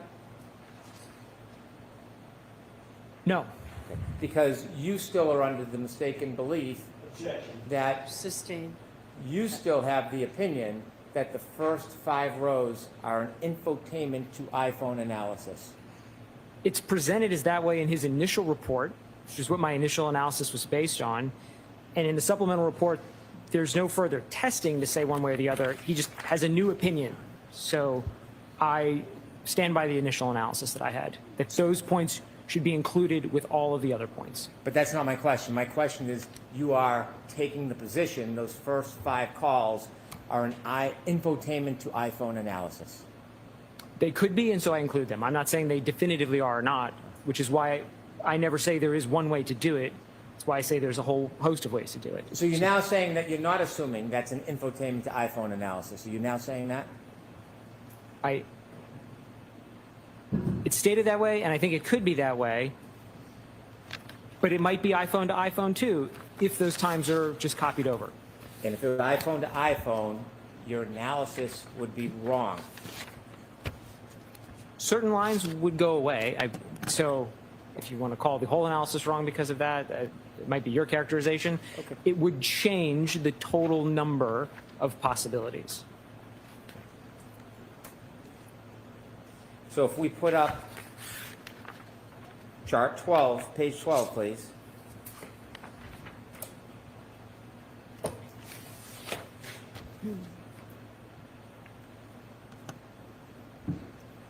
If you were wrong about the infotainment to iPhone analysis and those first 5 should not be considered, which part of your chart would now be wrong? What do we have? 12 lines on the chart? I'm sorry? Yeah, we have 12 lines on the chart. If we decided to eliminate the lines that are based on the calls when the vehicle was off, we would be left with 4 lines on the chart.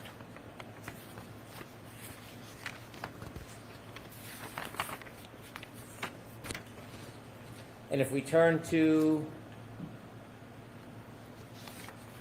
14, please. And if you could enlarge, well, I don't think you can enlarge it. If your analysis about infotainment to iPhone was wrong, you would agree those first 1, 2, 3, 4, 5, 6 columns should not be there, should they? No, the positive 16 stays, the negative 21 stays, 1, 2, 8, and 20 would go away. So we'd lose 4 lines from this chart. And the negative 16 line, that comes from information at 5:30 a.m. the next morning. Correct. And you would agree that that distance is not as accurate as queuing it from the 3-point turn event 11:62:1. The 3-point turn is closer in time than the call at 5:32. And thus more reliable, wouldn't you say? Generally. And the negative 21, that was from 5:30 and some seconds the next morning. Same idea. Not as reliable as the 3-point turn information. There's greater uncertainty the farther in time we get. So when we turn to the 3-point turn information, you mentioned in Dr. Welcher's report that it was noted that the timestamp 154 was the end of the 3-point turn event, correct? That's how he states it. And then more information was provided when Mr. Burgess then broke down that 154 timestamp, correct? Correct. And when he broke down the 154 timestamp, he actually wrote a report about it, didn't he? Yes. He didn't just have it in his head, he put it on paper for all to see, yes? Yes. And in that report, not only does he break down the data, he also shows a visual of the actual data on a map, doesn't he? He does. Okay.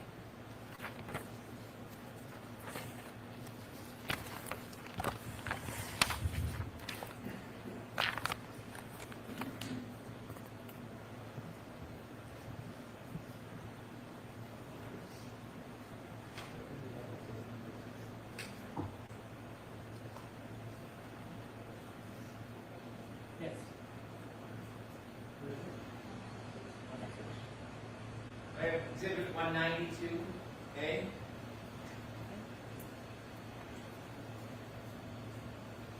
Okay. Let's start with 192B, please.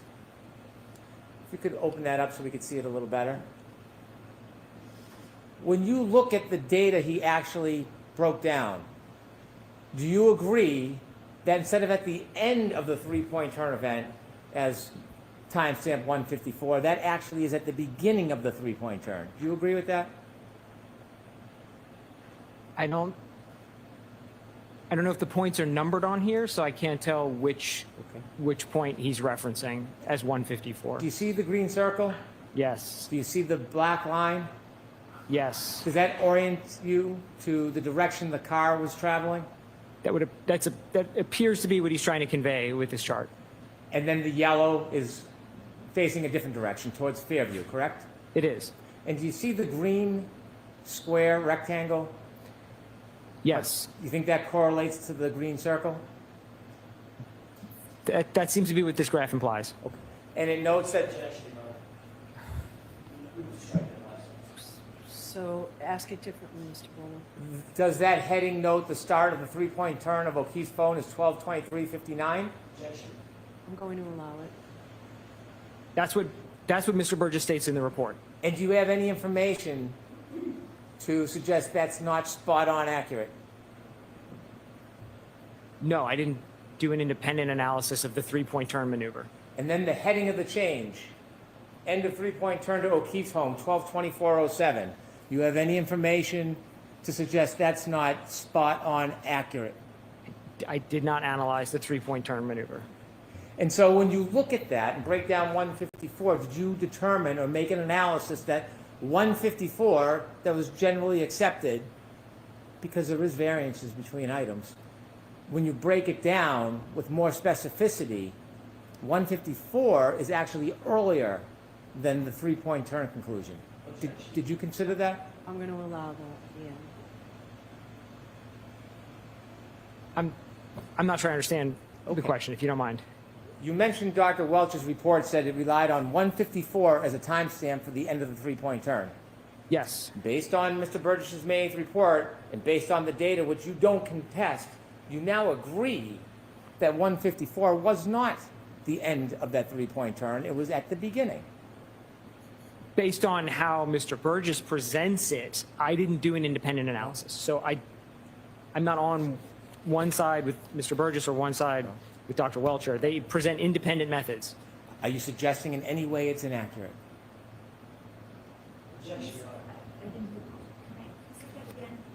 Are you suggesting it is in any way inaccurate? I'm going to allow that. I don't have any opinions as to the individual accuracy of the methods selected by either Mr. Burgess or Dr. Welcher. Do you have any information you'd like to add or weigh in on to dispute the accuracy of those times? Sustained. And let's turn to the previous exhibit so we can actually see the data that's broken down. You could open that.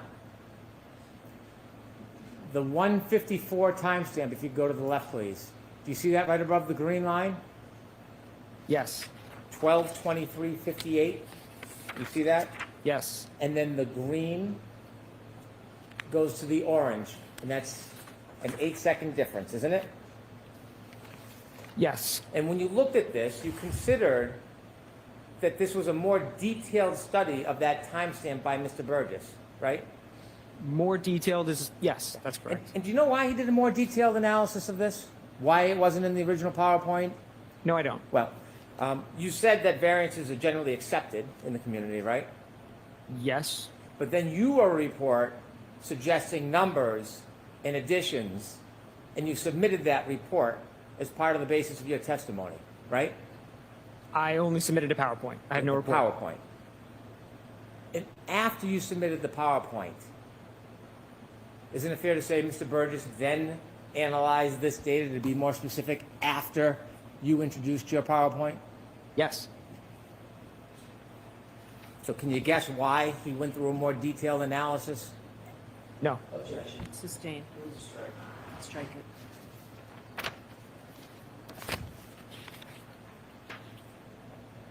In the final exhibit? Let's go back to the data. You said that Mr. Burgess had an 8-second range, 21 to 29 seconds, remember? Yes. And you were suggesting that somehow there was some uncertainty. Do you remember that? Yes. Okay. Were you guessing about his state of mind, whether he was certain or not? Do you know why he gave an 8-second range? Objection. So ask it differently, Mr. Okay. You suggested the reason why there's an 8-second range is that Mr. Burgess was uncertain. Remember saying that to this jury?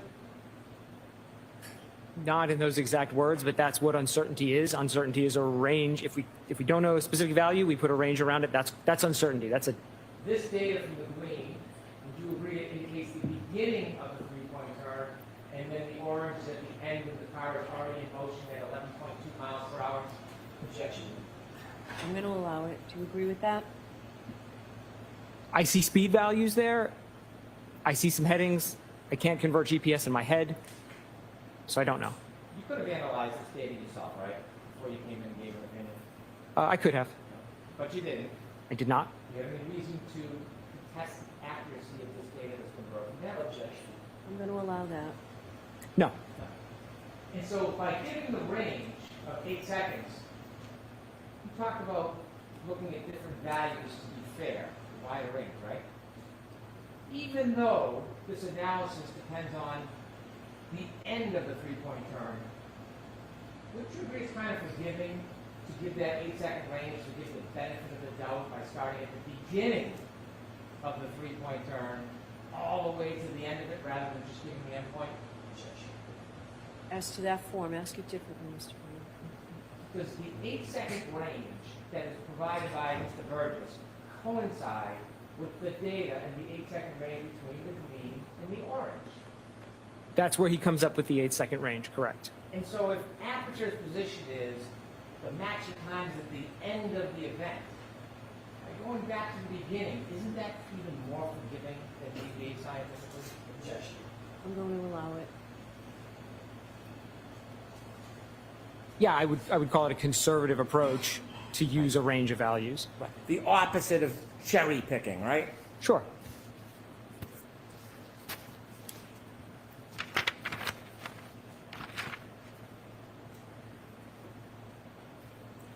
Do you have an opinion to a reasonable degree of forensic data certainty about whether text stream data provides data reflecting whether a collision actually occurred? No. In your opinion, to a reasonable degree of forensic certainty, is the text stream data would not collision, correct? That's not what I said. I don't have an opinion. And you know that there can be collisions or touching between vehicle, and it's not going to appear on the text stream data. You know that, right? It's possible. It's possible. Did you know that the defendant's vehicle at 5:07 a.m. on January 29, 2022 bumped into a different car? Yes. Do you see that reflected on the text stream data?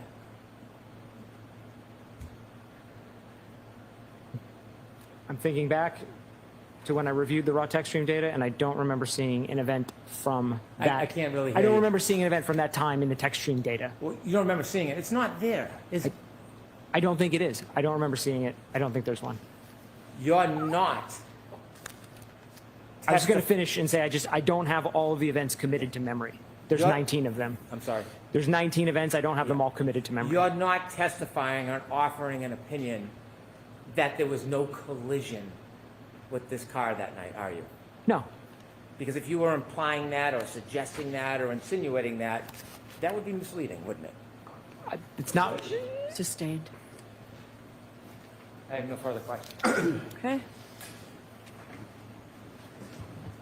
You were asked a number of questions. Yes. Thank you. You were asked a number of questions a few minutes ago by Mr. Brennan concerning your expertise. I'm just going to grab a pen.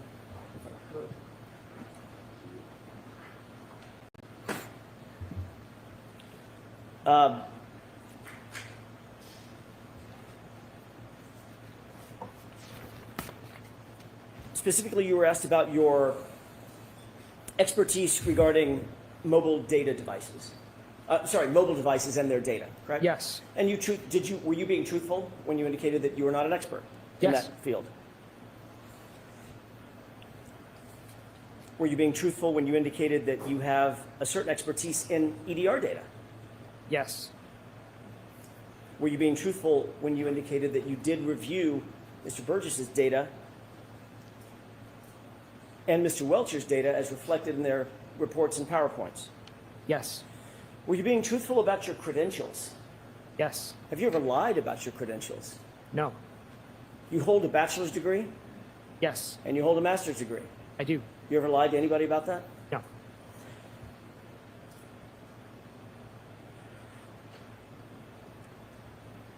Mr. DeSogra, what is the only reason you amended your PowerPoint presentation from its original version to the one that you most recently amended it to?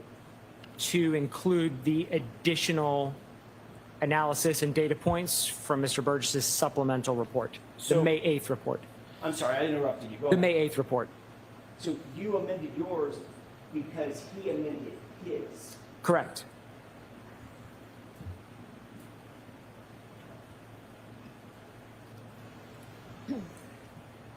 You were asked just a second ago about all the text stream events that you noted on Ms. Reed's SUV, correct? Yes. Mr. Brennan asked you about a specific text stream event at or around 5:07 in the morning, and whether you had something like that committed to memory, correct? Yes. And you said, I don't have them all committed to memory, right? I don't. What did you say after that? Because there's how many? It was 19 events prior to 1162-2, 19 other events. How about after 1162? There were a number after 1162-2. I don't have the exact count in my head. How about after 1162, just on January 29th, going into January 30th? There were other events. How many? I don't recall the exact number. Does 11 sound right? That it sounds plausible. I recall seeing in the chart. I recall seeing a number of events after. Would it refresh your recollection to look at a chart? It would.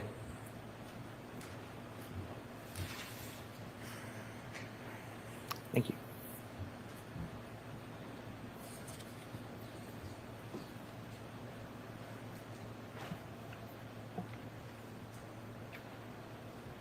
Yeah, there are a lot. I would have to really use my finger to count them all. Okay. More than 8? Total after 1162-2? Only on the 29th. There aren't date stamps on these because this chart is the raw text stream data, which doesn't have timestamps. Safe to say there are many, right? Yes. May I approach? Yes. And again, this goes back to a question that you were asked by Mr. Brennan. I want to follow up on. In no instance were any of those related to a collision, to your knowledge, correct? Objection. Sustained. Were any of those that you reviewed at any time, the lifetime of the vehicle, related to a collision? None of them were triggered by a collision. Thank you.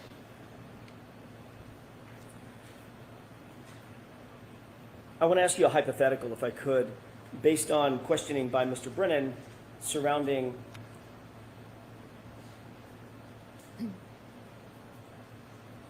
the 12/32/09 lock event. Do you remember him asking you about those questions, about that event? Yes.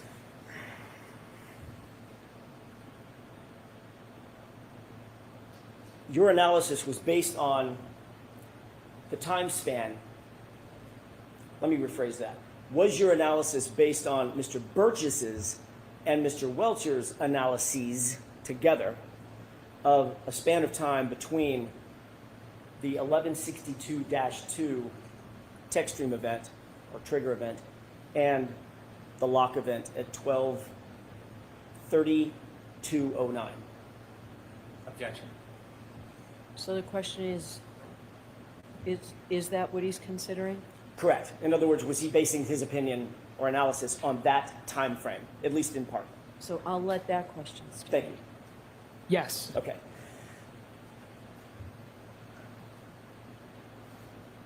If you were told that there was another interaction phone event on John O'Keefe's phone at 12:32:16 in the form of steps taken, 36 steps over the course of 83 feet, would that change your analysis or opinion in any way? Objection. I'll allow that in that form. Yes. In what way? If the phone event moves from 12:32:09 to 12:32:16, then of the 30 possibilities I had in the chart, all of them would become positive. That would mean that that interaction occurs after the end of the vehicle event every single time. Instead of, it was 25 for 30 in the original analysis, the hypothetical would change it to 30 for 30. All of them, all 30 of them, would occur at a point in time with, let me rephrase that, all of them would reflect a scenario in which the phone interaction took place after the trigger event. That's correct. Thank you.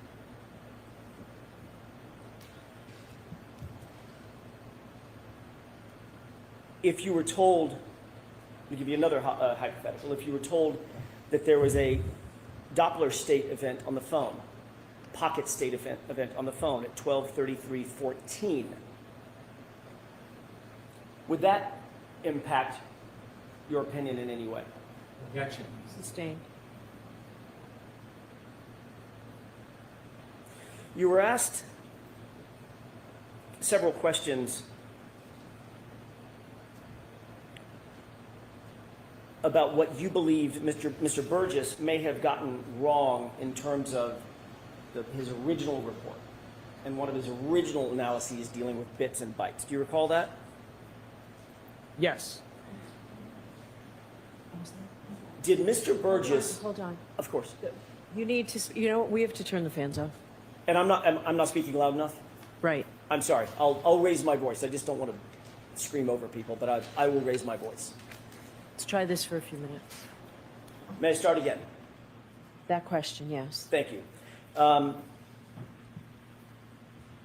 You were asked about whether or not you believed that Mr. Burgess was incorrect in terms of certain analyses he undertook or reflected in his original report back in January of 2025, correct? Correct. As it relates to the bits and bytes, did you find that Mr. Burgess was incorrect or correct about his analysis concerning the size of the data set collected based on bits versus bytes? He was incorrect. Explain that to the jurors very briefly. These are just different units. A bit is a different size than a byte. And so if a size for something is listed in bits, for example, and you look at the data and assume it's in bytes, you will assume it's the wrong size. Which Mr. Burgess did based on your review of his report, correct? Correct. I want to change gears and ask a different question, or series of questions about the text stream data versus the infotainment system data, specifically the timestamps associated therewith. Is there a timestamp associated with text stream data? In this case, no. Okay. Is there a timestamp associated with infotainment system data? Yes. All right. The infotainment system data, well, let me see if I can ask it a different way. Where did the 3-second delay come from? Your analysis of Mr. Burgess's review of the text stream data, or his review of the infotainment system data?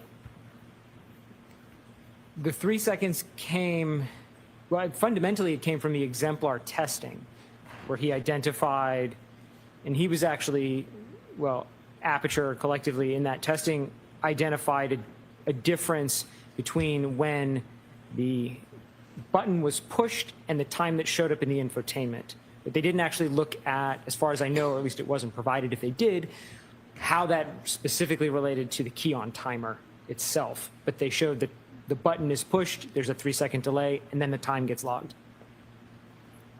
When that button is pushed for the infotainment system,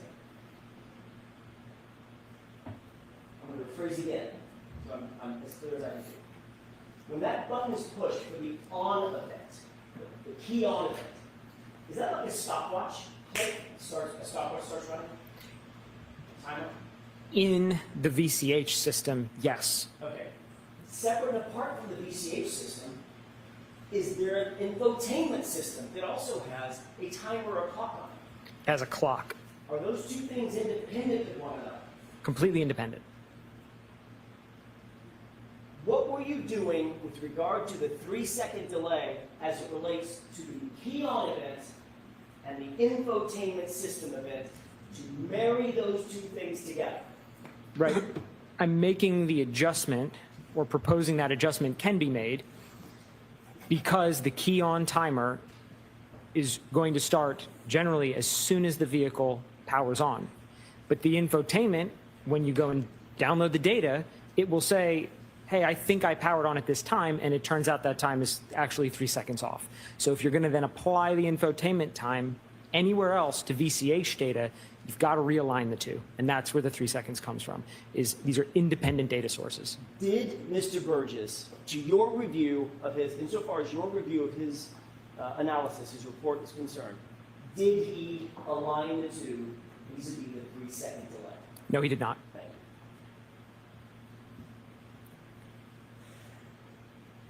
With the court's permission, may we have slide 10 of the PowerPoint of, Okay. and that is, we've talked a lot about PowerPoints of Mr. DeSogra's PowerPoint. Can you highlight the table on the left, Mr. Wolk? Thank you. Did you create this table? No. Was this table, I don't know if you call it cut and paste or if there's some better engineering term for it, was it basically pulled from Mr. Burgess's report? It was. It was a screenshot. Thank you. Screenshot. Did you type a single word on this? I did not.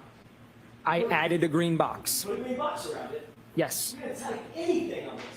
I did not.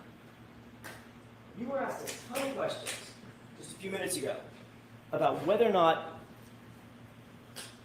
the column on the left and the center column were reflective of an infotainment timestamp versus an iPhone to iPhone timestamp, correct? That's right. Mr. Brennan asked you a bunch of questions about that left column being an iPhone timestamp, at least the top 5 rows of it. 1, 2, 3, 4, 5 rows of it. Remember that? Yes. Read the name that Mr. Burgess labeled that column. Infotainment call timestamps. So what, as an expert, what did you presume he, as an expert, was presuming? Objection. System. What did you presume that meant to you, just to you? Call timestamps from the infotainment. So if anything is wrong with your analysis, would it be based on Mr. Burgess being wrong in his analysis? Objection. System.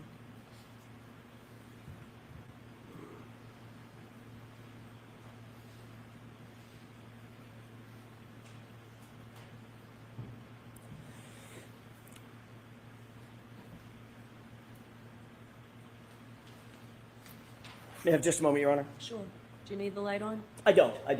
And we can pull that down.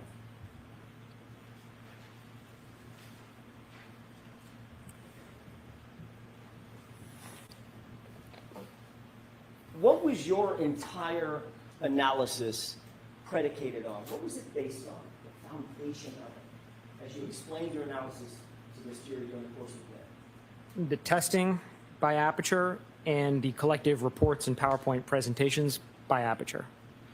That would be an initial report by Mr. Burgess, an initial PowerPoint by Dr. Welcher, and a supplemental report by Mr. Burgess. Did you change any of their data? No. Did you change any of their analyses? No. Did you explain their analyses? Yes. Sustained, ask it differently. Sure. What were you trying to do in terms of your presentation, in your PowerPoint, and your presentation to the student? There were a number of different methodologies presented across all of those reports and PowerPoints, and sort of all in different places. So my goal was to bring all of them into one place so we could look at the totality of the data.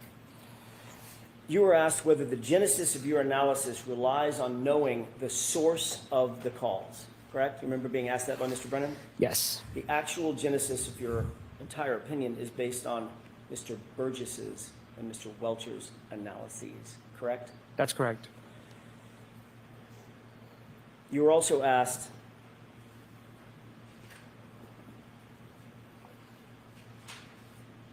why you believed Mr. Burgess did a quote-unquote more detailed report in May versus January of 2025. Do you remember being asked that just a few minutes ago? Yes. When you presented your analysis, your math, based on Mr. Burgess's January 2025 report, how many of the scenarios indicated, based on his data and his analysis, that the lock event occurred after the texting? All of them. Thank you. That's all I have, Your Honor. All right, Mr. Brennan.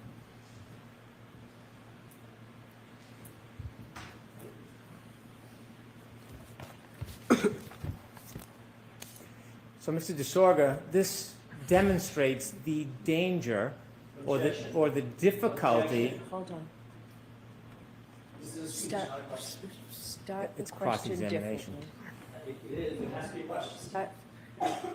Go ahead, Mr. Brennan. This demonstrates the difficulty in giving opinions when you don't actually study the data itself. Isn't that fair to say? What are you referring to with this? Well, you're giving opinions, but you can't verify any of the data because you're not relying on your study of the data, are you? I'm relying on expert reports. You're criticizing somebody's report, but you yourself can't defend data that you haven't actually analyzed and broken down yourself. I don't think that's true. When you're looking at, put on your pen, please. When you're looking at someone's report, you're guessing as to what they thought or presumed if you haven't spoken to them. Fair? I would say I'm reading the words that are in front of me and interpreting them for what they say. When someone plugs their iPhone into a car after it turns on, and the car reads data that's on the iPhone, that data then resides itself or resides on the infotainment system, correct? There's a transfer of data. Yes. And so unless you actually do the study yourself, you had no way of knowing if that information, although on the iPhone, on the infotainment system, you had no idea whether it was from an iPhone or from the infotainment. Fair? That's right. I don't think that's... And so when you don't actually do the work yourself, and you just presume or you guess, you could get it wrong, couldn't you? If I had guessed, yes, but I didn't guess. I used the data in the reports and I referenced the testing that Aperture did. So I did not make a guess. 1 through 5, and you telling me right now, to a reasonable degree of data certainty, that that information is based on the infotainment clock. Is that what you're saying? I don't know. You don't know. But if you actually did the analysis yourself rather than just Monday morning quarterbacking somebody's report. So I'm going to strike it, ask it differently, Mr. If you Brennan. actually did the analysis yourself, you wouldn't have to make a presumption that you'd be wrong, correct? I don't think the analysis was possible in this case because the testing wasn't done in this case. You don't know if the testing was done or not. You didn't do the testing. So I need to hear the question. You don't know if the testing was done or not, do you? I know it's in the reports. The testing wasn't in the reports. Did you read Jessica Hyde's report? No. Did you read Ian Griffin's report? No. You don't know if that testing was done, do you? I don't. I'm going to let that stand. Next. I do not, sir. And so if you're wrong, your assumptions end product event wrong? Part of my conclusions would change. I wouldn't agree that I'm wholesale wrong. Well, as a scientist, if they're not accurate, that would be wrong, wouldn't it? That might be a nuanced answer. I'm sorry? I said that might be a nuanced answer. Frankly, I'm not sure how to give you a good answer to that If question. you have the wrong data when you're doing your analysis, then the final analysis is going to be wrong if you have using the wrong data. It's that simple. Yes. Right? You don't have to be a scientist to figure that out. Yes. That's okay. If we could have Mr. Welcher's 33.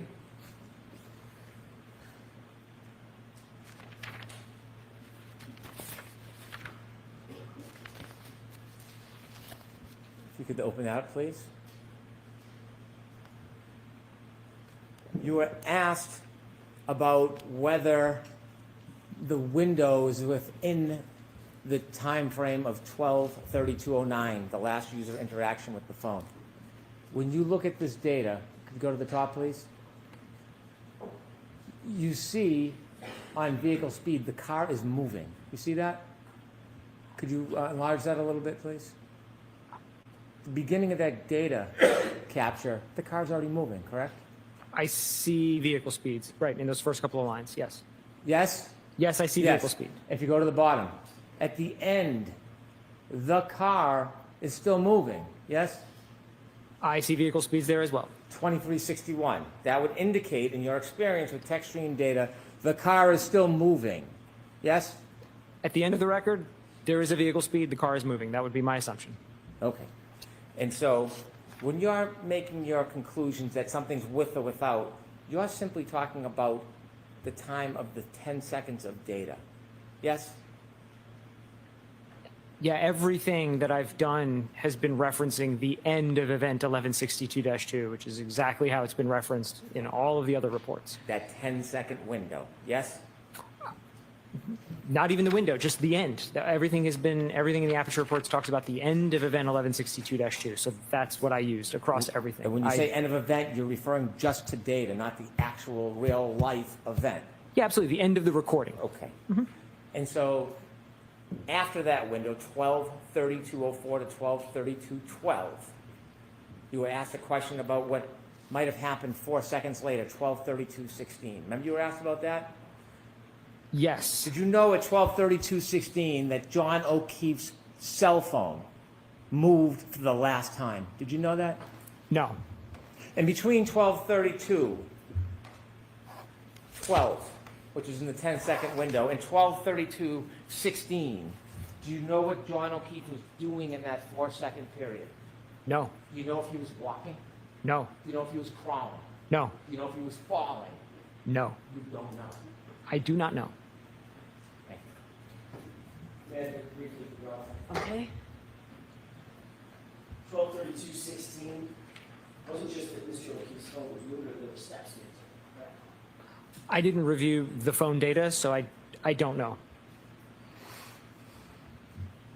Did you review anything to indicate that the steps were taken over the course of 83 feet? Objection. So that's sustained. You were asked just a second ago. What about the data? What was wrong? Then you'd be wrong, correct? Generally, yes. Garbage in, garbage out. Basic scientific postulate, correct? Generally, yes. You're relying on whose data? Mr. Burgess's data and Dr. Welcher's data. Thank you. All right, Mr. DeSoger, you are all set, sir. So you can step down. I'm going to see counsel for a minute. Jurors, feel free to stand up and stretch if you'd like.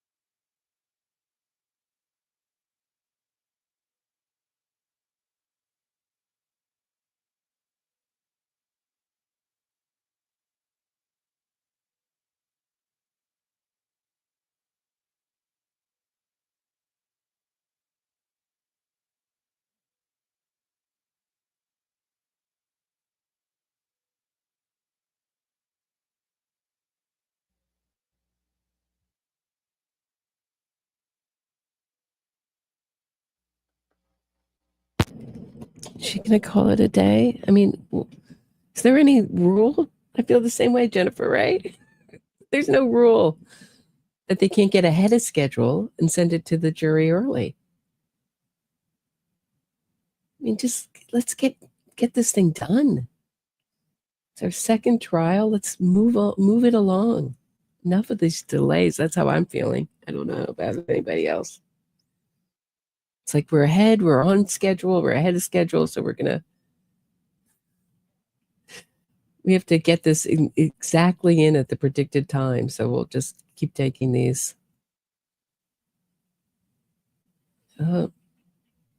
Breaks.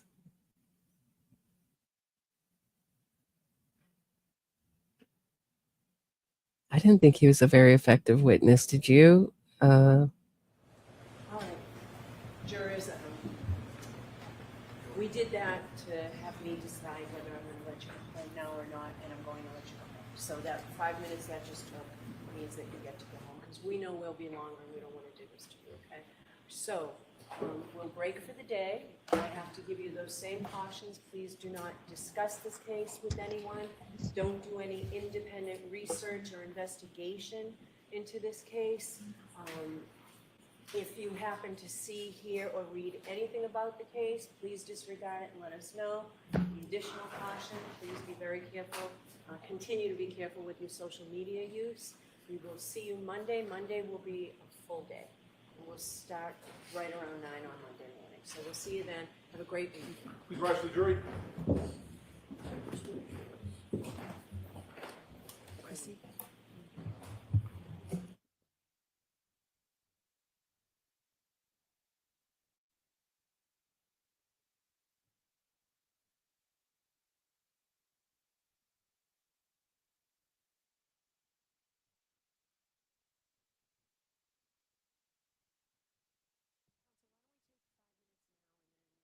We'll come back. I'll come back in 5 minutes for the voir dire.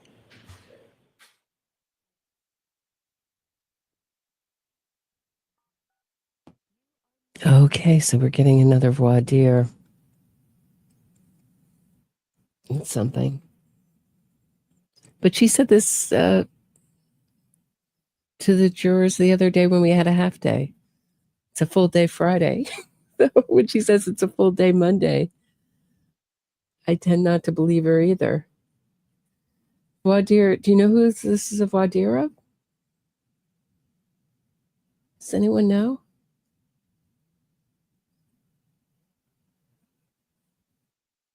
And why we're having it? I'm so out of it. I don't even know who's next up on the witness list. Let me look.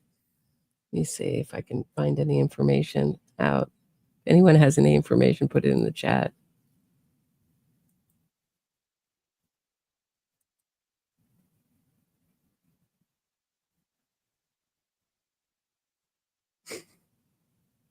This witness is from X. This witness is getting slaughtered. He was offered as an accident reconstructionist, yet he didn't do his own reconstruction, write a report of any kind, test anything. Yeah.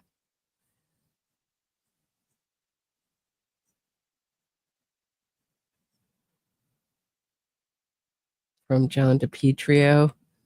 5 hours ago, Hank Brennan goes over and chats with Peggy O'Keefe, John O'Keefe's mother, who tells Hank Brennan he's doing a wonderful job, really great.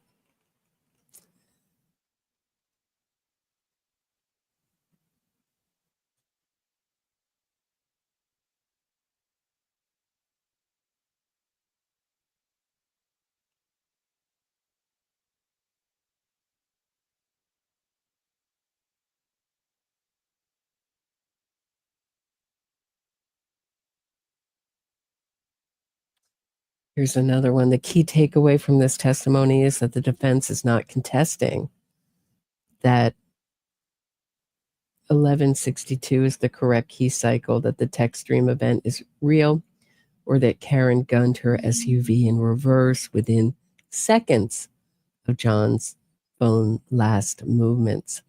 They're merely quibbling over a few seconds.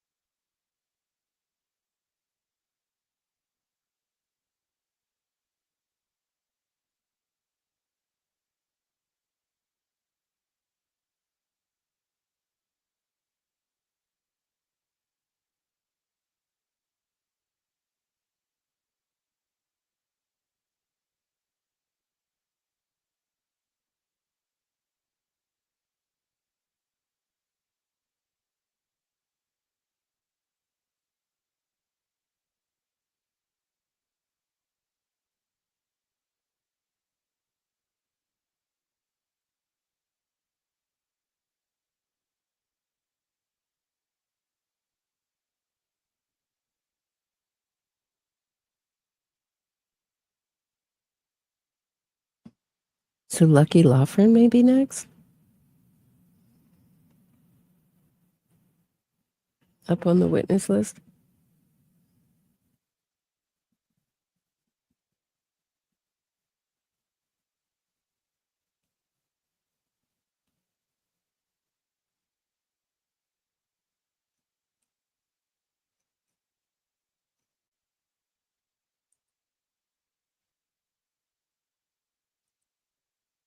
Thanks, Newton Wellness.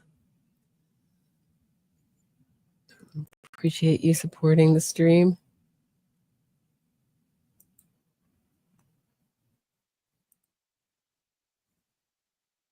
Oh, so it must be a voir dire of Lucky Loughran again? Oh, maybe it's someone else? I don't know. He's a terrible witness. Terrible witness.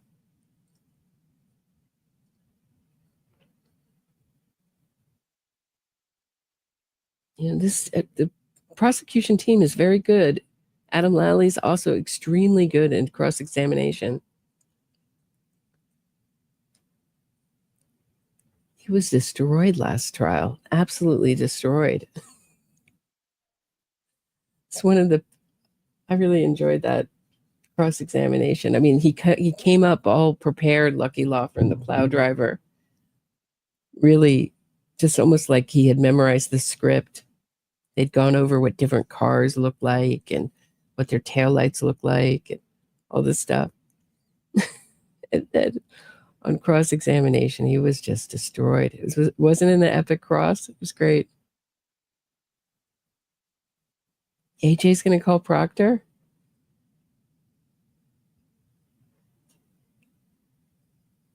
I can't believe they're going to bring in Michael Proctor. It seemed to me like, I don't know, the way I see it is when did he say that? It seems like they want him to be not seen because he comes in and he actually goes into why he got fired. It's going to be very anticlimactic for the jury, but if they don't already know. They made him out to be a monster. And then they get mean texts and having a beer and driving, you know.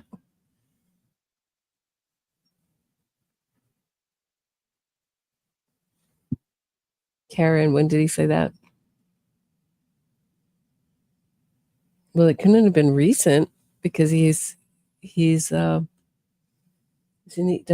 there a gag order in place? This is before the gag order. It doesn't look like they're going to call any of these witnesses. But let's see how it goes. I wouldn't be surprised if Karen Reed testifies against advice of her counsel. If she feels like it's a real sinking ship.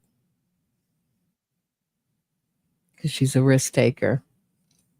And she'll think that, you know, she's overconfident. She thinks she'll be able to save everything.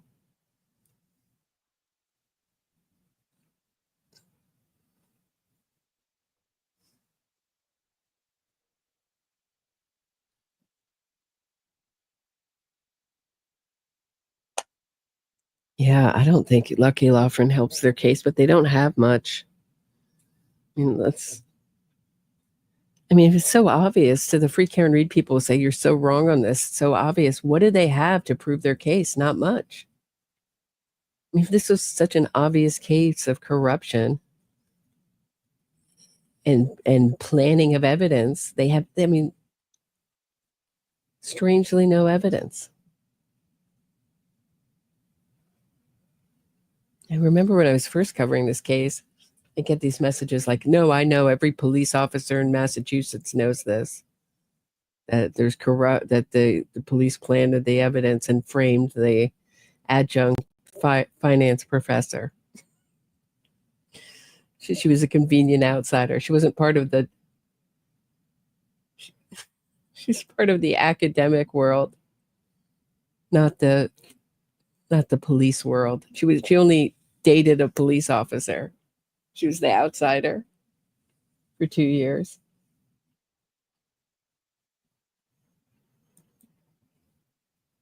The guy is under the bus.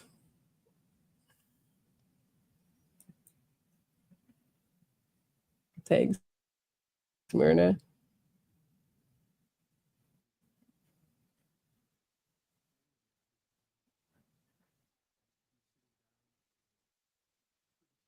I don't think they're going to call Proctor. That's just my feeling. That's just my instinct. But I've been wrong before. I could be wrong again. It just seems like they're going where they're going on this is to leave these people be all shadowy and kind of imaginary figures. Make them scarier by their absence.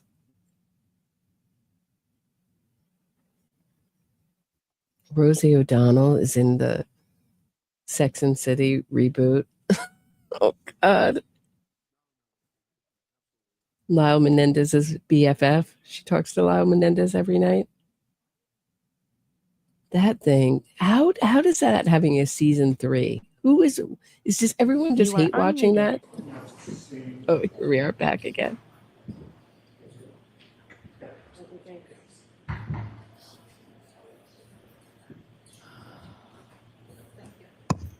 Floor is now open. You may be seated.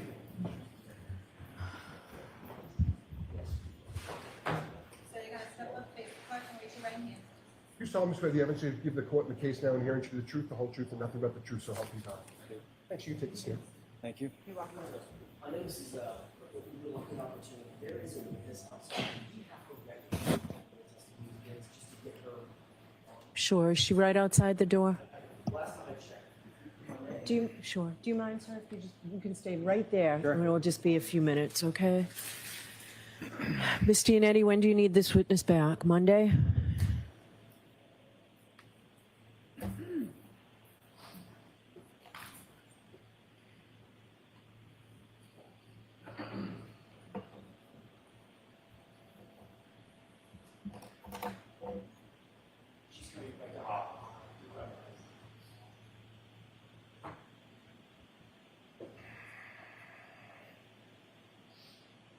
So I'm going to need her at a microphone. Do you have one on council table there?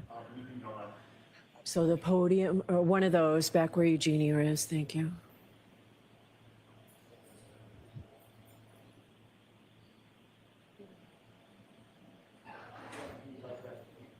No, there's a microphone a little closer. We're just follow the.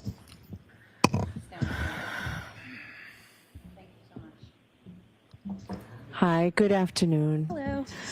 Could you tell me your name, please? Kelly Dever. And Ms. Dever, you've been summoned here. I think I saw you earlier. You've been here all day? Yes. All right, so we're not going to reach you today, unfortunately, but you were summoned to be here? Yes. All right, so that summons is still good until we reach you, so you're going to have to come back Monday morning, okay? Yes, ma'am. Do you agree to do so? Yes, ma'am. Okay, thank you very much. We'll see you Monday morning. Be here before 9, okay? Will do. All right, thank you very much. Thank you, Your Honor. Go ahead, Mr. Alessi. Oh, geez, Yannetti. That was a big compliment, Your Honor. Thank you. Good afternoon, sir. Would you please state your name and spell your last name? Jonathan Diamandis, Diamandis. You've also been here all day. Yes, Sorry for making you wait. no problem. Do you know former State Trooper Michael Proctor? I do. How do you know him? I've known him since middle school, probably the 6th grade. Grew up with him, essentially? Grew up with him, been friends for 30 years. Okay, and if you just keep your voice up, Sure, yeah. I'm sure other people can hear you, but this old guy. Can we turn off the fans and the air conditioning? Are they all off? We're just going to do that, sir, so that we can get through this a little bit. Absolutely, sure. Much better, thank you. So you say you've known him since middle school, elementary school? Yes, Graduate high school with him? yes, And are you friends after high school as well? yes, Do you have his cell phone number in your phone? I do. Have you texted with him over the years? I have. In fact, were you on a group text chain with him that lasted a number of years? Yes, I would like to show you a document, sir, and I'm going to ask you to read it to yourself familiarize yourself with it, and then when you're done, look up at me, okay? Okay. May I approach? Yes.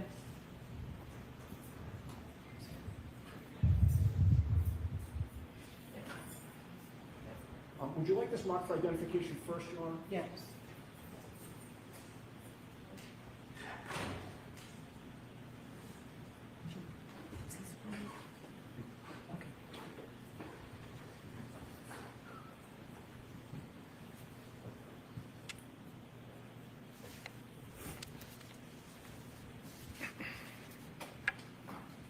Exhibit N for identification.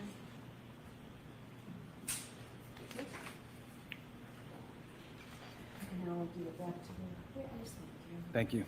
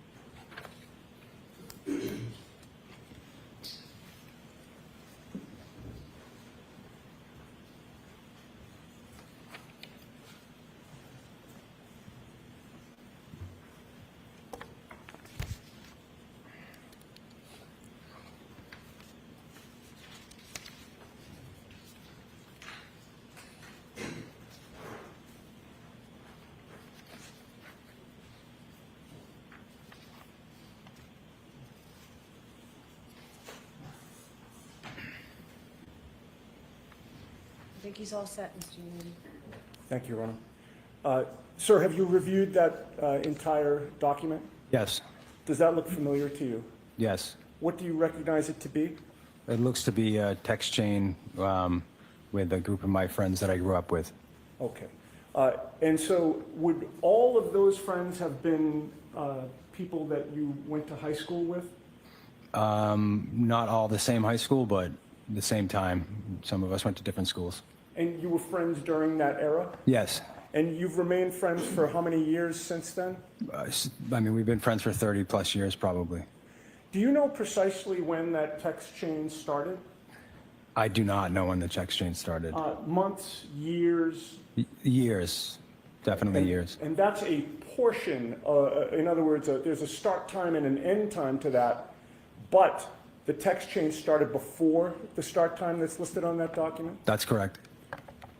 Now, I'd like to ask you about 5 different categories of information that allow you to identify the text chain. First of all, directing your attention to page 1. That is an unredacted version of this. Do you see your phone number on page 1? I do. And is that accurate in terms of your phone number? It is. Well, do you have a passcode on your phone?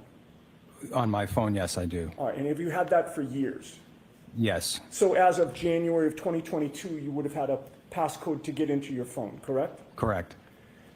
With regard to the typing of text messages, you didn't appear to be too active on this thread, is that correct? Not from what I see here. Did you see one entry that you actually did text?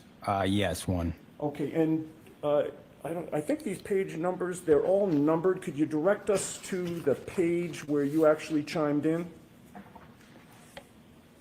And if I suggested to you, it might be 4 from the end.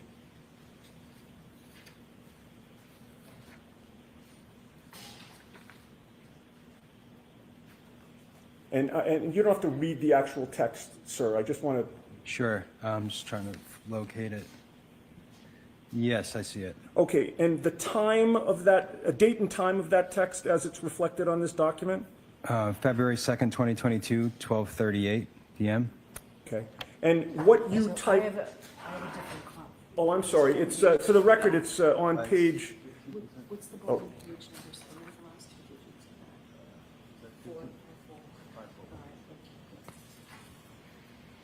that? 4. And for the record, reading what is typed there, does that sound consistent with something you might chime in a text message, a text chain of this sort?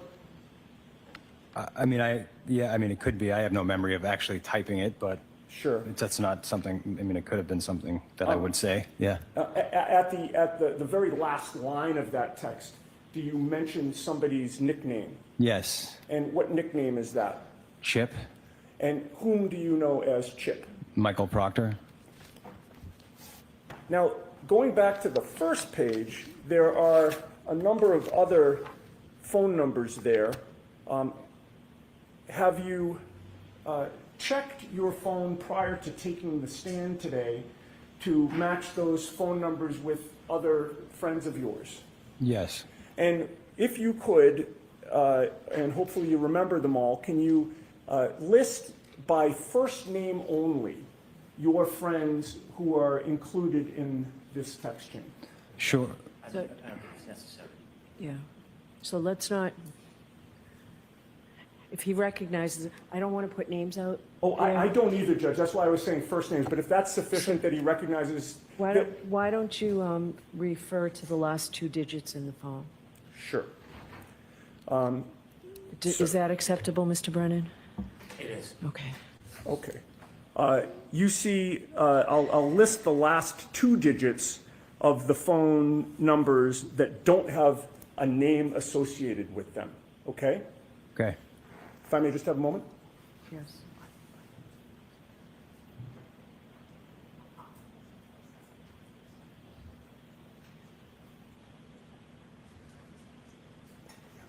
Yeah, of course. Okay, starting with the phone number that ends in 51. After you checked your contacts, is that a friend of yours? Yes, it is. Who was on the text chain? Correct. With regard to the phone number that ends in 68, same question. Is that a friend of yours who was on the text chain? Correct.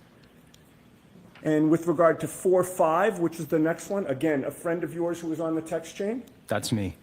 Oh, I'm sorry, that is you, of course.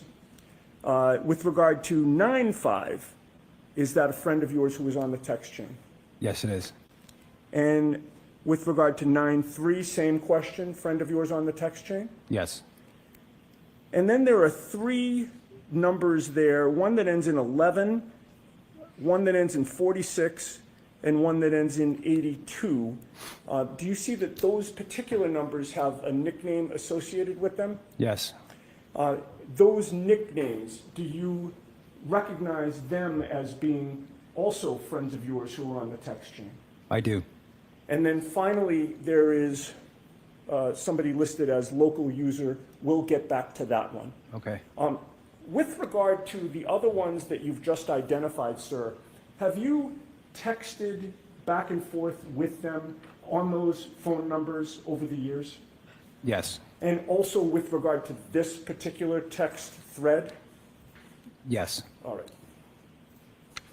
Now, I'd also ask you, with regard to the content of these messages and who said what, and particularly focusing on the one that's identified as local user. Having read that text chain, were you able to determine who local user is? Yes. And who is that? Michael Proctor. And was that by the content of the messages that Michael Proctor typed that you recognized it? Yes.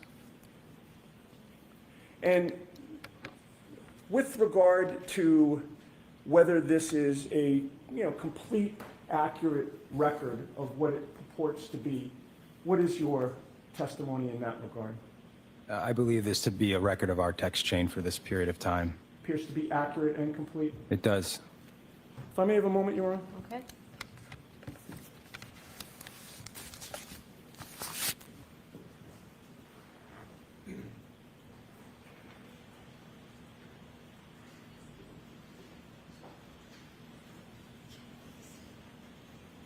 Just one more question for you, sir. Does the text message chain that you read fairly and accurately represent the circumstances of the conversation that was going on? Yes. Nothing further. Mr. Brennan? Good morning. Good morning. Good afternoon. Do you have an independent memory of any of the text conversations in the package that you reviewed? I do not have a memory of this happening. Thank you. Nothing like that. All right. So, sir, I'm going to ask you to you're all set. Okay. I'm going to ask you to step down. Okay. Thank you. Your Honor, given that unfortunately this witness was not reached by the jury today, I would like him recognized as well. He has counsel here with him, right? Does he have counsel here with him? All right. Sir, you'll make sure your client is here when we need him? I will do so, Your Honor. All right. Thank you. My name is Thomas Campbell. My office is in Boston. And I'll speak with Mr. Campbell in terms of an appropriate time of day. He's been very cooperative. All right. So, sir, you can leave. Okay. Thank you. All right. And thank you, Mr. Campbell. We'll see you.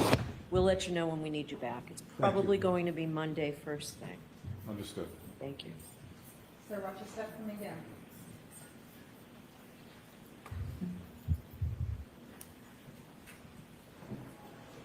All right. We'll hear you, Mr. Yannetti. So, Your Honor, my understanding is there's an objection, so I've got to respond to the objection. I want to hear you as to why this is admissible. That's fine, Your Honor. I just have a moment.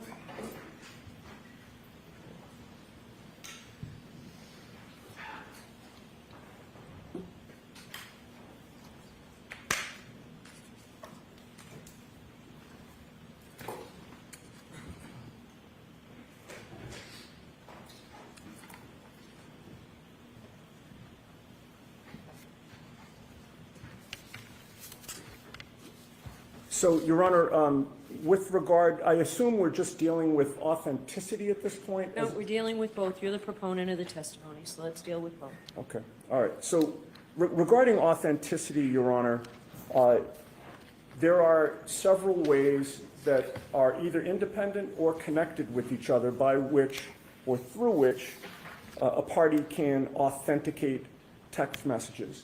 The majority of the case law out there are defendants having appealed judges' decisions to admit text messages offered by the Commonwealth, and the majority of the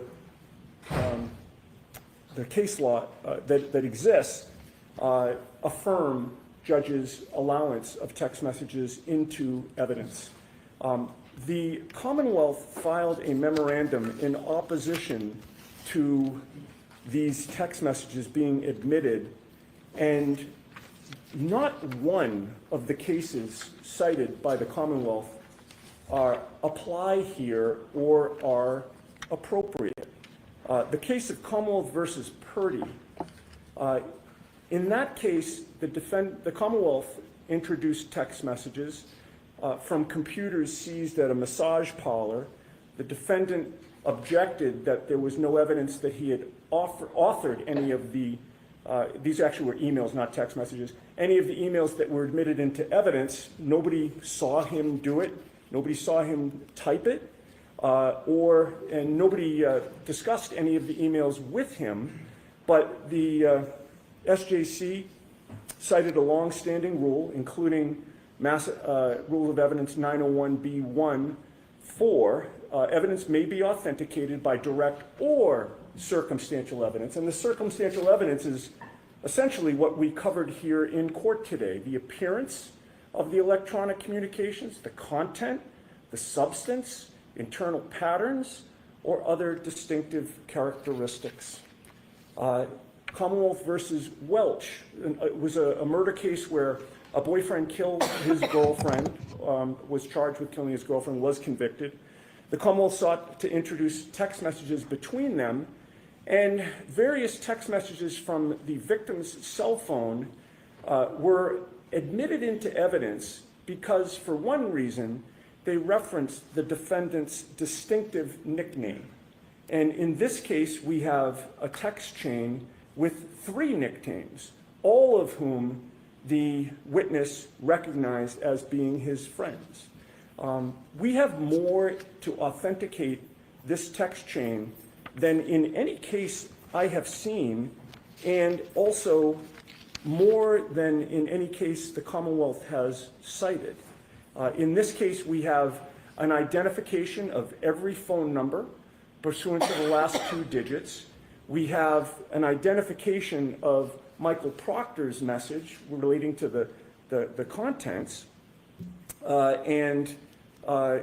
have evidence of the witness's cell phone requiring a passcode, meaning that in order for his phone to be active in this chain, he would have had to have unlocked the phone with the passcode. And he testified that what was in the content of the message that he identified as being his is consistent with something that he would have said. And not only that, but he adds a 4th nickname, that being Chip, that being Michael Proctor. The Commonwealth, with regard to Commonwealth versus Welch, which is again cited in their memorandum, this opposition, Your Honor, they state what appear to be rock solid black and white legal principles, but when you scratch below the surface and you actually read the case stands for nothing in terms of what they've represented it to be. They stated that in Welch, the court must find that each and every communication was authored by the individual member of the group. That's just plain false. The case doesn't say that at all. It's nowhere in that case. And in fact, the messages were let in, again, because of the circumstances and the content of the messages. Commonwealth versus Raposa, another case that they cite. The defense sought to call a neighbor to testify that he had seen the victim alive after the defendant had confessed to having shot him, another murder case. The problem was that the neighbor denied making the statement, so the defense wanted to call the neighbor for the sole purpose of impeaching him with his prior statement that he supposedly made to the police and use that statement as substantive evidence. So in that case, the defendant wanted to use an out-of-court statement for its truth. It was rank hearsay. That case had nothing to do with text messages or statements used to show state of mind or electronic communications. But somehow it makes its way into the Commonwealth's memorandum. Commonwealth versus Rajiv R., which is the second to last case that they cite, that dealt with a search warrant done at a juvenile's home. The police officer in that case was allowed to testify to what he was seeking, which was the goal of the search warrant, a firearm allegedly in the juvenile's possession. And he was also allowed to testify to what the juvenile's mother did during the execution of the search warrant, which is she directed the police to the juvenile's bedroom. The Commonwealth cited that case to say you can't use hearsay when trying to prove a Bowden defense or present a Bowden defense. That case had nothing to do with Bowden. The evidence was admitted to explain what the police were doing in the home. So it's a situation where, there are times when, the police stop somebody on the street or the police get a search warrant and then they show up at a home, and rather than just have them magically appear at the home with the warrant, the police are allowed to give some circumstances as to how they got there. Nothing to do with Bowden. It's just giving the jury a fuller picture. Yet it was represented to you by the Commonwealth that, geez, this is a Bowden issue and you can't use hearsay to present a Bowden defense. Commonwealth versus Sullivan, exact same situation. Testimony was admitted about DNA on evidence matching the defendant's DNA from a national database. The Commonwealth cites 3 principles. It's almost like they're setting a standard down that the court is supposed to follow with 3 factors. But again, none of the 3 principles that the Commonwealth cites is found in Sullivan at all. They're not even mentioned in the case. They're simply made up and put in a memo to ask this court to do something that the case does not support. And again, it has nothing to do with Bowden. So now we come to the arguments about the fact that the Commonwealth is claiming that these statements are hearsay. They're not. These statements contain insults of my client. I'll be kind and just mention the word. So I read them. Yes, okay. Well, I mean, Your Honor, if you're going to allow this into evidence, I'll stop talking. Otherwise, I have to make my argument. I understand what you mean by insults. Okay. So I won't even mention them then. The Commonwealth is essentially arguing that we're offering these text messages to show that the insults were true. That's a silly argument. Obviously, we're not. Hearsay has 3 components. These are all statements out of court. None of them are offered for the truth of the matter asserted. None of them. Even the statement when Michael Proctor says that the homeowner's not going to catch any grief because he's a Boston cop. We don't know if that's true or not true. It's offered to show that Michael Proctor believes it's true. He's the lead investigator in the case. He has input into the case. He can decide who's investigated or not investigated. At least that's our argument. It's all consistent with our defense. It's offered to show his state of mind. Everything that he says is offered to show his state of mind and to show his bias. He, as the lead investigator, his bias in what he does or doesn't do. And in fact, Mr. Brennan said at sidebar earlier when we started this conversation that Bowden deals with what was done or what was not done. We're entitled to explore what was not done and not done, and we're entitled to explore why. We have evidence of why. We have Michael Proctor's words about why he did or didn't interview people separately, why he waited, for instance, a year and a half to interview a plow driver who was out there on January 29th, why he treated some people with kid gloves and other people with brass knuckles. He's stating it in these text messages. She's going to go down for this. We're going to pin it on the girl. We're going to make sure that there are some serious charges. She's effed. Those are what he says about, those are the statements he makes about Karen Reed in the infancy of this investigation. And to the contrary, is anything going to happen to Brian Albert? Nope. He's a Boston cop too. These are all statements about Michael Proctor's state of mind. The prosecutor and I have been over the statements. I realize he's objecting to the admission of these statements. I don't think he has a legal argument that passes muster to do that, but should the court allow them in, we're agreed on everything except for 3 entries, which I think we could deal with pretty quickly. And unless the court has questions, I'd rest on that. No, but I'd appreciate a copy of whatever you've agreed upon. Okay. So it's been a long day for staff, so I don't need to sit here and go through each one. Just get me a copy of what you've agreed to. Okay. So this is the only marked copy. I'm happy to hand it to the court. And you can take care of it and email it in. We'll do that. Thank you, ma'am. So, Mr. Brennan, I'd like to hear you on admissibility. I haven't decided admissibility, and I'll hear you on authentication.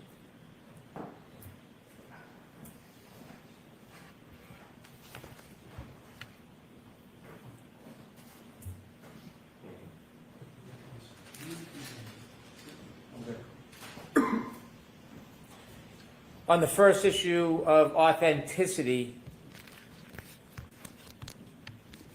this witness has no memory of any of the text messages. I think it's fair to conclude he's on the text message string. He recognizes the people on it, but there is no authenticity if he doesn't recognize them. The person that could best authenticate these text messages is Michael Proctor.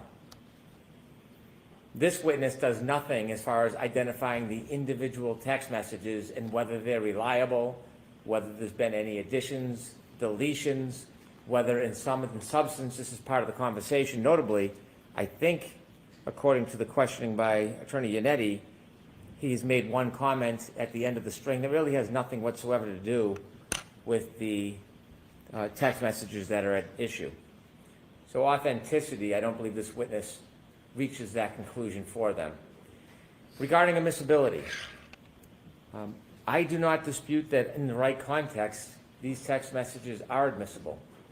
If there is an investigator in a case that makes derogatory remarks about an accused, I can't say that doesn't go to bias, nor do I reject the idea that it shows an unfairness or a motivation. But really, you need to put that in context, and I think Attorney Yannetti highlighted that. He says that this is not hearsay,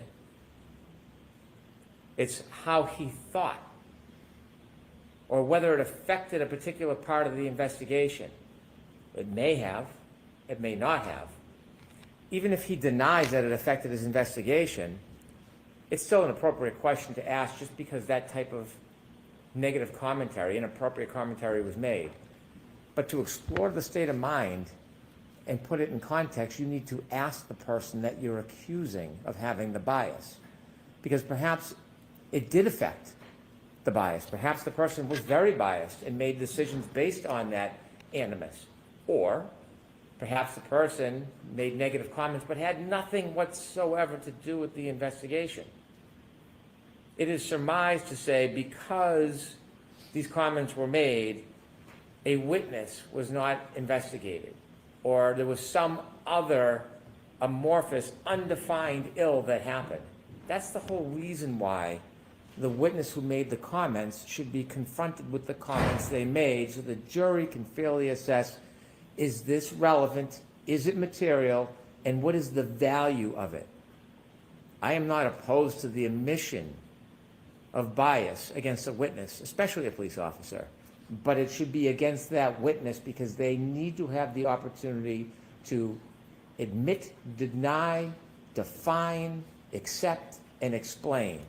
By putting these messages in with sidestepping, calling Mr. Proctor, they are trying to gain the advantage of putting information in front of the jury that has no context, suggesting it has a value that has not been defined, and then, as Mr. Yannetti just did, making an argument that because the comment was merely made, that therefore there was a consequence, and specify a consequence where there's no factual basis to conclude. Because he made a derogatory comment, he didn't investigate or speak to a plow driver for a year and a half. That defeats the purpose of defining the value for which this is being admitted. I do have some issue that it's really not under the context of Bowden, because this doesn't have to do with the adequacy of a police investigation. It has to do with bias. And that purely is the state of mind of the person who made the comment. I would not get in the way of confronting the witness about their bias if they were called to the stand. But to put it in this way invites speculation, it invites manipulation, and it invites a party on either side to portray this in a way that is not factually viable.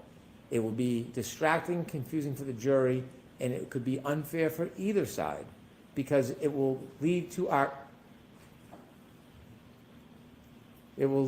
arguments about what it means without a factual basis. And so my position is I don't necessarily disagree that it's relevant, but it should come through Michael Proctor, and if the defense wants the value, they should call Michael Proctor. Mr. Yannetti, do you want to respond? I know we're 3 hours late from our, I won't belabor the points. I would state the following very as succinctly as I can, which is, yes, it goes to bias. but it also goes to the adequacy of the evaluation. The two concepts are intertwined. If you're biased or exhibit bias, the defense should be able to argue that the investigation was not adequate. I would note Mr. Brennan is not sitting at defense counsel table in this case. We appreciate the offer to help us with strategy about which witness we should call, but that's solely the province of the defense to determine which witness we want to use to authenticate and admit text messages. That's our choice, and we should not be deprived of that choice because Mr. Brennan thinks there's a better witness that should have introduced the text messages. There is no rule, there's no best witness rule in this case. I believe my co-counsel has already made that argument in another circumstance. His arguments, Mr. Brennan's arguments, go to the weight, not the admissibility. He is fully entitled to cross-examine this witness about all of the points that he raises, and in conclusion, Your Honor, he complains that we have not called Michael Proctor. I think that's the whole impetus for this objection, so that we will call a witness that they do not have confidence in to call themselves. It's unheard of in a murder case that you don't call the lead investigator, but that's what's happened in this case. We should not be forced to call Michael Proctor so that Mr. Brennan can then cross-examine him and lead him through basically his entire closing argument. He is entitled to call Mr. Proctor in rebuttal. He has every right to call Mr. Proctor again. I would rest on that. Thank you. Okay. And just the very last thing, there's Commonwealth's motion for reciprocal discovery. Is there any objection to that? Yes. It's not in compliance with Rule 14. Okay. We don't have any written communications with Ms. Dever, and they've asked for all oral communications to be reduced to writing, to be turned over. That's not in keeping with Rule 14. All right, so you're saying two different things. So you don't, this information doesn't exist because she has not had communications with you, right?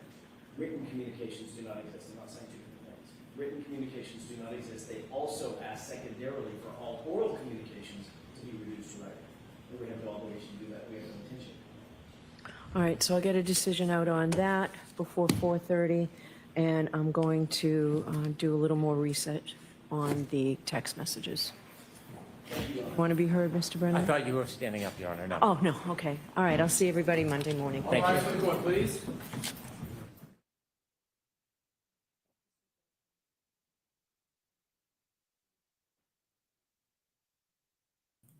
Fascinating ending there, huh?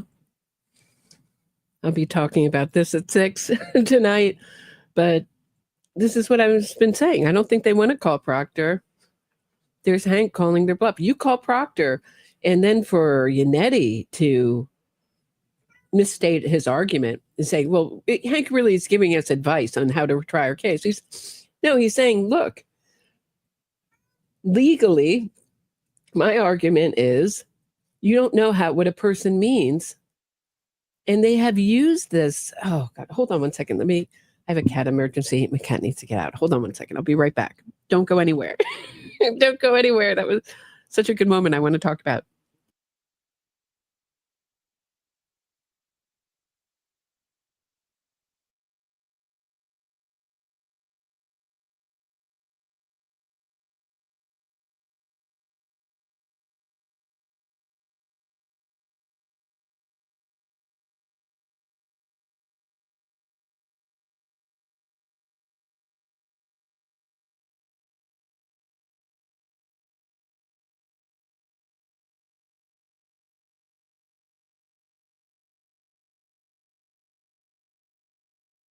I'm sure Walter Cronkite had to do that, right? All the great reporters have to pause to let out their cat from the room they're in. But I thought, for Yannetti to come back with such a weak argument, like Hank Brennan just wants to give us advice. No, his argument was a legal argument. You have people making inferences on what that person meant. These text messages. And we still don't know really what he meant. He's not a Boston cop. He could have been, he's a Boston cop. He's not going to get in any trouble. But hey, you know what? He's also a Boston cop too. right? I didn't mention that he was about, but he's not going to get any trouble because he had nothing to do with it. But did I mention he's also a cop too? Did you know that about the homeowner? It could be, there could be so many different ways you could say that. He's not going to catch any shit. You know, if you do, Alan Jackson in his opening, because he's a Boston cop too. We would never give another Boston cop shit, you know? I do live in an apartment, but I'm in a room and there's a door, Debbie. So when the door closes, I got to let him out. Yeah, the cat goes into the other room. That's where he goes. It's not outside. It's just another room. Yeah, my cats don't go outside. I would never let my cats outside in Manhattan. Forget it. Yeah, they're always on the wrong side of a closed door. So anyway, I don't know. It seems like Brennan thinks that these witnesses are coming in. I think it's a real mess. I mean, they're going to bring in all these people in this text message. Just bring in Proctor's text without bringing Proctor. You know, come on. And I think I've been right all along. They don't want to bring Proctor in because Proctor is not a bad witness. He comes in and he's sympathetic. What are they going to do then? He's not the big monster they've made him out to be. Ditto his friends. You know, this guy has friends he's been friends with since, you know, he was a little kid. Well, that's a real terrible person. So, yeah, I don't know. I thought that was fascinating. My feeling is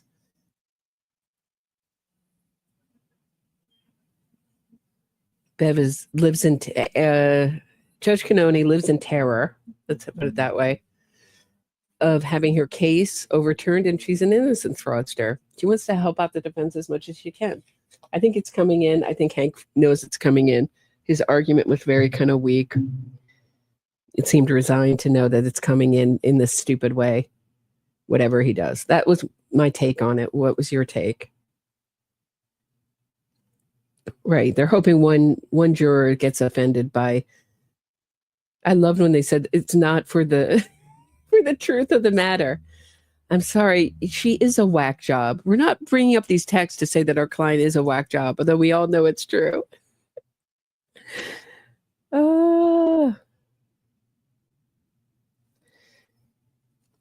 So, yeah, I don't think he had any. I don't think if I had real hope that I thought I could make my argument after Yannetti just mischaracterized my whole argument, I would have gotten up again, but he just sat back and was like, eh.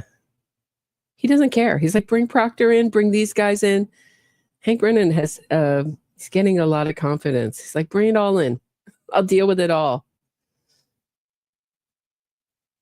So this is, I mean, their first witness is that guy today.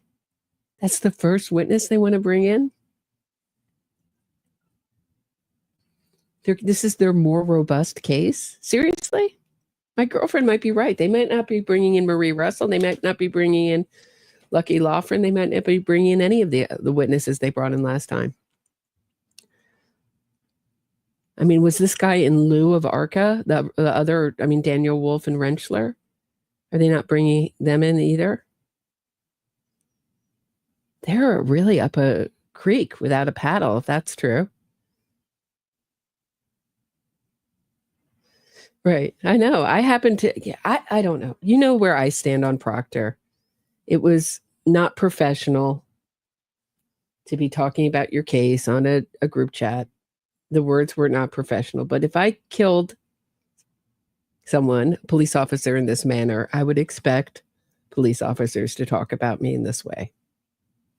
Whether it's sexist or crude, I would expect it.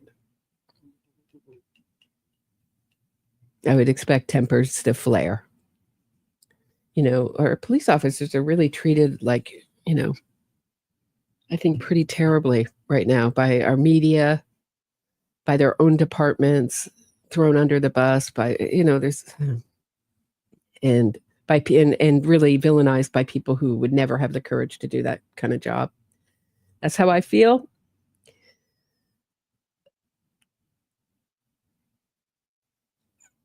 All right, I'll see you guys at 6.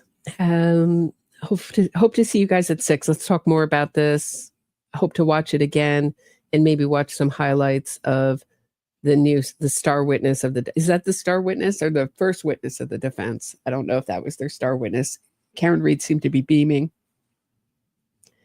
I think he was like killing it through his testimony. As he sweat flop. What is it? Sweat flop through his testimony. See, at 6 Eastern Standard Time. Yeah, every night. That's when I go live. So I'll see you guys then in an hour and a half. All right. Thanks so much for watching this with me. And for those who please support the stream, support these live streams. These are 100% supported by you. Links are in the description of this episode. You can buy me a coffee, send a donation to the channel via Venmo, or join Patreon and get access to content you don't get anywhere else. All the links are in the description of this video. Thanks so much for watching with me. I'll see you guys at 6 Eastern. Have a great night.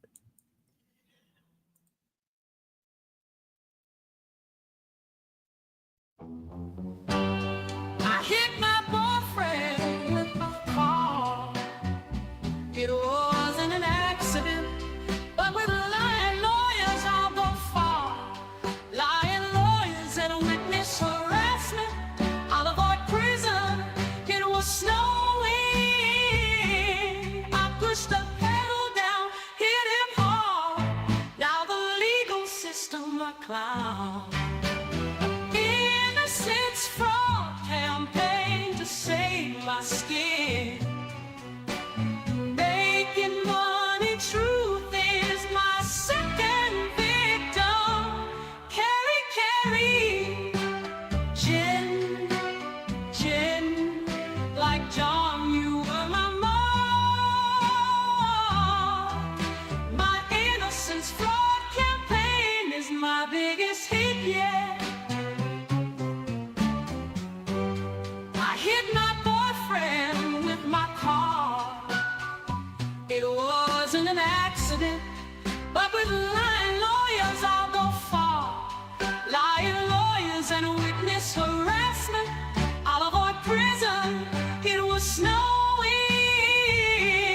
I pushed the pedal down, hit him hard. Now the legal system a clown. Innocence fraud campaign to save my skin. Making money, truth is my second victim. Carry, gin, like John, you were my mark. My innocence fraud campaign is my biggest